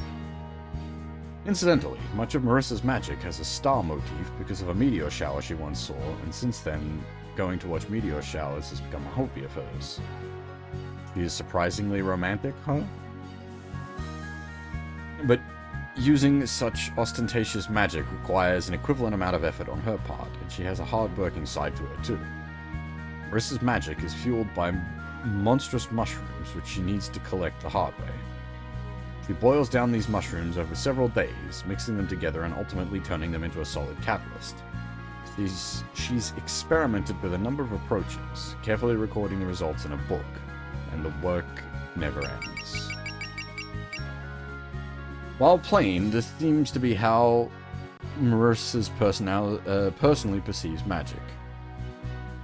Written by Zun, The Grimoire of Marissa is a book authored in-universe by Marissa about the Danmaku she's seen. But she goes beyond the difficulty levels of each pattern, commenting even on their meaning on motifs, given a glimpse of both her free-spirited ideals and more speculative philosophical side. When talking about her magic, she's famous for using Danmaku that closely resemble spells other characters have used in past games. This is often mentioned on the internet as Blue Mage-esque learning skill, and in the Three Fairies manga, she even says she steals techniques from yokai. Some examples of spells she's learned in this way are Love Sign, Master Spark, Love Sign, Non-Directional Laser, and Cold Inferno. That said, she doesn't simply steal the techniques. Neither Master Spark nor Non-Directional Laser had a name originally. Marissa gave them those names. Since another name for the spell card rules is named jewels, naming Danmaku holds great meaning, and one can assume that a person that takes a spell for herself by giving it a name.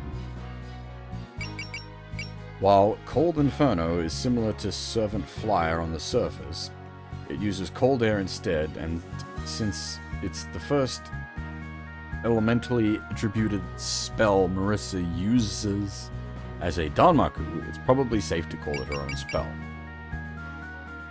She runs a jack-of-all-trades business out of her home in the Forest of Magic called the Kurosame Magic Shop. According to her, that's her main business. But due to her home's awful geographical location and the fact that she tends to be away from it, it's not clear how exactly she even does for people. It's not clear what exactly she even does for people. She doesn't seem to be doing any business. When she's away, she's usually at the Hakure Shrine, but several game endings depict her hanging out in other places, like the Scarlet Devil Mansion in Embodiment of Scarlet Devil, or Hakugyokuro in Perfect Cherry Blossom, showing a constant expansion in her area of activity. When it comes to Marissa going out to do something, the general trope is burglary. She intrudes on people's property as easily as others eat breakfast, confusing the residents with her usual aplomb. In general, she causes trouble for others wherever she goes. Even then, though, her personal relationships are in a pretty good spot. Maybe the innocence behind the actions taken take some of the sting out of them. Marissa is the only daughter of the owner of the Kurosame shop, a major item dealer in the human village. Details are unclear, but she has some conflict with her family over magic-related matters and hasn't seen or spoken with them since. Because Ryunosuke trained at the very same Kurosame shop, Marissa has known him for a long time, and they know each other well. Ryunosuke was the one who gave her treasure, the mini Hakuro, when she went independent. Marissa first appeared in the second game in the PC-98 era, Story of Eastern Wonderland. She's known for how much of her tone of voice, sprites, and personality changed compared to other characters from the era. Well, yeah, what was it, in 4? One of her, cut-in sprites is, traced from one of the Rance games.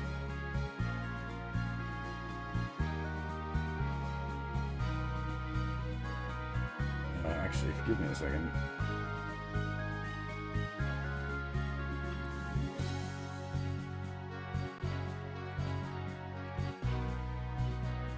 There it is.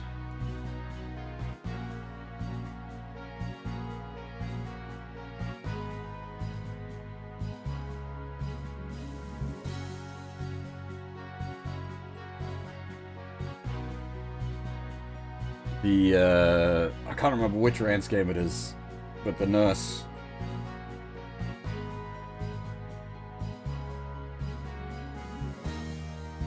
was very, very either heavily inspired or just outright traced for Marissa's cut-in sprite there.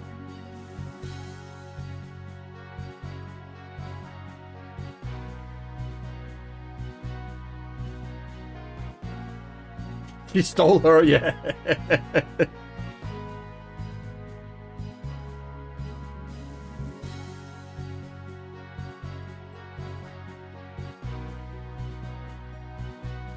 Where are we?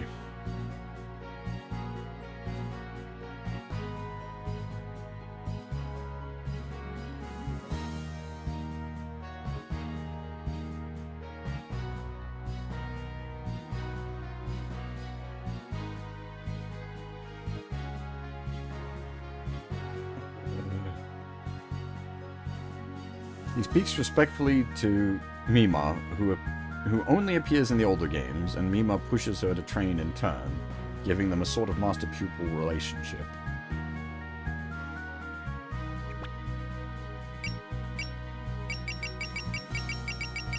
We got a lot of reading to do at this point because that game dumped a bunch of characters on us there. And a bunch of, like, long-term Toho veteran characters at that, so they're gonna have all the details. They have Nitori, a kappa living on Yokai Mountain. Bright, energetic, and easy to get along with, her attitude and speech can sometimes change without warning into something more eccentric. She considers humans her sworn ally, but she's shy around them, so she almost never actually spoke to one before. She then meets Reimu and Marissa in Mountain of Faith, and possibly grows a little more accustomed to humans in subterranean animism. The kappa takes the initiative in asking Marissa for help. As one of the mountain yokai, Nitori is sensitive to matters of hierarchy. She avoids bumping into Oni as much as she can, and after winning Oku to her side, she tries to give the mountain god a report. The high-ranking Tengu she mentions in MOF left a significant impression on the minds of players. No worries, Sion. Yeah, route mergers are always big menu time. On the other hand, Nitori has almost never ordered to go on missions. On the other hand, Nitori has almost never ordered to go on missions like Aya and Momichi. So my own grasp on English isn't the best, so I get my brain gets weird when the English is actually broken. Because I'm like, wait, am I fucking up, or is the actual text fucked up? As she explained above, her view that humans and Kappa are sworn allies means she's very friendly to humans. Even when she bars Reimu and Marissa's path, it's only out of concern for humans entering the dangerous mountains of yokai. In Hopeless Masquerade, it seems Nitori didn't just warm up to Marissa and the others. She considered all humans to be her friends, and to talk to them all as such, while letting her nose for profit guide her way. In a game about wars between different religions, like Hopeless Masquerade, it's thought this is... Oh, it's though this is because she has the role of a sort of modern Japanese representative who sought material gains in a way unrelated to faith. Her stance could be considered a religion or a form of faith in itself, depending on how you looked at it. But therein lies the satire. She doesn't think enough to realize that. In fact, Marissa points that out pretty bluntly to her in the game. The extent of Nitori's technological prowess isn't made clear. Since this concerns the Kappa in their entirety, this is mostly covered in the Kappa entry, but from her own remarks, we can see that she has a very high level of proficiency. In subterranean animism, she has a degree of knowledge in the field of nuclear fusion, while in MOF, she shows up in an optical camouflage suit. Wait, so Metal Gear jokes are legit? Let's go! Since the suit doesn't make her completely invisible, it was easily broken, but even then, it was still an amazing feat. As a Kappa, Nitori should have a dish on her head, but she's worn a hat in all of her appearances, so it's never been shown. It is also unclear what the key she wears is for. In terms of her outward appearance, she is full of mysteries. She's also called herself Nitori of the Valley Kappa, but it is not known what exactly these Valley Kappa are supposed to be. I'm not, yeah, I don't take it as me taking shots at, like, the editing or whatnot, Azumi. Like, I understand, to an extent, I understand, the limited, time and resources behind the actual, making this happen.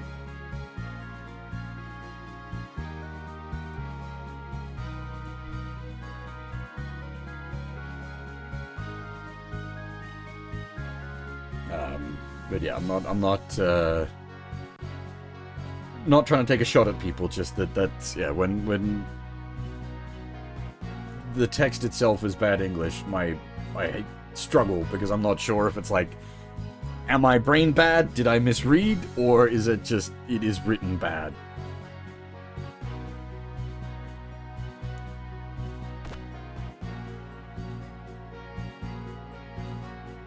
Wait, we probably should have read her earlier. She was important in the previous stage. Harumia, the stage 1 boss of Embodiment of Scarlet Devil. A yokai of no particular category. As her title and ability imply, she can manipulate darkness and wrap her surroundings in it. She is not at all concerned with what others think, and often spends all day aimlessly wandering about hidden in darkness. She can't see while inside her darkness either, but even that's of no concern to her. She seems to be one of the weaker yokai, but the perfect memento in strict sense repeatedly warns to run away from her immediately, and there are many eyewitness reports of her. She may be a perfect example of the sort of yokai humans watch out for in their daily lives. In the same book, it also says she has trouble making conversation, but when Reimu or Marissa run into her in EOSD, or when Aya interviews her in Bohemian Archive in Japanese Red, she seems fairly talkative, a bit unable to stay on topic. Perhaps this is more referring to how humans and yokai have different values, making it difficult to properly communicate, or something. She's pretty laid back, and isn't particularly motivated to assault humans. In BAIJR, when Aya recommends putting in the effort to attack them, Rumia says it would be a bother. Incidentally, she is sometimes depicted worrying about rough skin and split ends, so she appears to be unexpectedly concerned with her appearance. There are some other tantalizing details, like her not being able to touch the ribbon on her head, or being unable to create darkness on the night of a new moon, but they've never been followed up on, so she remains a mystery. Furthermore, her darkness is apparently magical, nullifying even the effects of torchlight. Also, it is said that it is always night around her, so it seems her power is more over the night itself than just darkness. Speaking of big name characters, the big meme. Well, many big memes at Toho.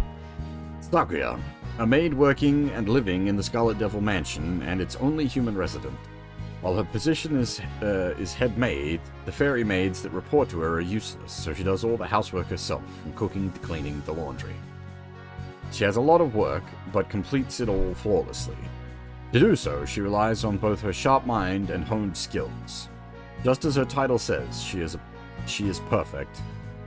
However, she sometimes seems a bit airheaded too, saying stupid things with a straight face or doing things in her own strange way. This is what we call gap moe. She first appears in Embodiment of Scarlet Devil and later in many other games as a playable character.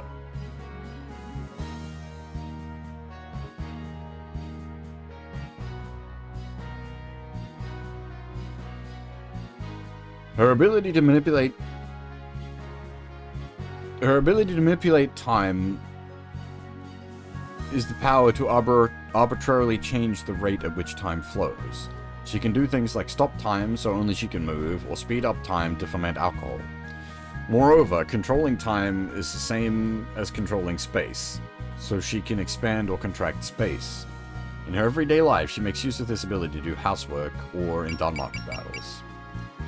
Obviously, this is a very powerful ability. In perfect memento and strict sense, it is called the highest class of ability possessed by a human, and it is not something that can be attained with training. As for why she works in a devil's mansion, EOSD character settings text file is rather indifferent, saying she doesn't care about honor or power as long as she can eat. However, in Impressionable Night, it says she can't imagine better living conditions, implying that she strongly favors her current life. It is possible she had a change of heart in between the two games.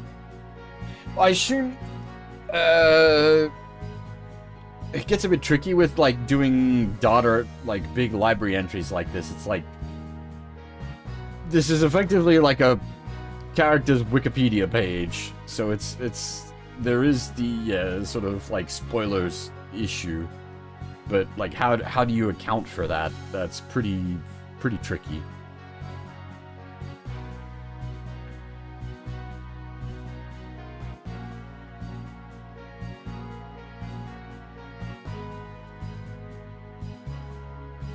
Like, yeah, it could be done, but it would be an absolute goddamn nightmare.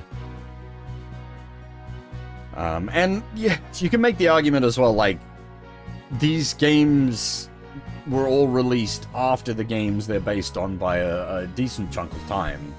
So, technically, you've had the chance to experience the base stories that they're drawing from.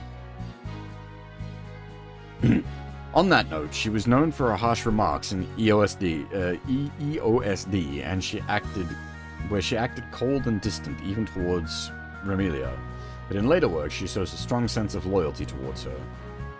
This is especially noticeable in Impressionable Night, where the series most emphasizes the bonds between humans and yokai. She is skilled in martial arts and knife throwing, especially talented with her knives. Perfect memento in strict sense says she could hit a fairy maid with an apple on her head right between the eyes from 20 ken away. A ken is an old Japanese measurement of about 1.8 meters, so it'd be about 36 meters away.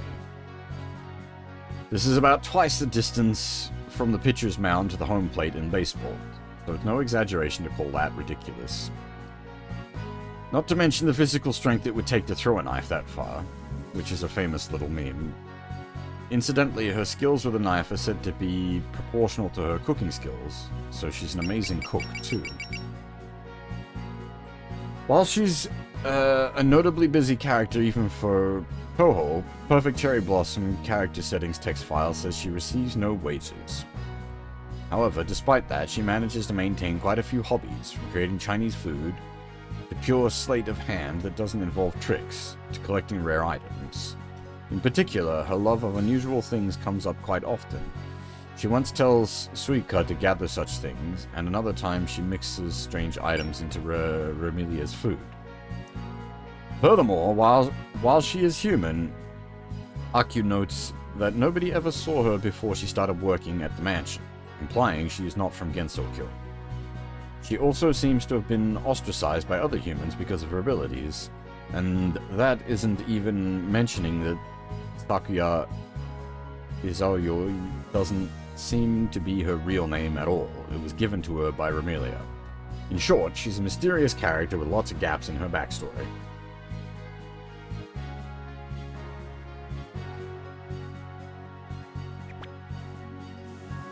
I am going to do it all on stream, Tails. It's just going to take a while.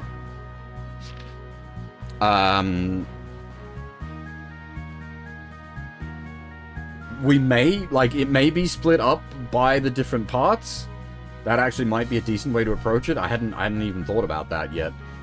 But I know, it is absolutely going to be interrupted next week when Dragon Quest comes out. That'll be going on immediately.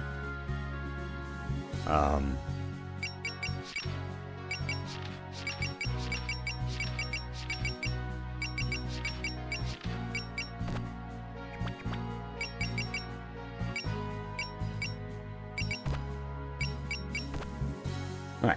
Forest of Magic, a pristine forest that exists in Gensokyo. When one talks about the forest in Gensokyo, they almost always mean this one. Characters associated with the forest include Marissa, Alice, Rinosuke, and the three fairies of light. Marissa, Alice, and the fairies all live in the forest, while Rinosuke's store, Korindo, resides at the entrance. The fairies wind up moving later on in the series. Geographically, it's located fairly close to the human village. However, it is an incredibly harsh place for humans, with spores of monstrous mushrooms choking the air, causing most people to fall ill just by breathing. Apparently, even yokai find it hard to live there.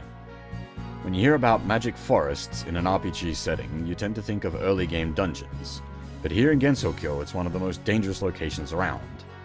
The manual for Impressionable Knight describes it as a place where all Gensokyo's ample magic pools up. The Forest of Magic's entry in PMISS includes an illustration of Aku surrounded by spores, a worrying sight, someone with her constitution. Supposedly, many of those monstrous mushrooms have hallucinogenic properties. It is said that many of the magicians residing here use them to enhance their abilities. Yeah, that doesn't surprise me. Mad mages on mushrooms. Magician. In Toho, the term magician has two possible meanings. In the first case, we have magicians by trade, like Marissa. In the second case, we have magicians by birthright, like Patchouli. Having the word refer to two different but related concepts, and having some people in both categories, while others only in one of the two, certainly makes it a confusing term. Yeah, it's legacy terminology, gotta love it. Magicians as a species are considered a type of yokai, as their bodies are fueled by their magic, needing neither sleep nor food. Despite this, physically, they are no stronger than most humans, and considering Patchouli's asthma, some of them might even be weaker. From here onwards, unless otherwise specified, we'll only be discussing magicians as a species. We can subdivide magicians into two types: those who are human but trained to become a magician, and those who are magicians from birth. For humans, the moment they learn abandoned food magic and can sustain themselves entirely on their own magic is the moment they cease being human and become a magician. In this state, they still continue to age and retain their human lifespan, so they're not yet considered a full-fledged magician. In the case of natural-born magicians, they can sustain themselves on magic from birth, so they can skip that first step. However, they still need to complete the magic to suspend their aging to be considered a full-fledged magician. It seems that completing these 1 or 2 steps takes most people a very long time, so in the outside world, most complete magicians look quite old. However, in Gensokyo, thanks to many advancements in magical research, younger-looking mages are more common. Alice, who grew up in Makai, became a magician at a young age, and is a good example of this. Going by that logic, the fact that Patchouli achieved it while still living in the outside world implies she either has a tremendous talent for magic, or else restored her youth magically, like Byakuren. Although, if it were the later case, then one would think that all outside world magicians would be doing it, which would make it so the stereotype of the old man in wizard robes wouldn't exist. There's a few different ways to square that circle, but the simplest explanation is that Byakuren's case was special, and Patchouli is just that good. From here onwards, we head into speculation territory. So first, you should know that the age-suspending magic known as Sutemushi? Sutemushi? Abandoned insects magic. Oh, well, okay, we get the mushi part for insect. Is our supposition that this is derived from the 3 worms of Taoist belief. The 3 worms, aka 3 corpses, are said to be creatures residing in a human's body from birth, observing their actions and reporting their sins to the Yama, or Shangdi, depending, thereby shortening their lifespan. All sorts of rituals have been devised and actually practiced to prevent their reports, like not sleeping on the days the 3 worms are meant to deliver their report. It should go without saying that fully eliminating them like magicians do would be sure to extend your life for a long time. I'm not familiar with this mythology.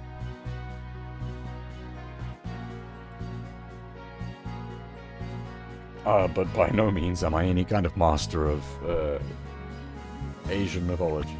I know bits and pieces. The temple, we probably should have read this one earlier. Temple Schoolhouse, an educational facility established by Kaine in the human village. Kaine? Teaches history to any children in attendance. She makes frequent use of Hieda family's connections for her lessons.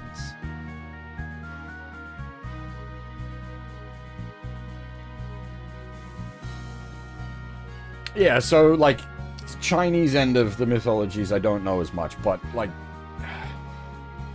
even that's still wonky, because most of the Japanese stuff is derived from base, like, at base from the Chinese stuff, so I know, like, warped versions of, and then in some cases I do actually know the Chinese mythology, so it gets a bit confusing.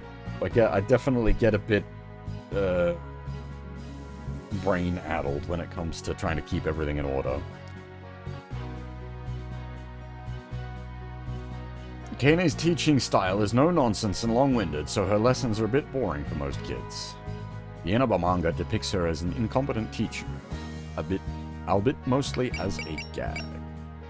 In PMISS, Aku notes that she already knows everything Kaine teaches, naturally, considering all of the textbooks are hers, and that it might be fun to try teaching herself.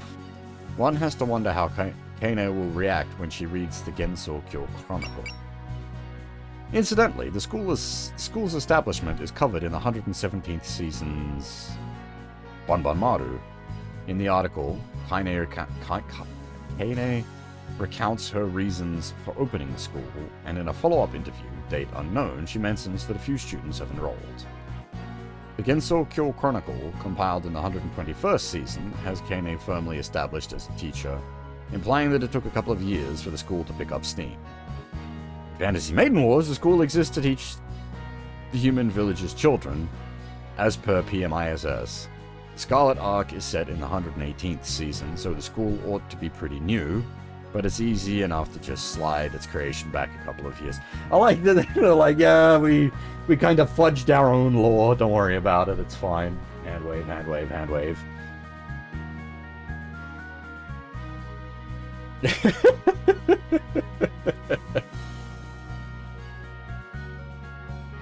Attention to detail. Title. What the fuck?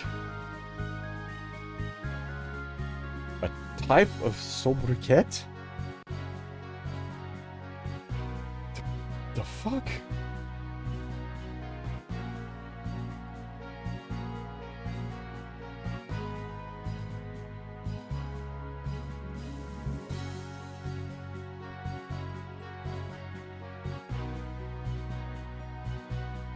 A descriptive nickname, sometimes assumed but often given by another. Distinct from a pseudonym in that is typically a familiar name.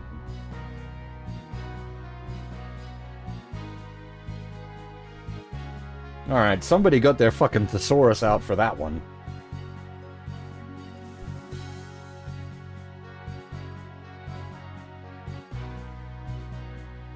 A short description reflecting an aspect of a person's character, often used with a nuance of respect or awe. As opposed to a nickname, these tend to be used when describing someone in the third person. Though often seen in anime and manga, you rarely encounter them in real life. Real-life examples might include the Sun King or the Wizard of Menlo Park. Other titles exist in real life. In Toho, most characters, with one notable exception, have a title. Often several of them. Examples include Reimu, the Shrine Maiden of Paradise, or Amelia, the eternally young Scarlet Moon. In addition to symbolizing the character, they're cool enough that you can often remember the big ones. That said, they never come up in conversation, so some of them would make for difficult trivia questions. It's unclear how cognizant the characters themselves are of these titles, but several of them do appear in-universe in the Gensokyo Chronicle. So they probably care at least a little. Holy balls! Okay. Ladies and gentlemen, that took a good fucking like 40 minutes, but we are caught up.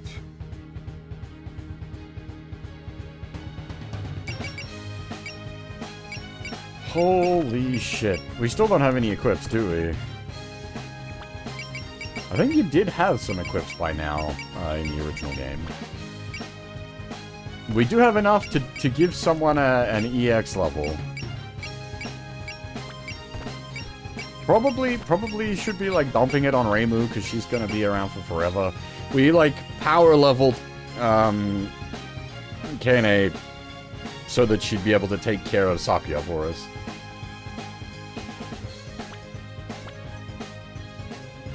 Yeah, and that's like definitely a good thing, and the way they've done it using the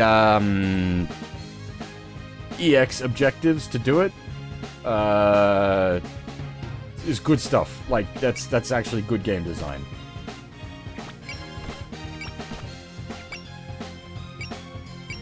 But I'm also old and crotchety and have played lots of SRW, so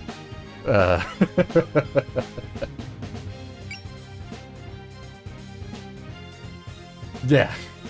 Whereas me, I come from, you know, I've cleared SRW 2, 3, EX, etc. on stream. I've played some bullshit. Back in my day, your SP didn't regen.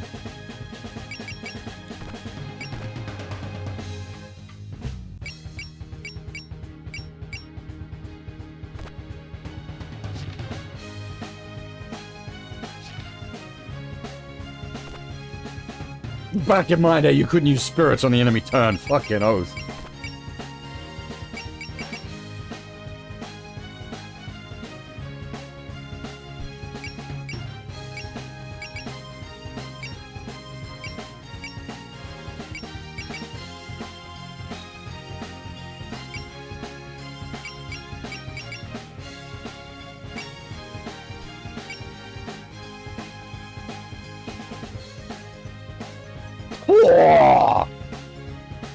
There is sort of an SP regen.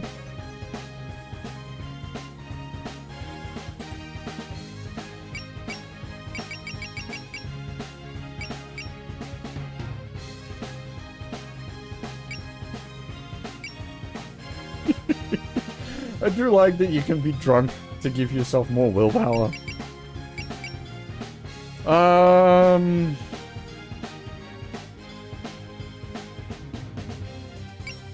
Do we go for something like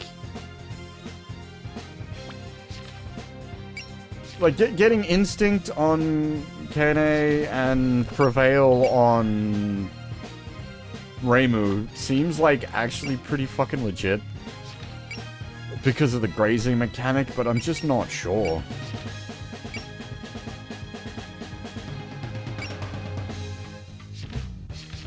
Because we've only got so many slots.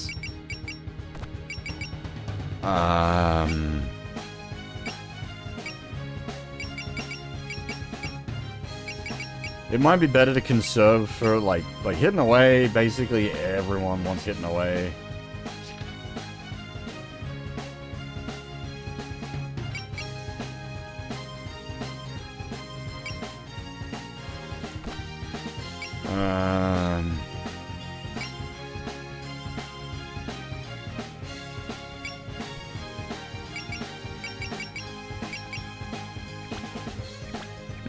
That's gonna require some consideration.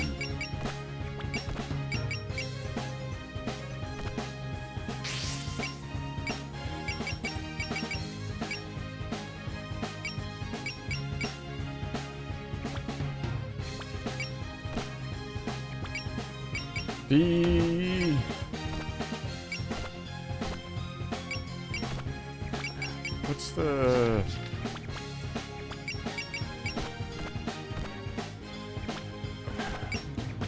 bollocks.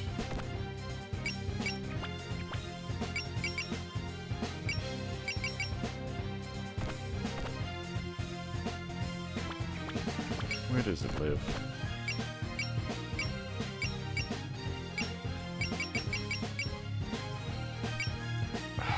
Am I getting the base game confused? Maybe I am. The waifu points.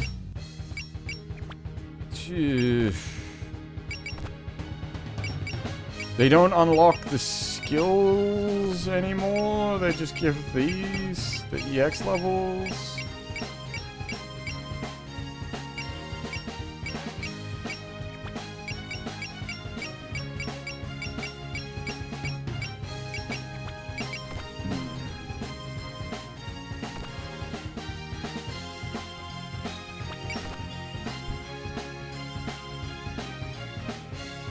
Right, so you want to go all in.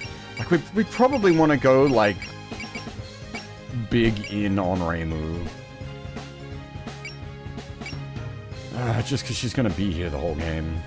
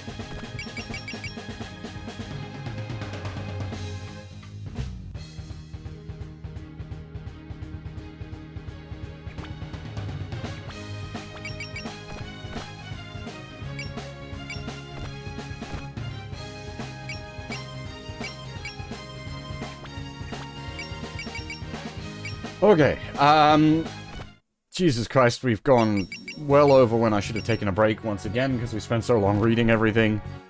So I definitely need to take another break now. I need to go, yeah, I have to stretch.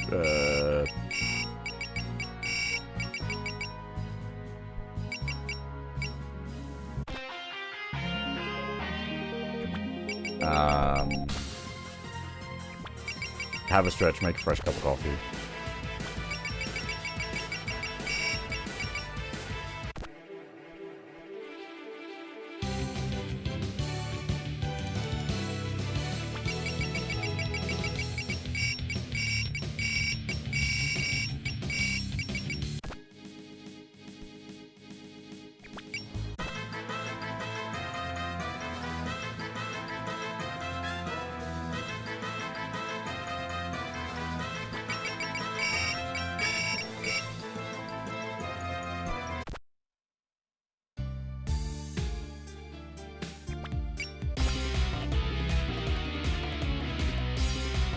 that one's quite good.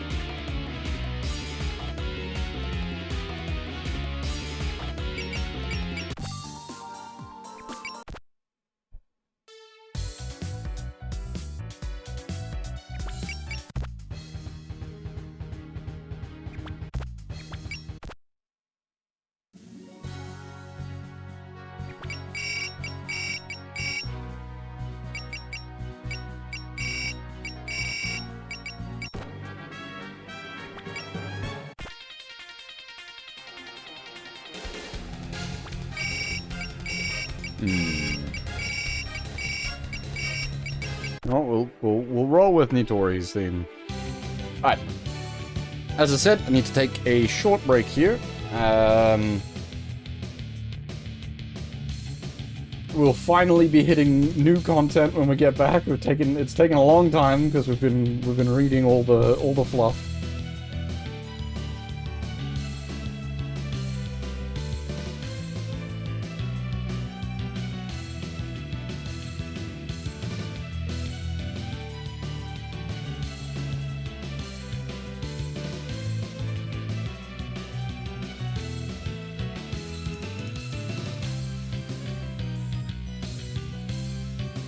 But yeah, as I said, I will be back shortly. Just gonna have a stretch, grab a cup of coffee.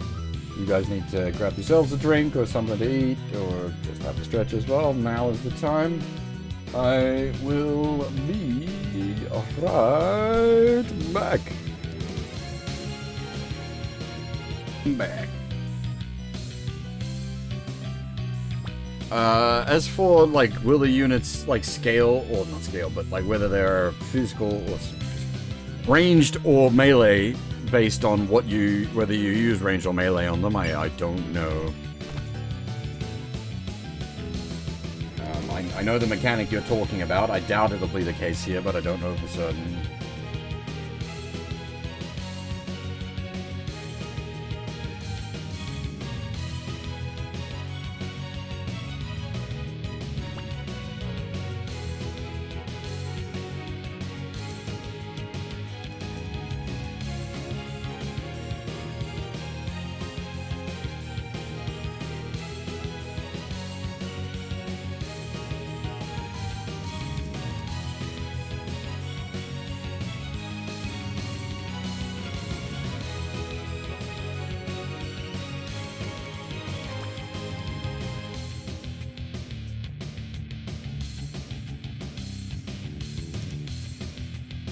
Oh, for the track title, yeah. It's good.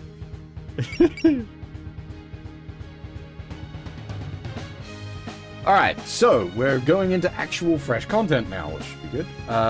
In before I've accidentally booted the demo and not the full game somehow, and we've just... Oof.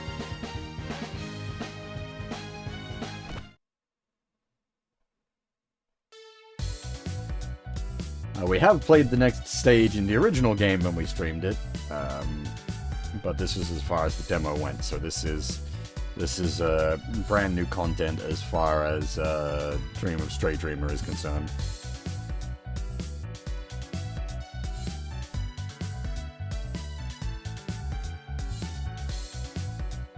Oh, thank you, Kuro.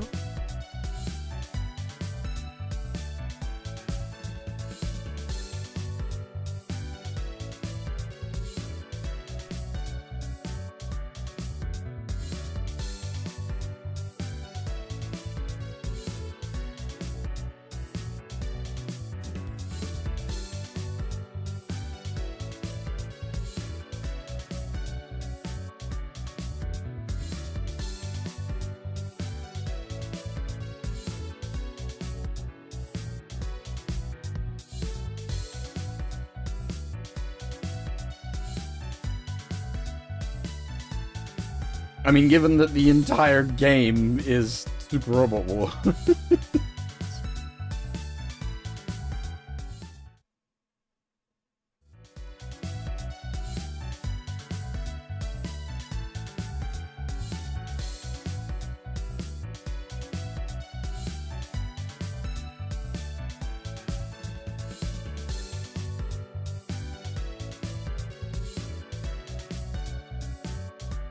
One of these days, I'll do a Battle Moon Wars stream. It is a bullshit game.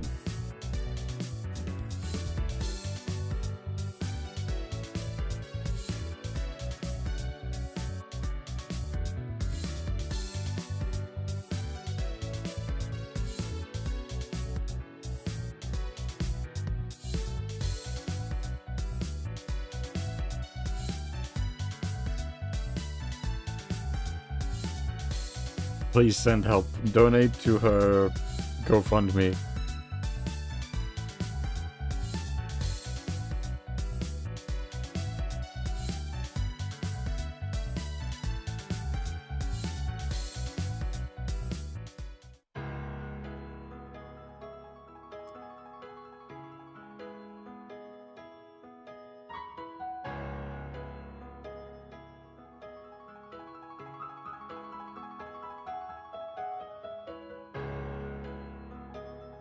GoFund Miko.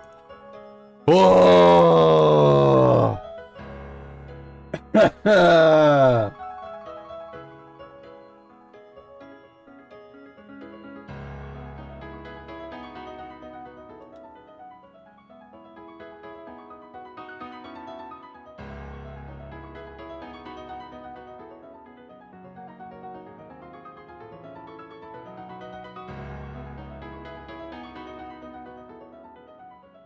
Sorry, I'm just enjoying this lad going to town on the piano.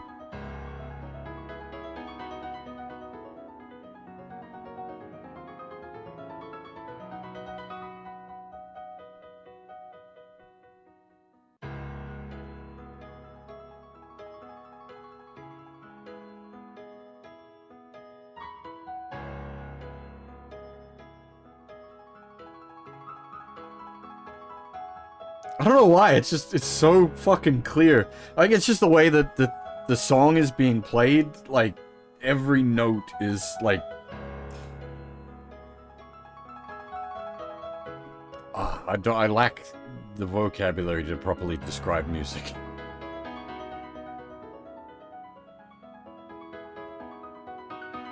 Hey, our gamer, how's it going?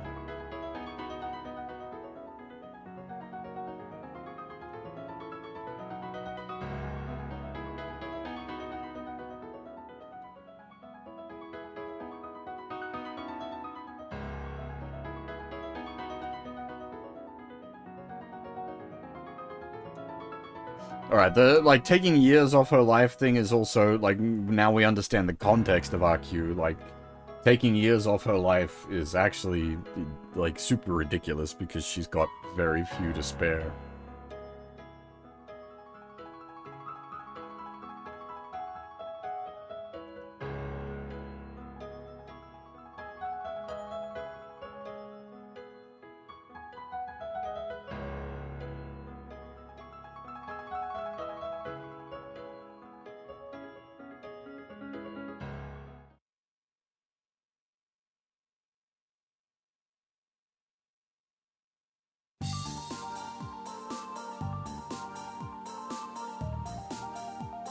Yeah, we've very heavily established that, R-Gamer.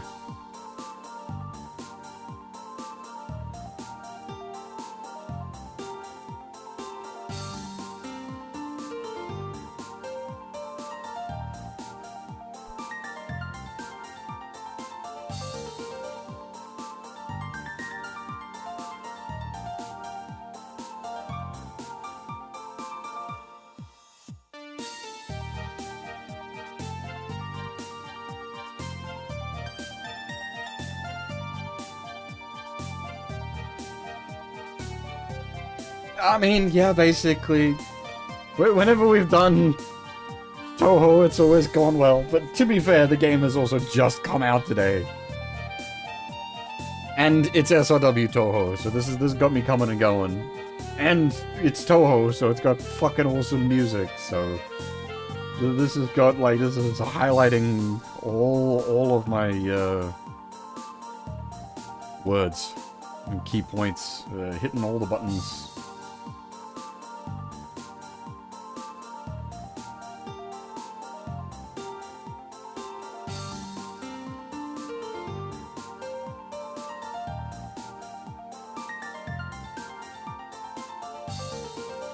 Also, like, low viewership. We've been having, like, consistently 20 viewers across the Digimon streams. It's actually been kind of crazy.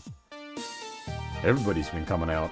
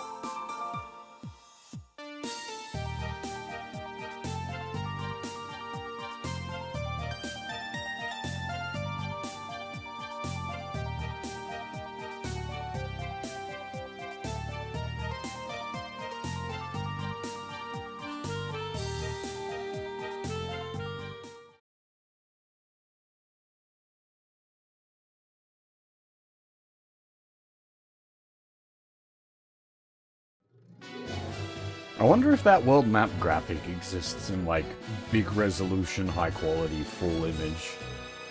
Probably.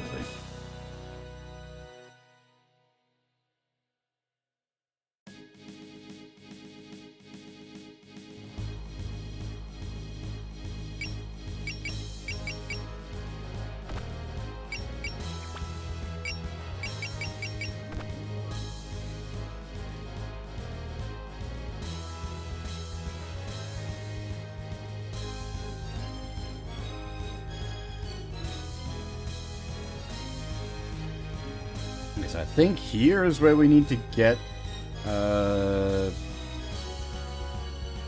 Akio to.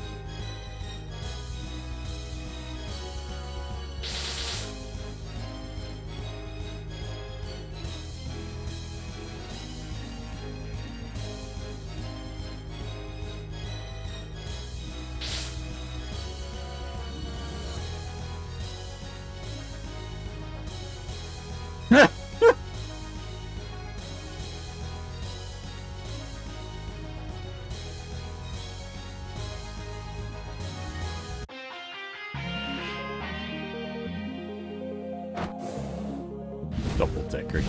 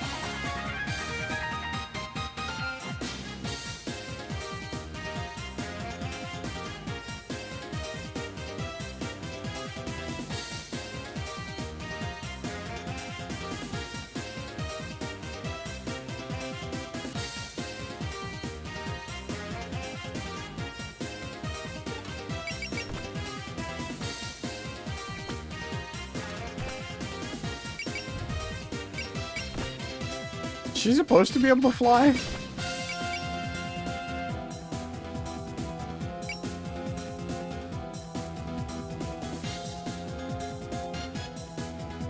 Huh. Increase all stats based on completion rate of the library. That's kind of cool.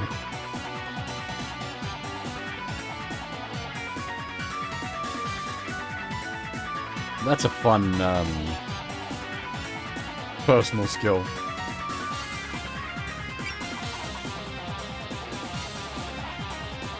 Oh, I see. Don't fly. Oh, she has resupply. Interesting. So we need to get a...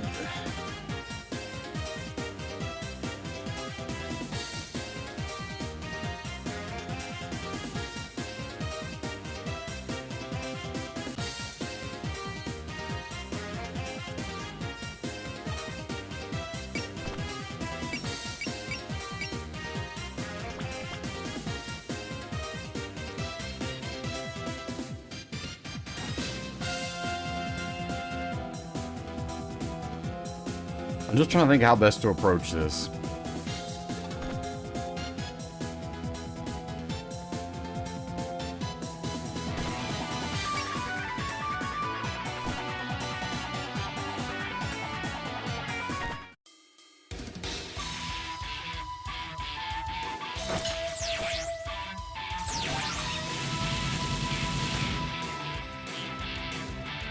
Because we need to get her a kill.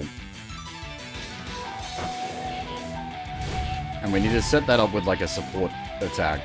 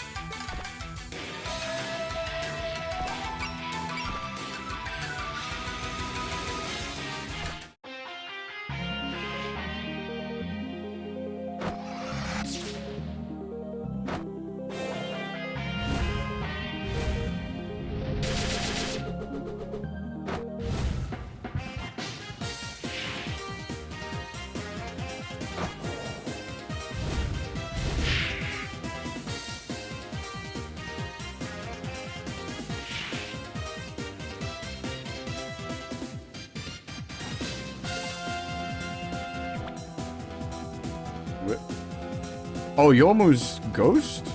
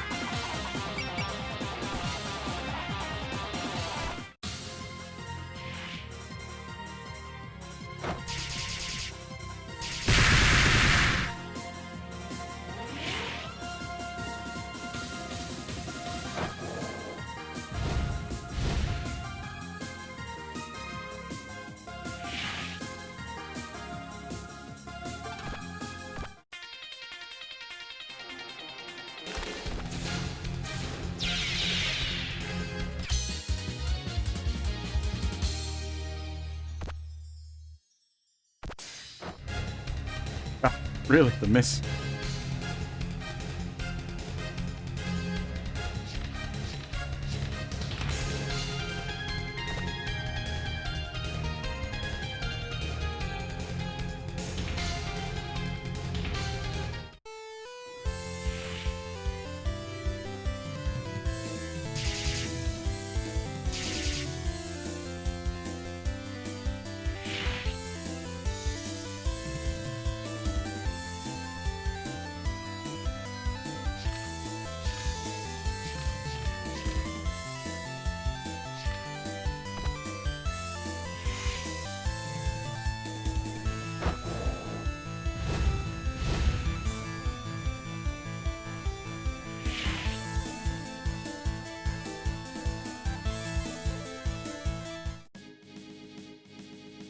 We got this story about it, it's fine.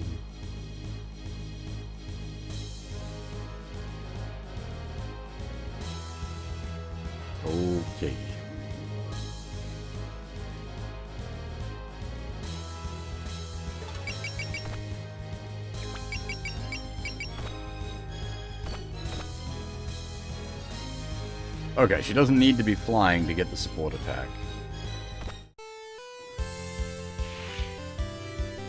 Ah, that I should have alerted.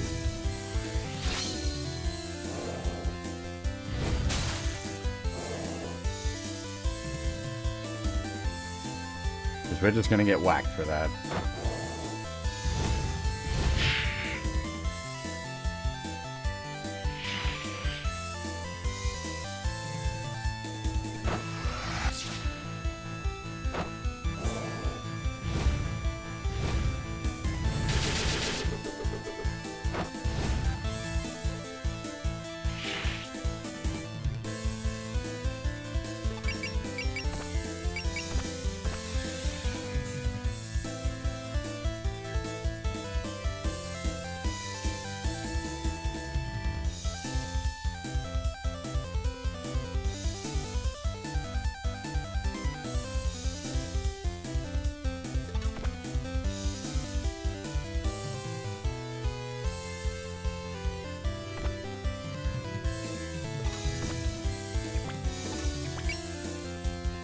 Yeah, she's not exactly combat capable.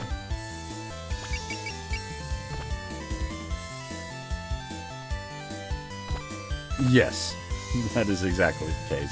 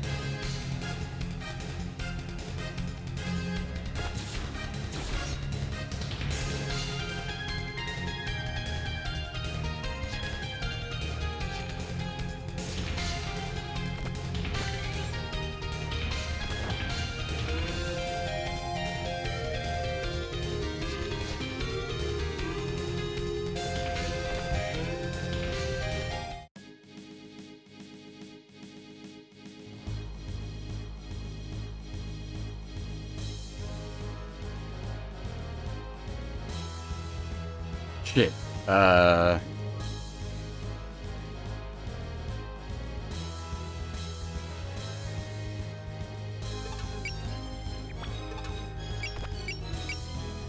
That's made it awkward.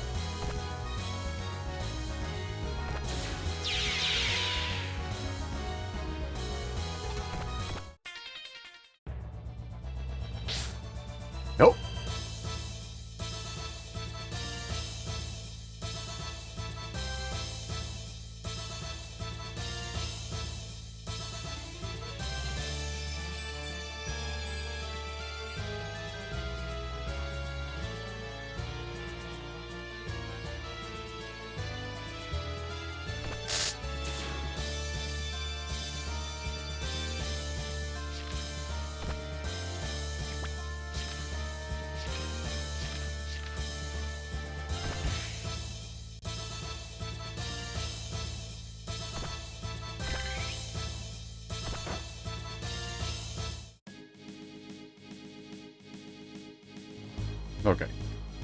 Now we can do this.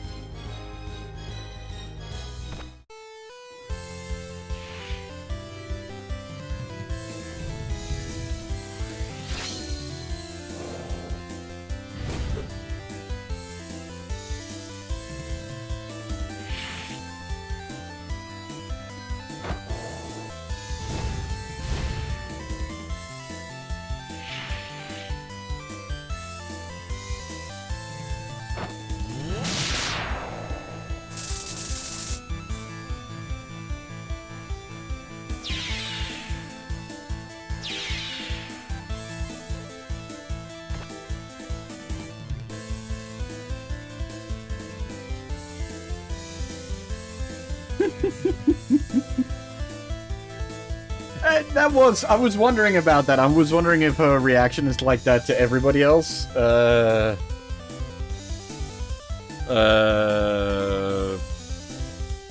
wonder if she says good job to everybody or if it's specifically because it's RQ.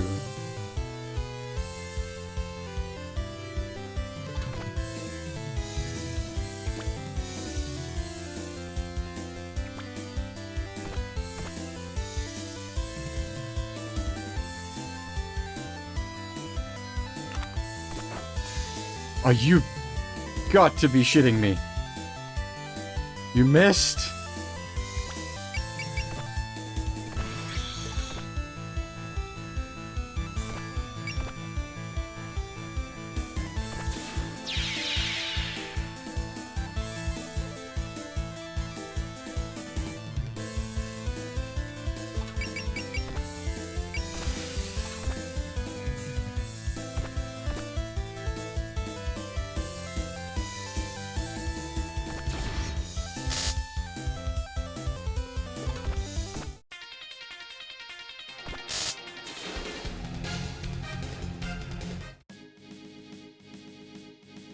Oh boy.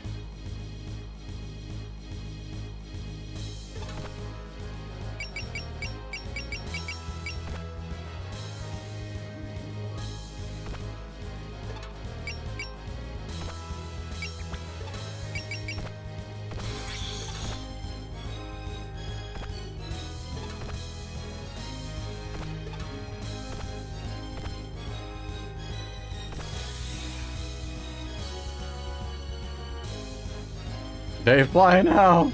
They fly now!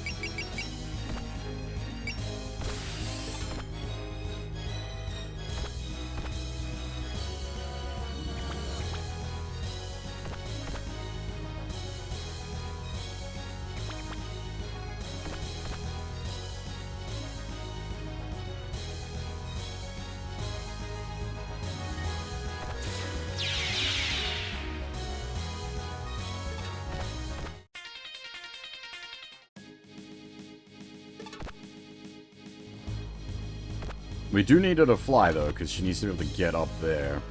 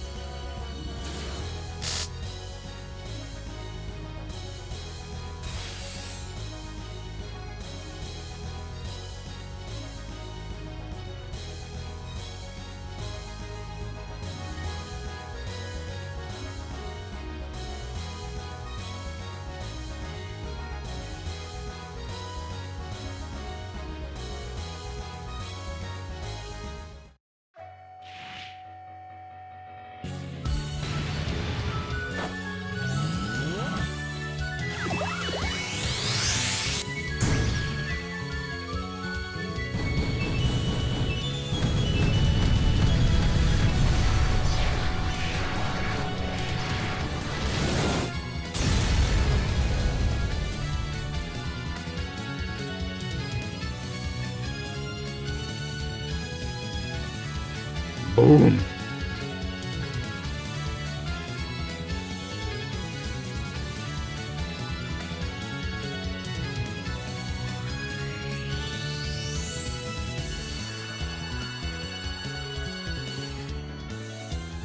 She is indeed T-posing to assert dominance.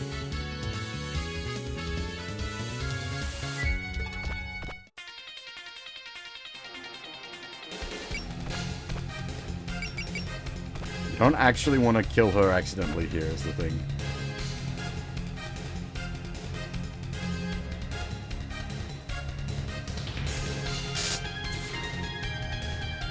We're not done yet.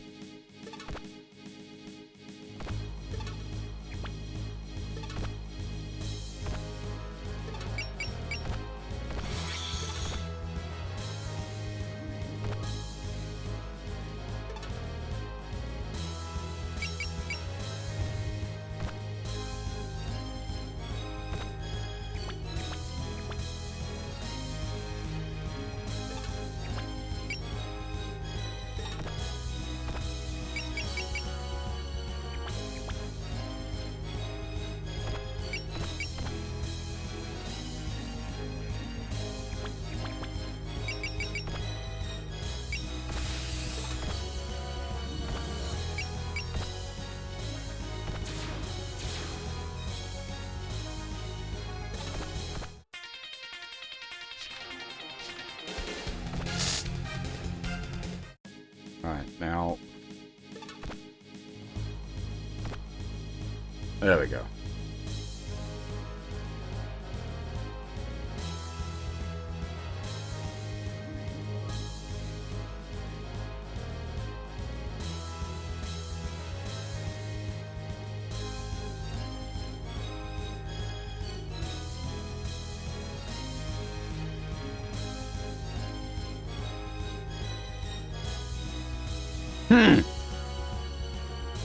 You just sassed the player?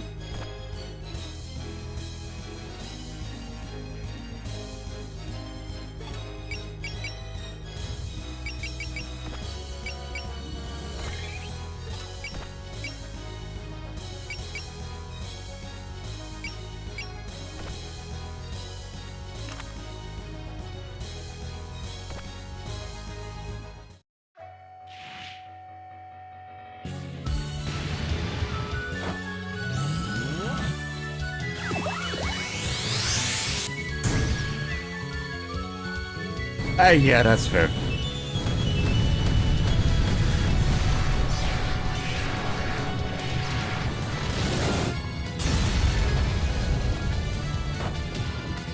Dynamic finish?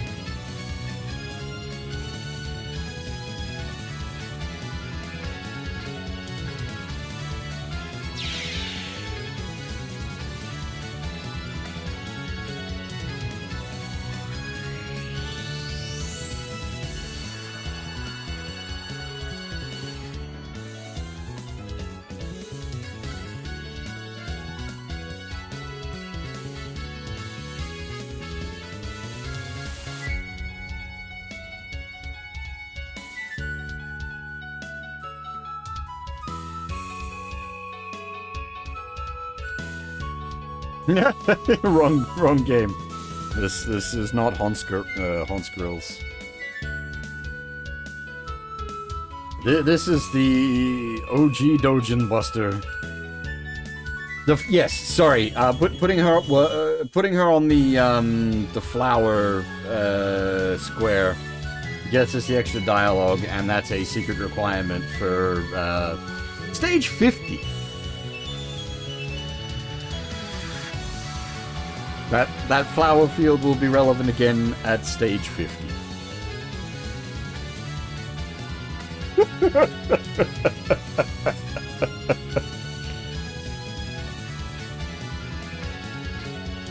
We are on stage 4.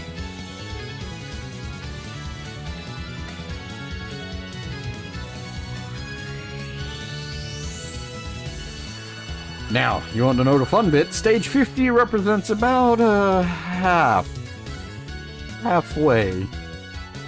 This game is kind of big.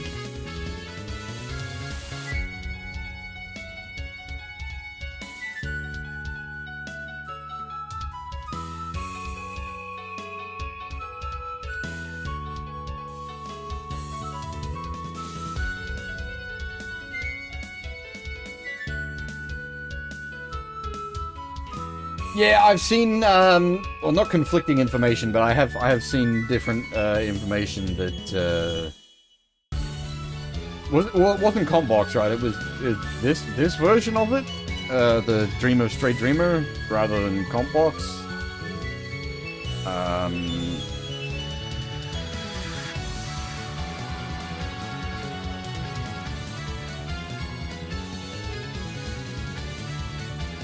Not Reimu.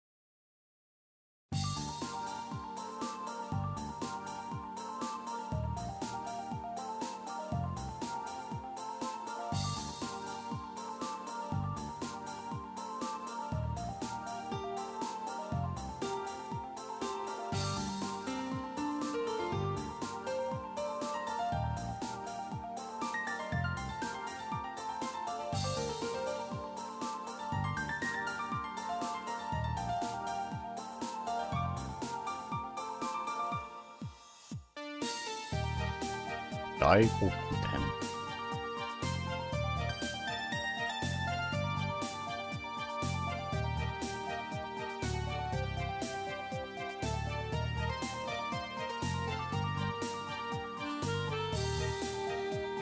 Great something heavenly?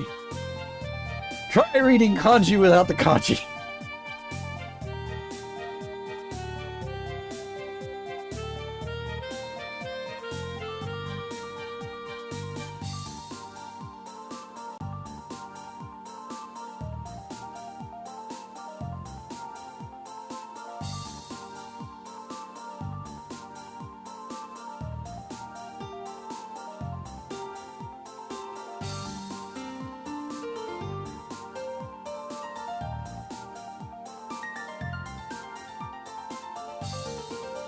Great Black Diva, okay.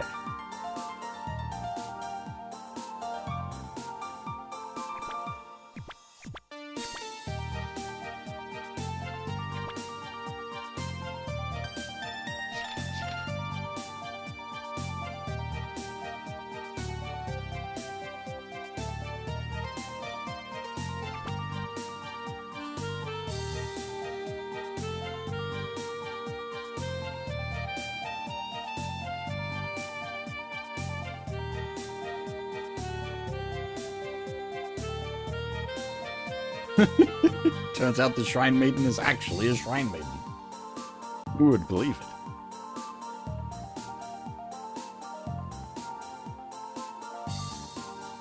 I get where you're coming from, Vatio. I just don't have the, that level of connection to Uma Musume.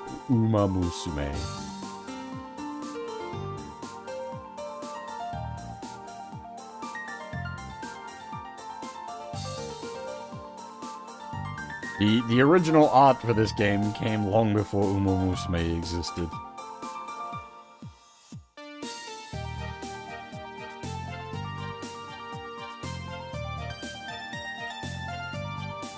Also, if anything, this is like opposite of Uma Musume, whereas Uma Musume is like, no doujins allowed ever, the Yakuza will come get you.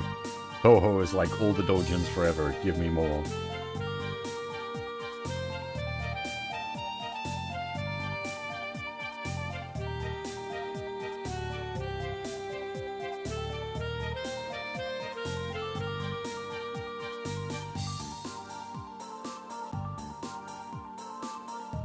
Who is top of the charts at the moment anyways? It's still FGO?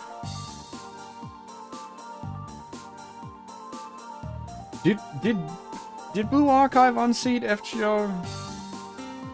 Didn't check the most recent Comic Cat stuff.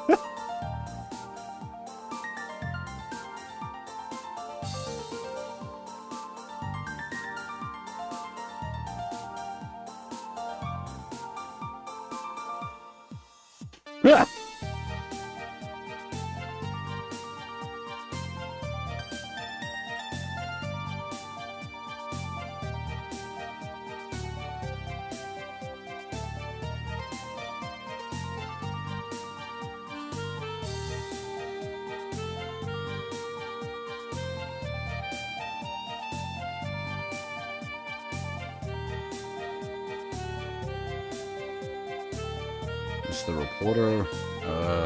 Let's see, Karastengu, something like that.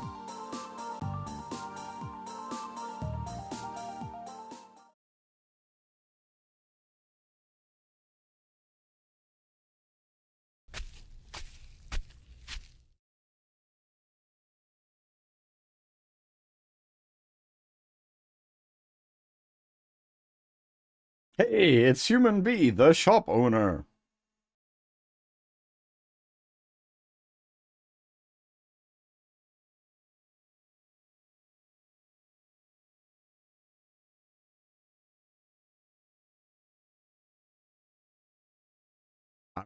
Were you here earlier, Neonevik? Human B has an entry in the archives.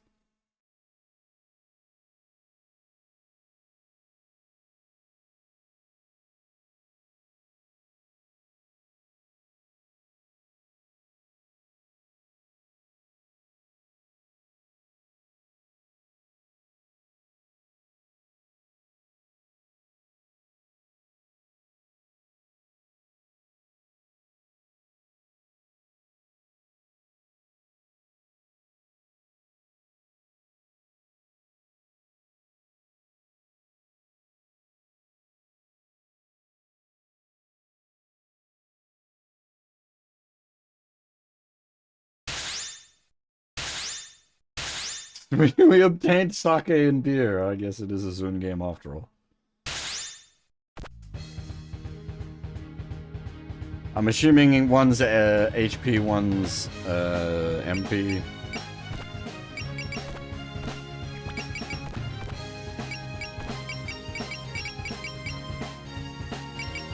Oh. Fucking move +1, just straight up. Damn.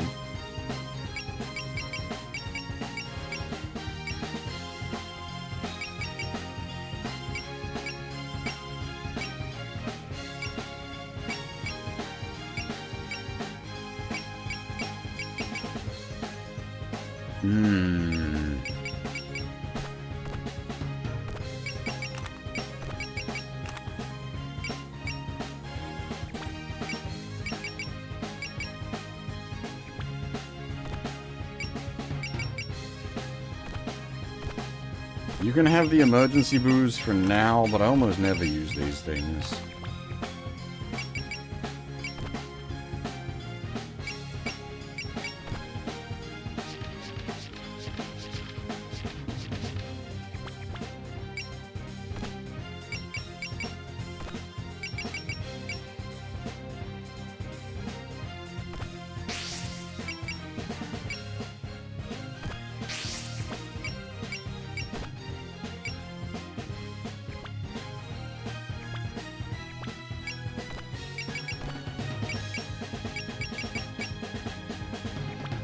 She needs more MP. I'm gonna be able to do multicast of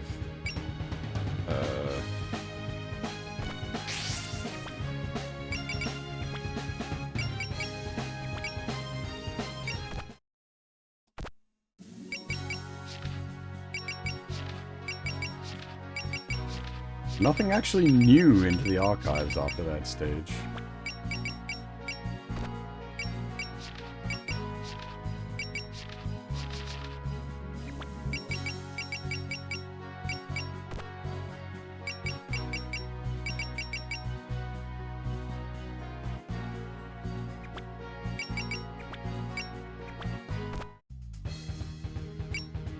Cost is deploy cost. You can only deploy... well, we did get new music. We got Reimu's theme.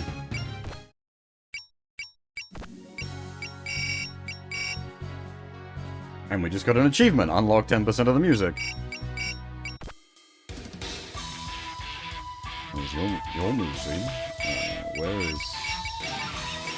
There it is.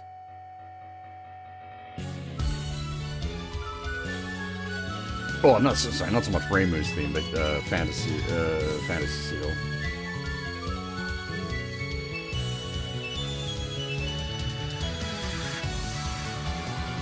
Cost, you can only units have a cost, and each stage has a deploy cost limit, so you can only deploy so much. It's sort of like stack weight in the SLW games with stacks.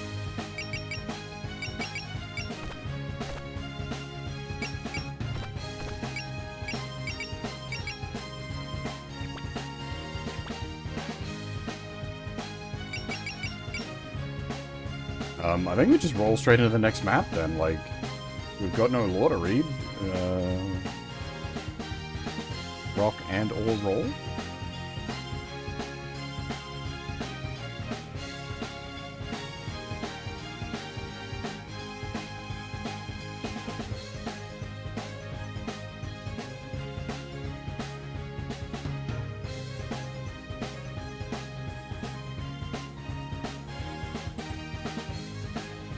I do need to work out, like, what I'm doing skill point distribution-wise. We are starting to stack up some points.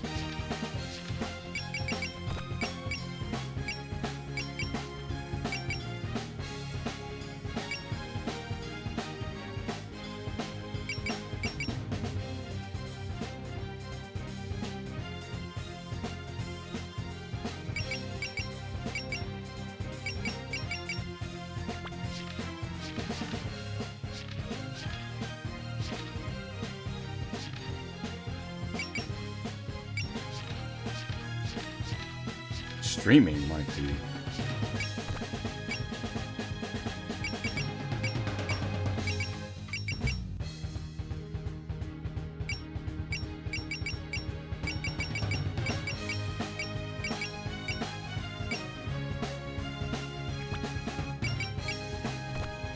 I did see that.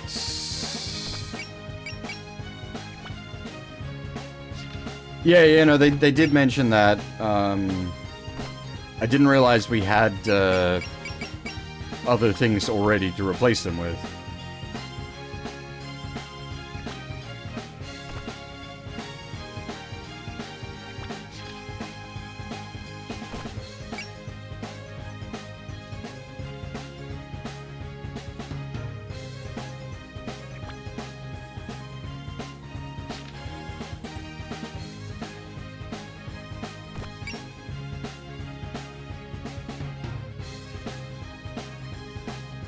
Oh.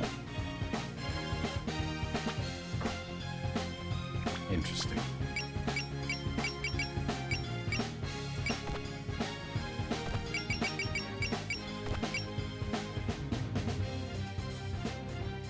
+1 move when focused is actually pretty fucking good, but plus 15% XP,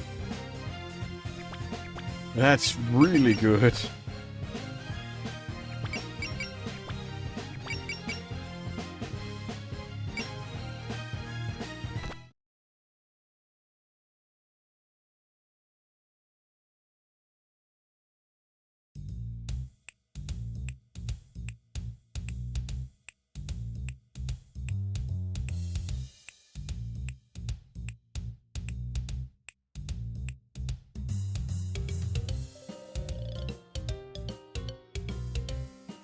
This is a good tune.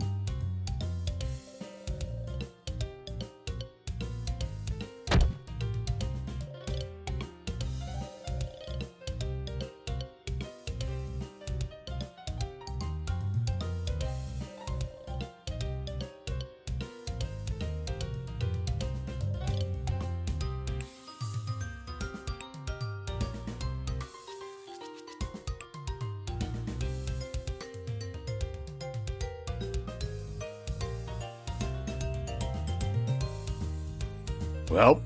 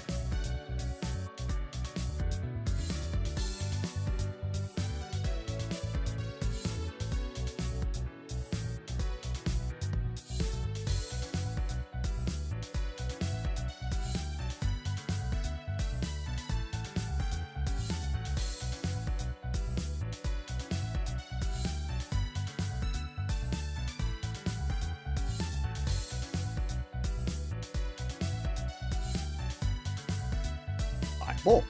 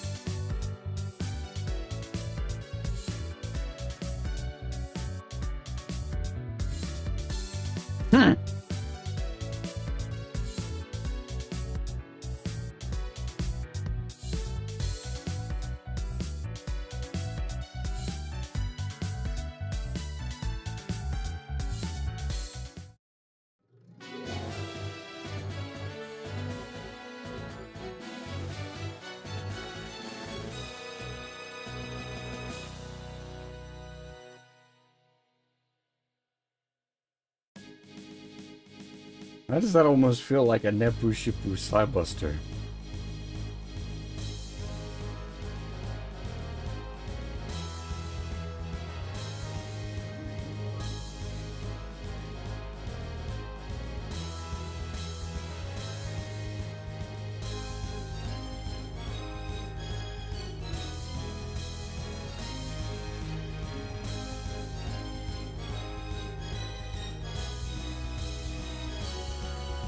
Oh, that was a bungle.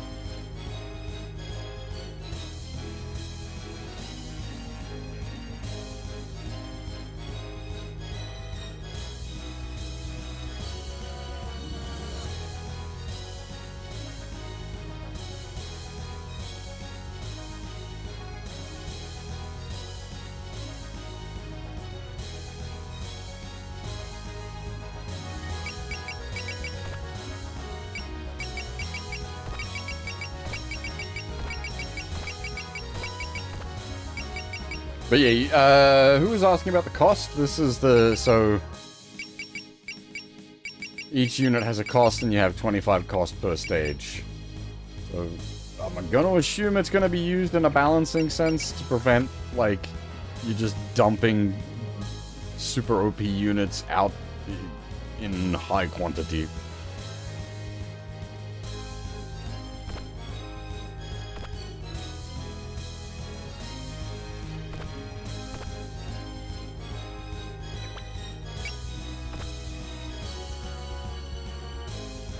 Gotta use all the finishers. Alrighty.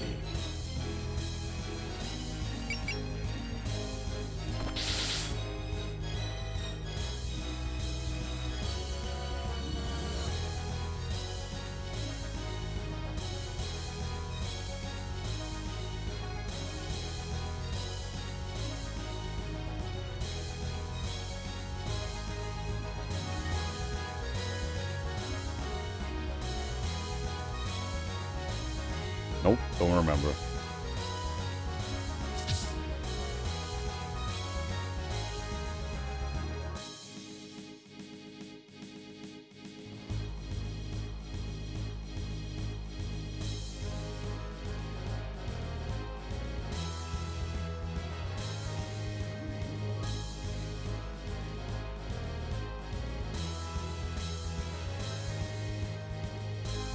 Is she like a forgotten PC98 character, or does she appear in the later stuff as well?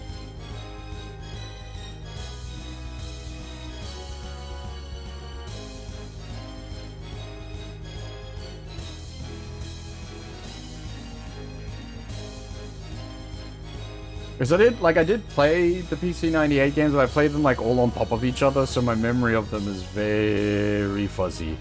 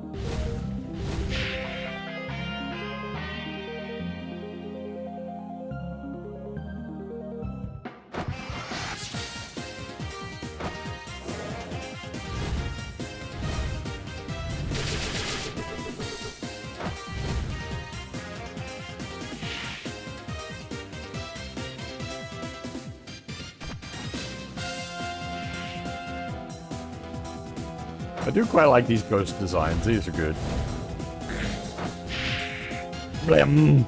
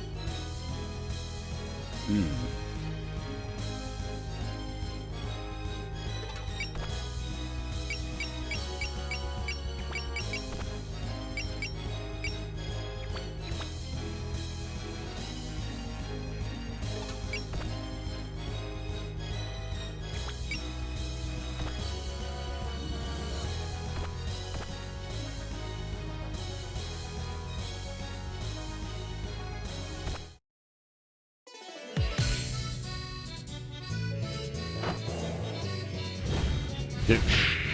Really?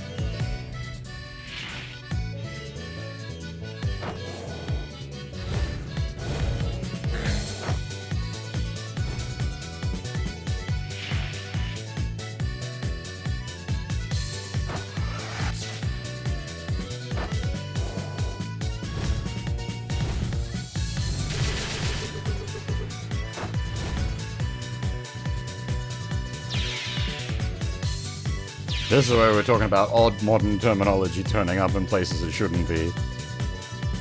If we get the W, the fuck?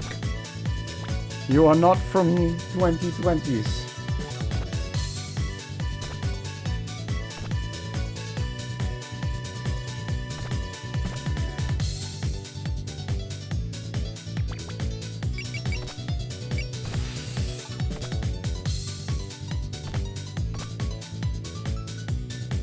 Only person allowed to speak like that would be Sumireko.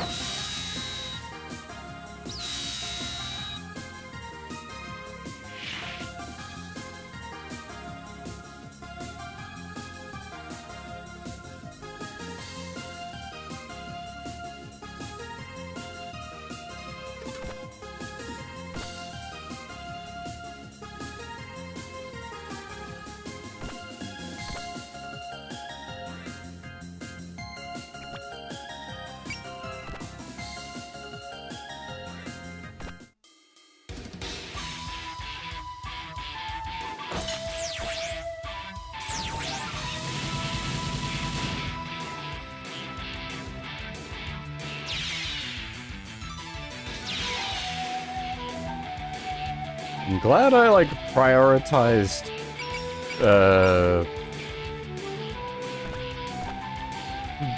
weapon damage. I don't normally prioritize weapon damage in SLWs, not, like, super early on.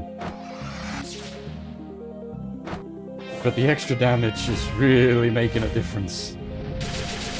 Taking things from being, like, 2 hit... Oh, sorry. Taking things down from being, like, 3 hits to 2 hits.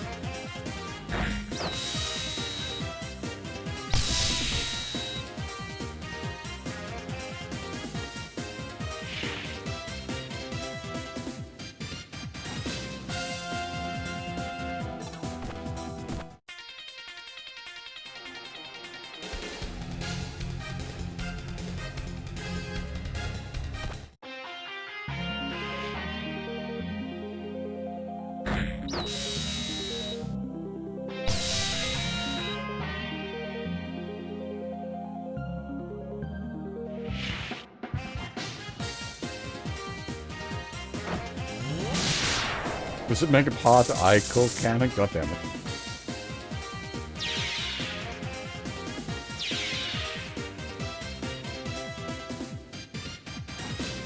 Yep. God damn it.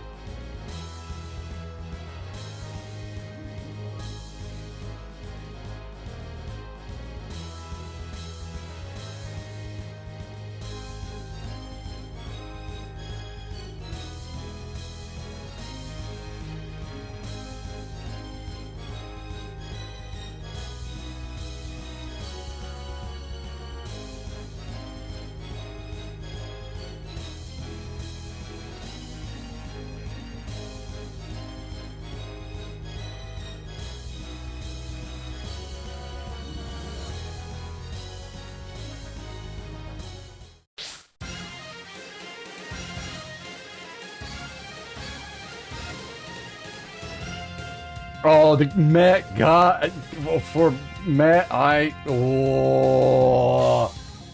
it's just as bad in English.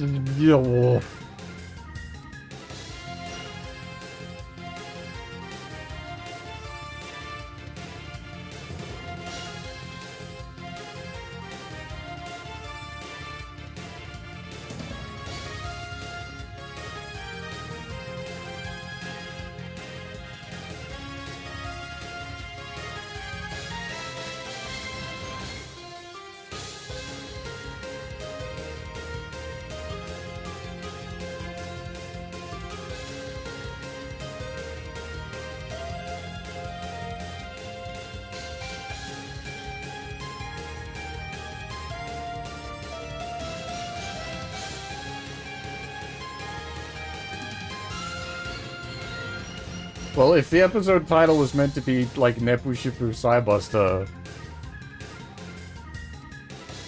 that would definitely make sense if the song is Masokishin inspired.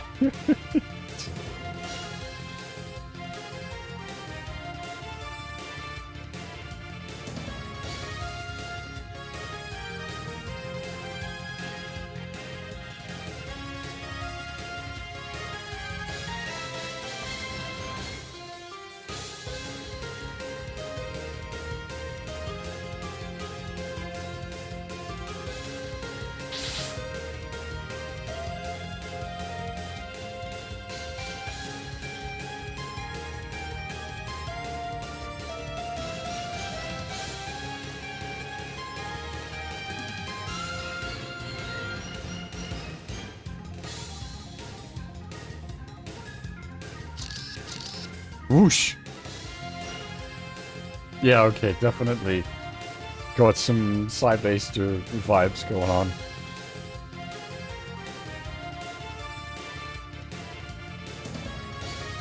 But to be Masaki, you've got to have the key thing. You've got to get lost at every turn. Literally walk down a corridor and get lost.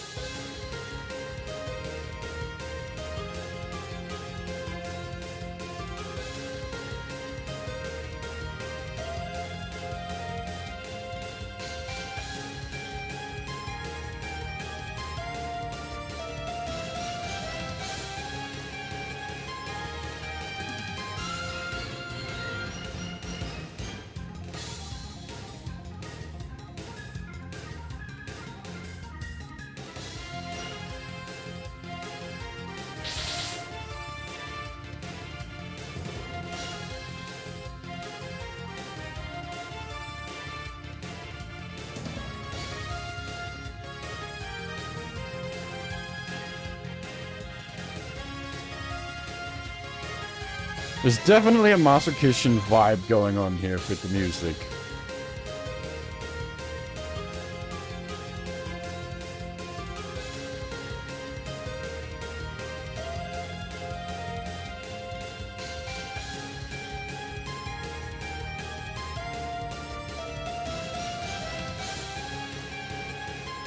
Yeah, they basically just said exactly that, Gamer.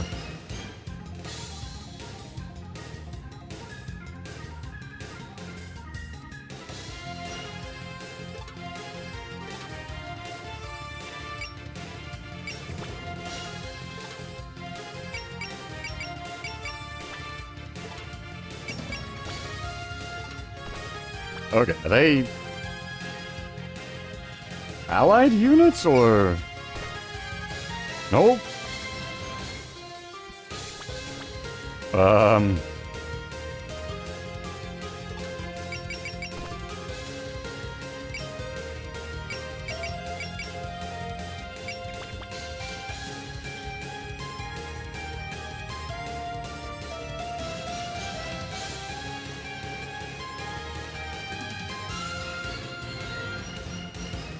This is a bit of a mess.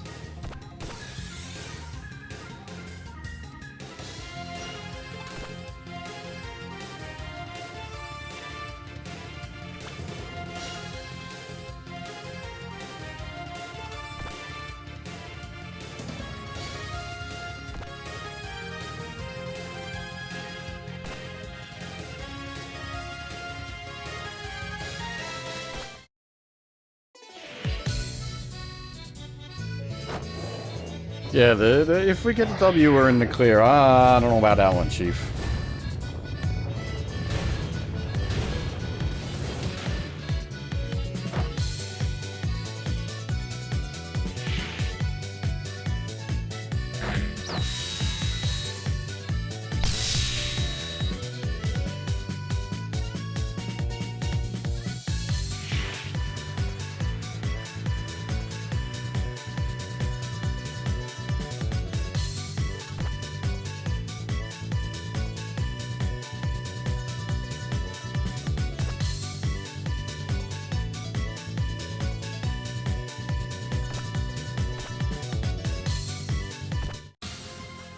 Damn it, Vatio.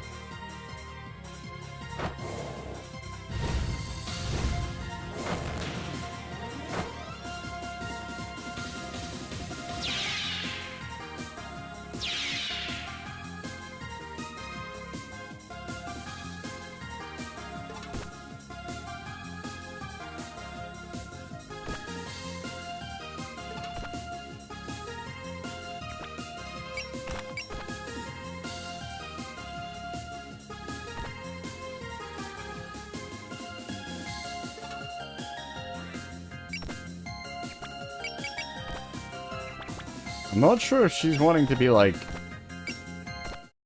Dang it, I keep doing the wrong way around.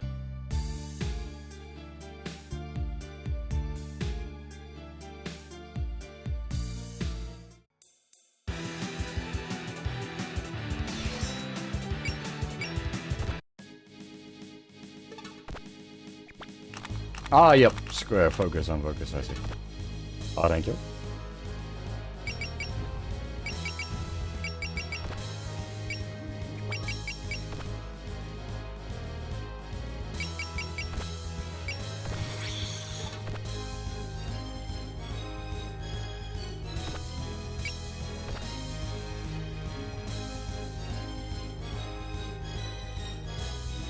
Yeah, it's like, what have I been playing? Alpha 2? And I think it's the same button, actually. There's a square button. Cycles through the active lead unit, so you don't have to, like, menu it. You can just tab through quickly.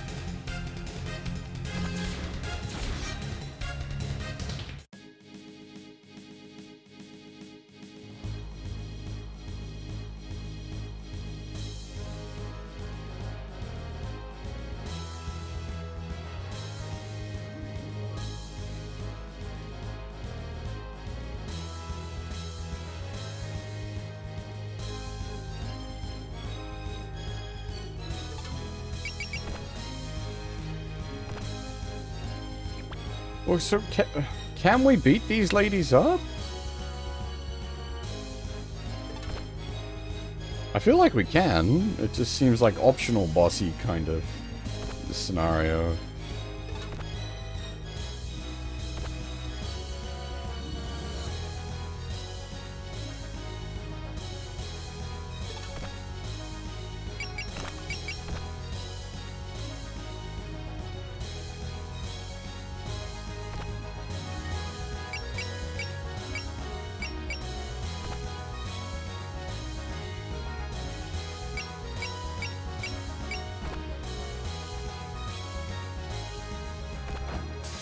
God dang it.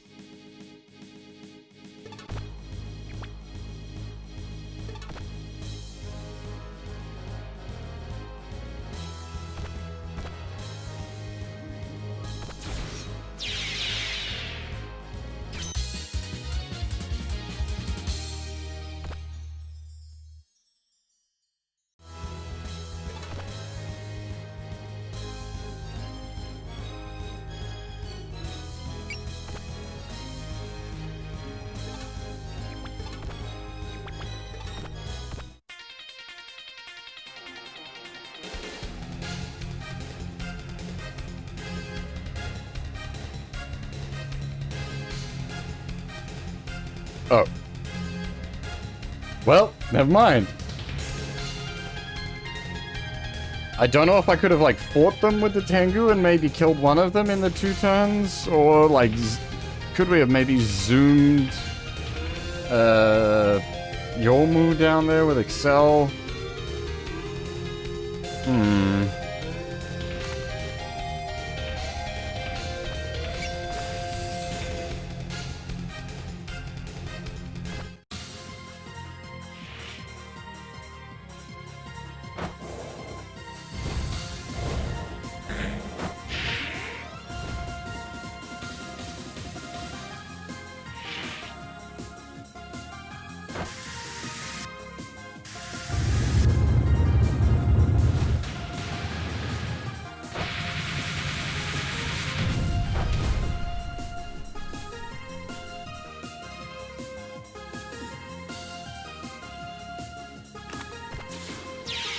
You hit the 17%, really, guy?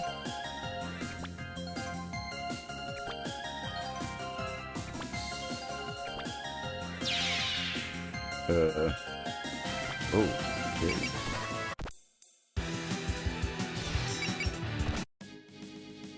Ah, cheat. That was, Nope. Hmm.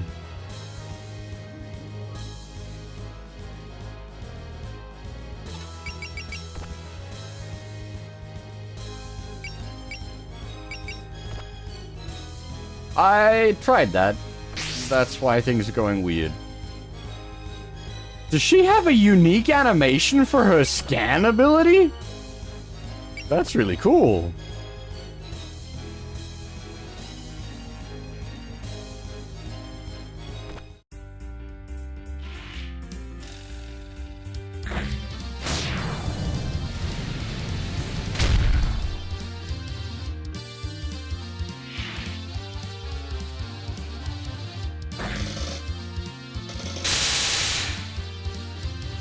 This is a bop of a tune.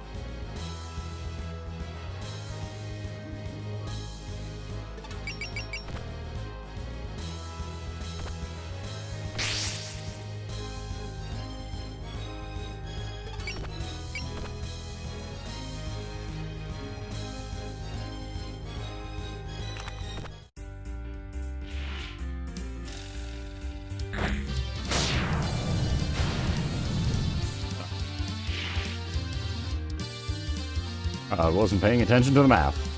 What even was the hit chance there?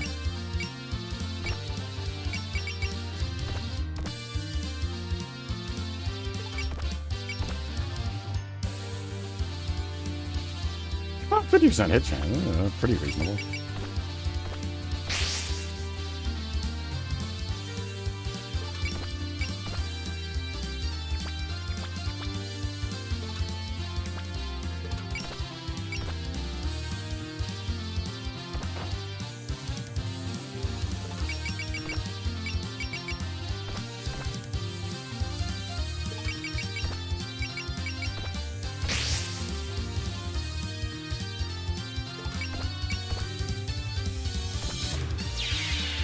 There we go.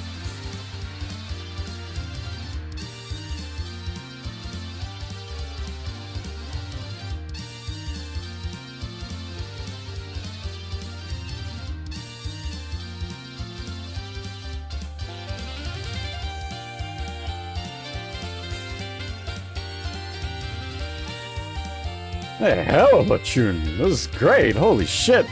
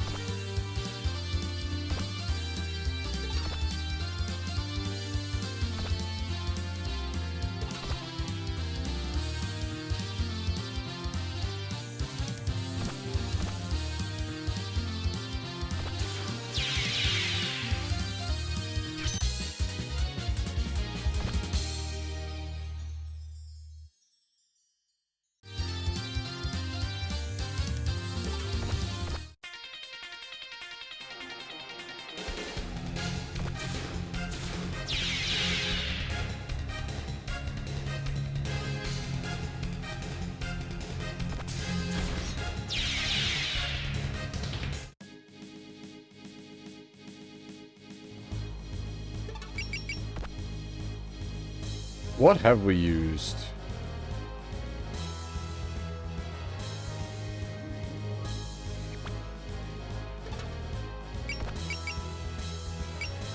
Oh, we used evil sealing. So, no, we did not.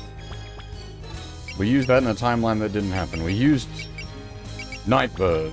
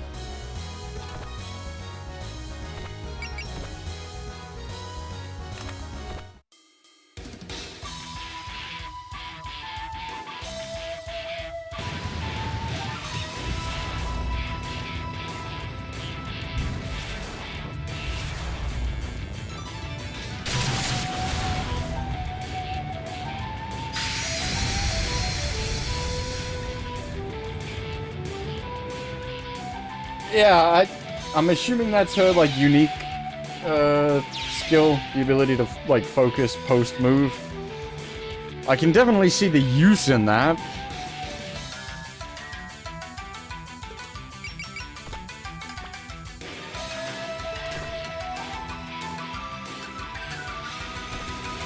But it is also a bit frustrating to menu through.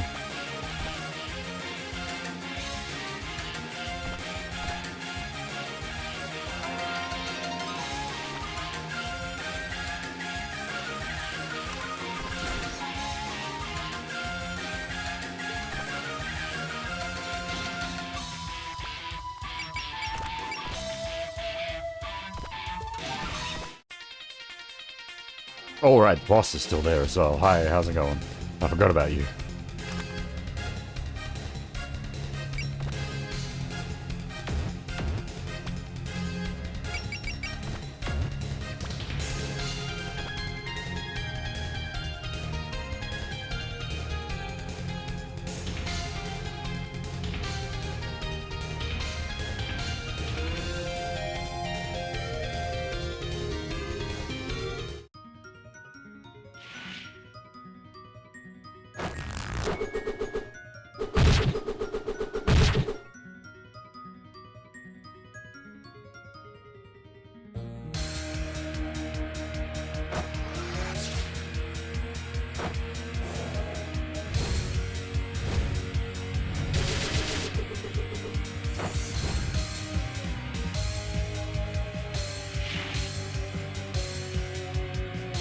And good tunes as well.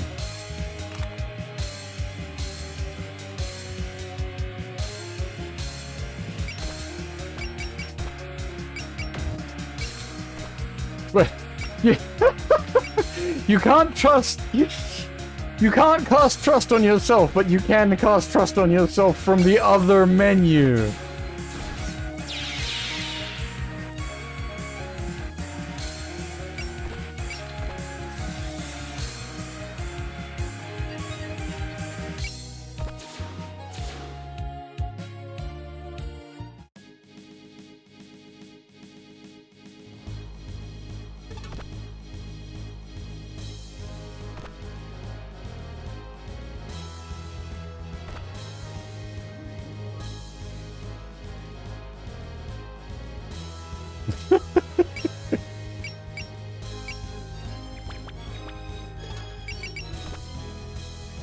Evil ceiling circle, right?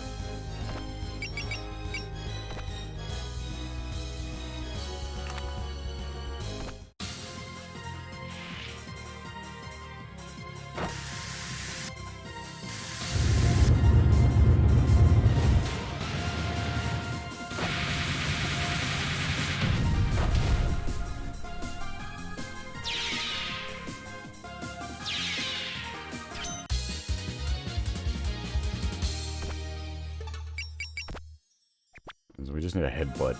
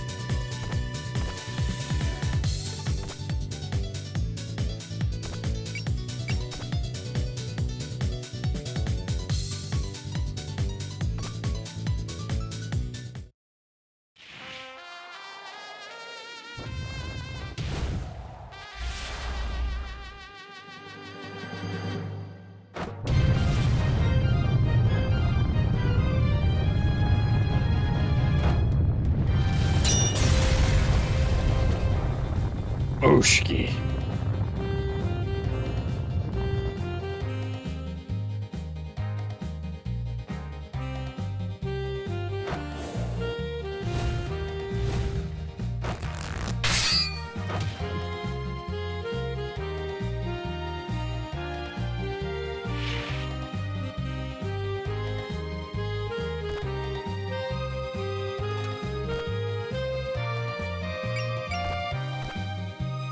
I don't actually want to finish her yet until we kill all the trash.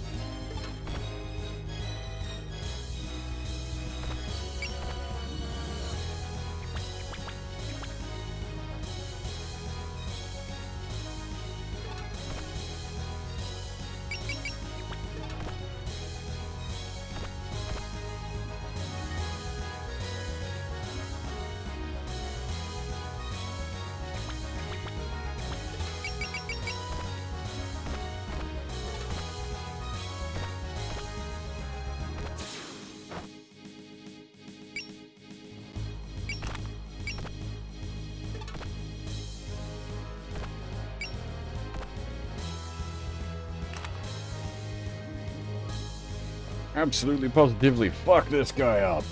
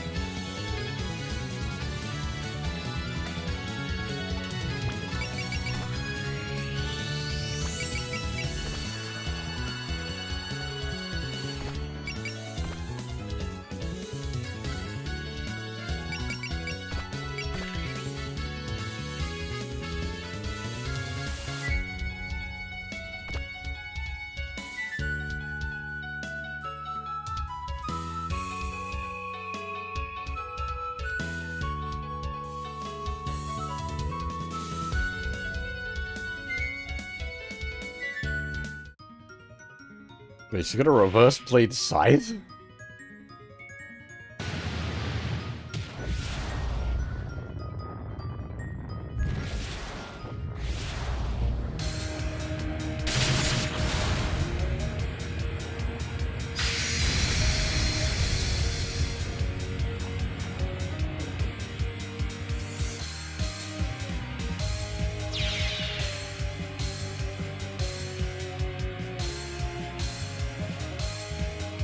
Extra death XP.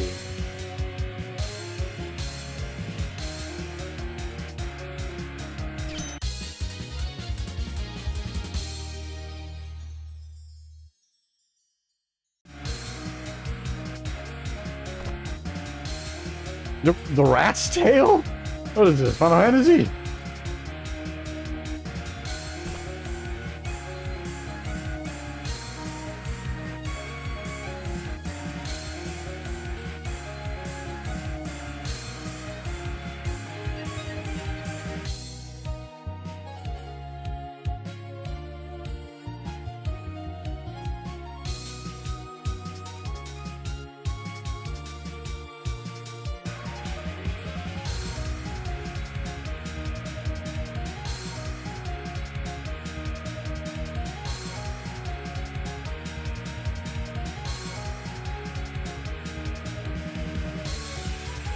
What's Buzzmaru?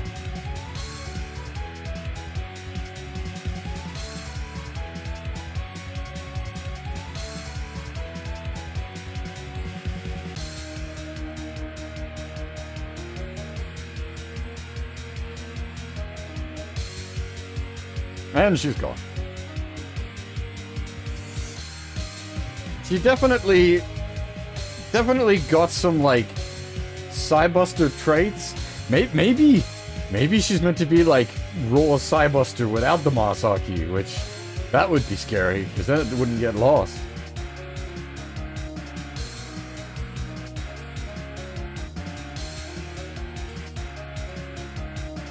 But let's not get into the depths of, like, Possession and Awakening Psybuster and that chain of story.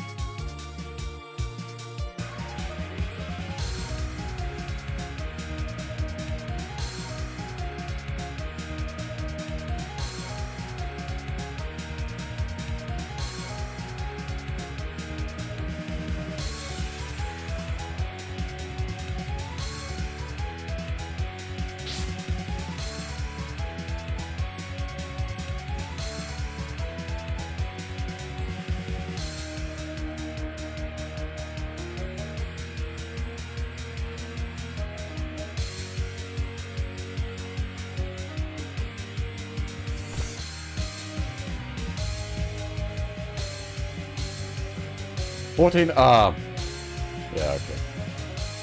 Because of the I don't know if it would have been possible to kill all 3 of the fairies. The only way I could see is maybe if you, like, speed ran... No, because they retreat.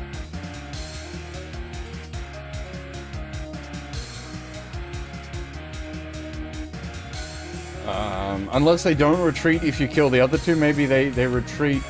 Well, so that's the thing, like, NG+, but if they retreat when you kill one of them, then there's no way to kill all 3. If they... Because we killed... Star? So maybe if killing Star causes them all to retreat, and maybe you can kill Sun and Moon without... Yeah, I'm not sure. I'm not sure. Too many variables.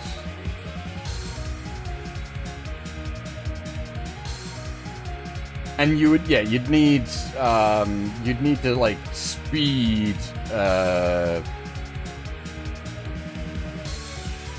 Yomu over there.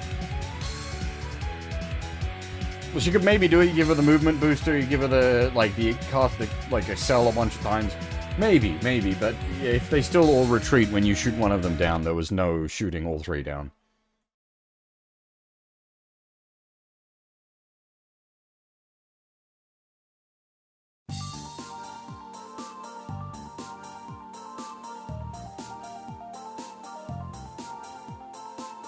What I should have done is check them for, items to see if any of them... The one we shot down didn't drop an item. Just sort of check the other 2 to see if they had a potential item drop.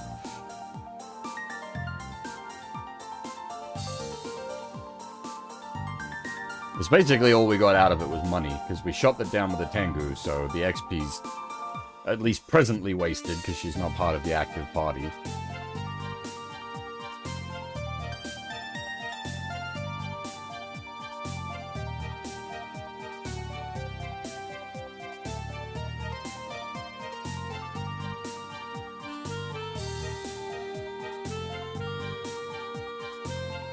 Yeah! Hell yeah! Let's fucking go, Yomu!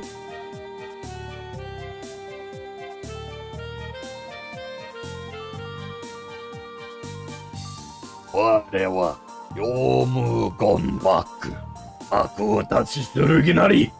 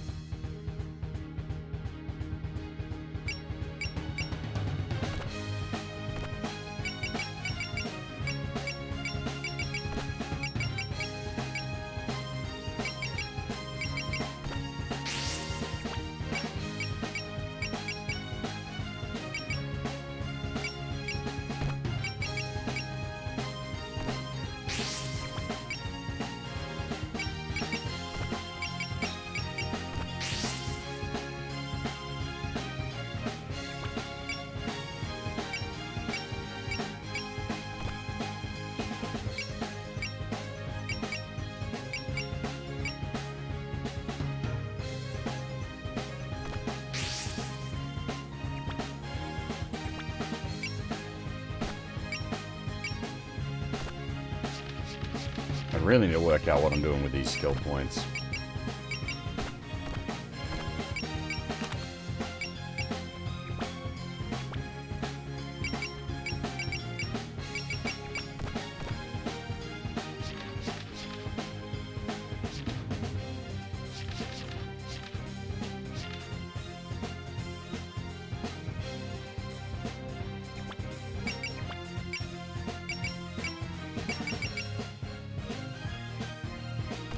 I also need to work out who I want to put the waifu points on.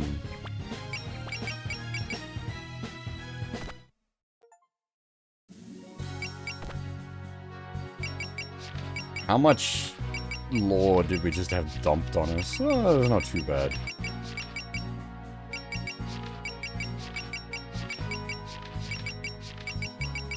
Oh, we got old mate Doofy Ghost. Canon fodder characters that appear in the PC-98 games. Stage 1 of Story of Eastern Wonderland mentioned that Rika created them, but the details are unknown. One of the few small fry enemies we actually have an official name for. The older games call them Doofy Ghosts. The Japanese reads Bake Bake, which is ghost twice.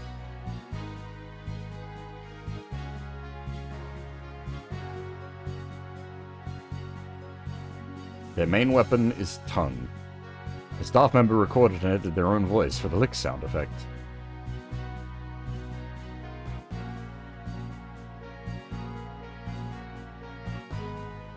Wouldn't like Baka Bake be Doofy Ghost? Whereas Ghost is... Anyway. Evil Eye, a cannon fodder character appearing in the games before Mystic Square. They weren't always specifically called Evil Eyes, but people started calling them that after Story in Eastern Wonderland, where Rika showed up with a tank called Evil Eye Sigma. Also, Final Fantasy.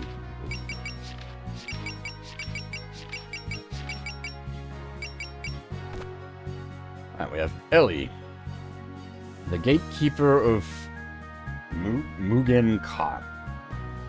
Her debut work, Lotus Land Story, was the 4th entry in the Toho project, and one of so-called old games. She protects the gates to Mugen Khan, where she once confronted Reimu and Marissa with her Danmaku blocking scythe. She comments in LLS that she fought Marissa before fighting Reimu. This is one of the rare depictions of both the player characters' actions in tandem. Her external appearance is stated to be modeled after Anko, a Shinigami from the region of France? Anko has appeared in other games, such as ones based on myths and legend, though there may be readers familiar with him. He's famous for his wide-brimmed hat and reverse-blade scythe, which are thought to be the motifs behind Ellie's fashion choices. I don't know who they're referring to at all. We have Aya, a crow tengu living on Yokai Mountain, a member of the Mountain News Media and publisher of independent newspaper called Banbanmaru Newspaper. Her first game appearance was in Phantasmagoria Flower View. At around the same time, a book called Bohemian Archive in Japanese Red was released that contained Aya's newspaper articles and interviews. At that point, the game Shoot the Bullet had already been planned out, and Aya serves as the player character in it. She appears as a reporter in each of these works, but in Mountain of Faith she appears as one of the Tengu, a species who rule over that game's setting, Yokai Mountain, who bars the player's path there. As a character, Aya has quite a dual nature when it comes to her behavior, split between when she acts as a news reporter and when she acts as a member of Mountain Yokai Society. In reporter mode, she talks to fairies and humans alike, and even when criticizing someone, she never drops her polite attitude, with a few exceptions. But in her Mountain Yokai mode, she mocks and scorns her opponents, dropping the polite facade covering her words.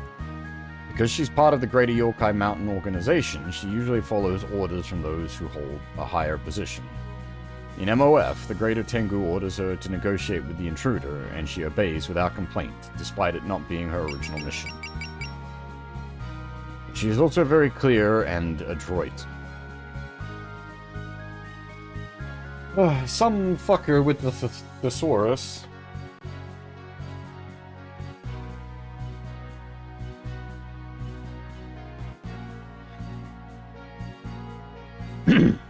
With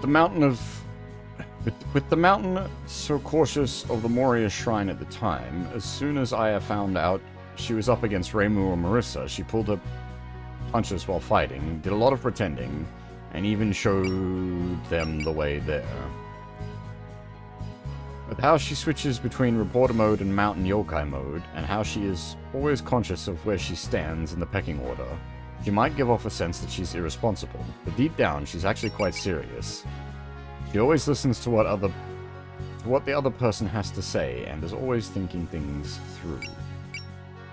In Phantasmagoria Flower Viewer, she takes her lecture from Eiki almost as seriously as Cyrano and actually considers changing her approach to writing articles. When she meets Eiki again, she tells her about her new perspective on her newspaper, to which even Eiki replies that she's close, but not quite on the mark. Instead, looking at her incisive remarks in STB and BAIJR, one could be forgiven for not thinking she's serious about it. Aya has lived for over 1,000 years, which seems to make her particularly old, even amongst Gensokyo's yokai population. In perfect memento and strict sense, it is mentioned that when yokai live such a long time, they steadily grow less and less active, but Aya is extremely active compared to all other yokai. Her shocking level of energy comes not from her Tengu background, but from her own unique traits, and her nickname, the Tengu closest to the village, expresses that. Perhaps the secret to youth is gossip? Incidentally, you can find more on her work as a reporter in the entry for Bonbon newspaper.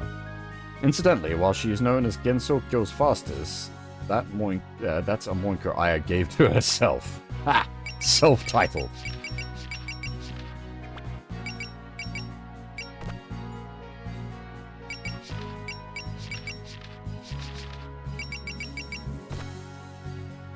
Bonbon newspaper. An independent newspaper published by Aya Shamimaru.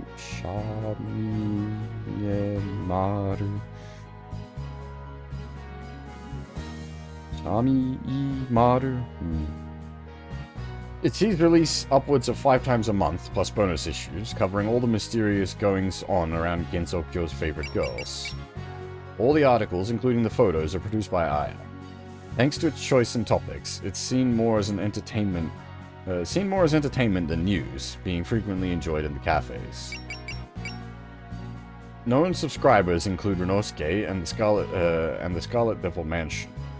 Rinosuke, in particular, has actually placed advertisements for his store.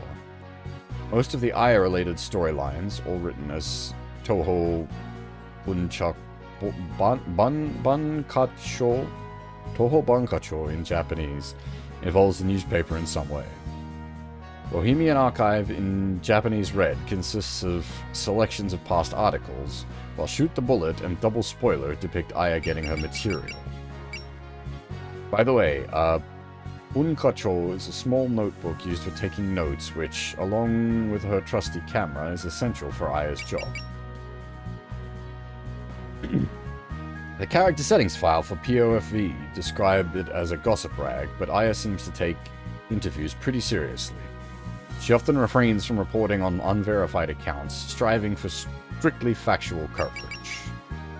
For example, while writing an article about Rumia, she went to an expert, Rinosuke, about the effects of living in the dark all day, despite that not being a very flashy subject, and barely related to Rumia besides. The quality of her writing is, by all accounts, top-notch. Even her rival Hatate saying her articles are total nonsense, but they're strangely appealing. That said, she seems to have an anything goes as long as it's factual attitude. For example, in Strange and Nature Deity, she tried to incite the 3 fairies to attack Reimu just so she'd have something to write about. Her tendency to report on self-induced problems is problematic, to say the least. Also, sometimes her personal biases slip into her articles, like the time she wrote a scathing article about Yukari disciplining Ran, decrying it as animal abuse. Also, she's weirdly protective of birds. That's not that odd, she's a Tengu. As an aside, the reason why Aya got involved in the plot of Subterranean Animism is because she was snooping on the businesses of the Mountain God and the Kappa, and was determined to expose their secrets, despite them technically being her allies. Banbanmaru articles always start in the format of 120th season, first of the 4th month, with the term season here referring to year. Though it's not explicitly stated, we can deduce that the first there indicates that the month's publishing cycle rather than the exact date. As way of proof, the example above is an article that, amongst other things, references the 5th banquet being held at the Hakare Shrine that month, which doesn't line up at all with it being the first day of the 4th month. And at any rate, no article ever includes a number greater than 5, so it really can't have anything to do with the days. That was quite a bit of lore. Hide and seek. Onigoko? A game with 2 or more players. In most versions, the participants are divided into hiders and the seekers, also it and the Oni in Japan. Are we really doing a fucking multi-page article entry on hide and seek? The game starts with the seeker closing their eyes and counting to some number. Meanwhile, the hiders try to find hiding spots to avoid being found. The number the seeker counts to depends on who's playing, generally. If the number is too small, like 3, then the hiders won't have enough time to find a good hiding spot. While if the number is too big, like 3,983, then both sides risk getting bored before the count is up. Also, numbers involving decimals are typically avoided on account of being too complicated. The hiders are usually free to pick wherever they want to hide, so long as it falls within a certain range of play. Typical examples include within the playgrounds or anywhere in the house. In Japan, once the seeker is counted to the number, they'll shout something like, "Everyone ready?" The hiders can respond with either ready or not yet.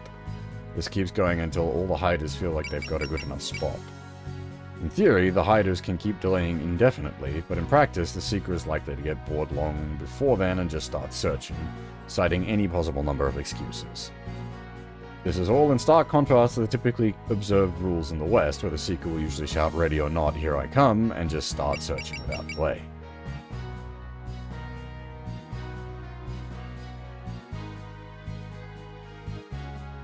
Regardless of how the players get there, it's at this phase of the game that the seeker begins searching for the hiders. The rules for this phase vary wildly between playgroups. In some groups, the seeker just needs to spot someone and declare, "I found you," for them to be out. In others, the seeker needs to approach and physically touch the hider for it to count. A caught hider might have to wait until the game ends, or they might join the seeker's team, with many other possible outcomes for sides. Depending on the exact rules, there can be a lot of overlap with other games like tag. After all the hiders have been caught, the game starts over with a new person, often the first person to get caught in the previous round playing the seeker. There's generally no keeping of scores or tabulation of wins-loss records, nor is there any convention for how many rounds the game repeats. Typically, the game ends when the participants get bored or when it's time to go home. There have been many unfortunate cases of players needing to leave the game without being able to, or simply choosing not to, inform the other participants of their withdrawal. This well-known game is depicted in the manga Strange and Bright-Natured Deity, played by Cirno and Daiose. The 3 Fairies of Light also know their abilities give them a strong advantage while playing. In Fantasy Maiden Wars, we often see fairies playing this game. However, fairies are forgetful and get bored easily, so it's possible the game's current popularity is just a passing fad. Jesus fuck! Tengu. A species of mountain yokai. They reside primarily on Yokai Mountain, with their own established culture. There are a variety of races of Tengu among them, including Tenma, the leader of the Tengu with power said to rival the gods, Dai Tengu, the managers who hand out orders to lower ranks, Harasu Tengu, swift wings who hold positions in the press corps, Long-nosed Tengu, rarely seen clerical workers, White Wolf Tengu in charge of mountain security, Yamabushi Tengu specializing in printing, amongst others, no doubt. While each is a force on their own, they possess a strong sense of camaraderie and are highly organized as a civilization.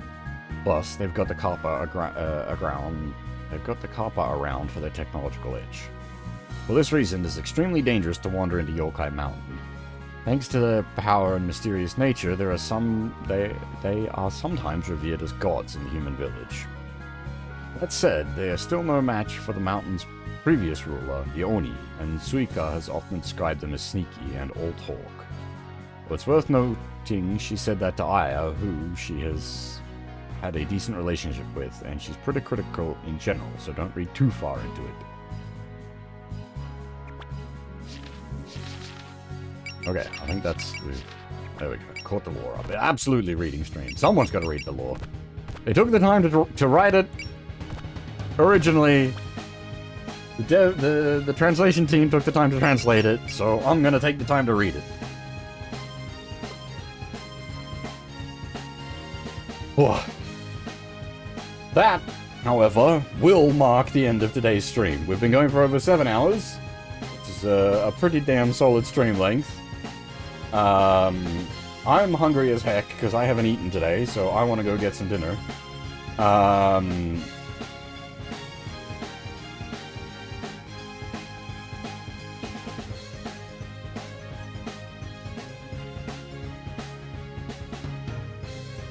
Yeah, I think that's about all I got to say, really.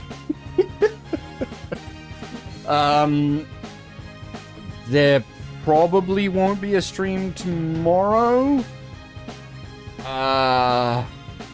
It depends on how certain things play out, but I'm not expecting to stream tomorrow.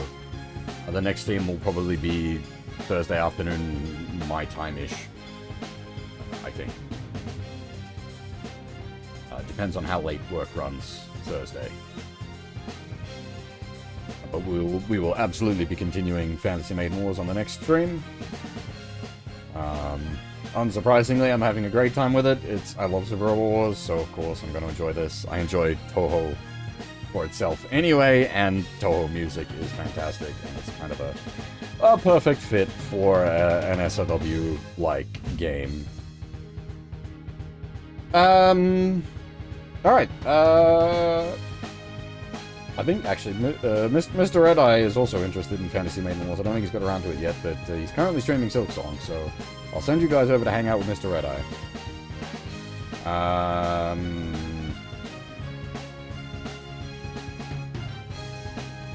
But yeah, as I said, probably no stream tomorrow.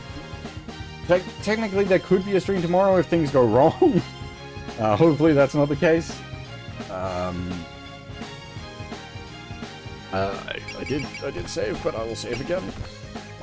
There we go.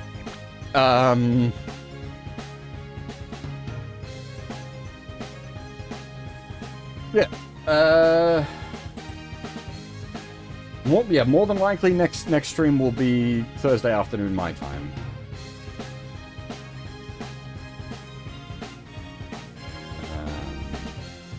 And we'll be continuing this. For now, that is all.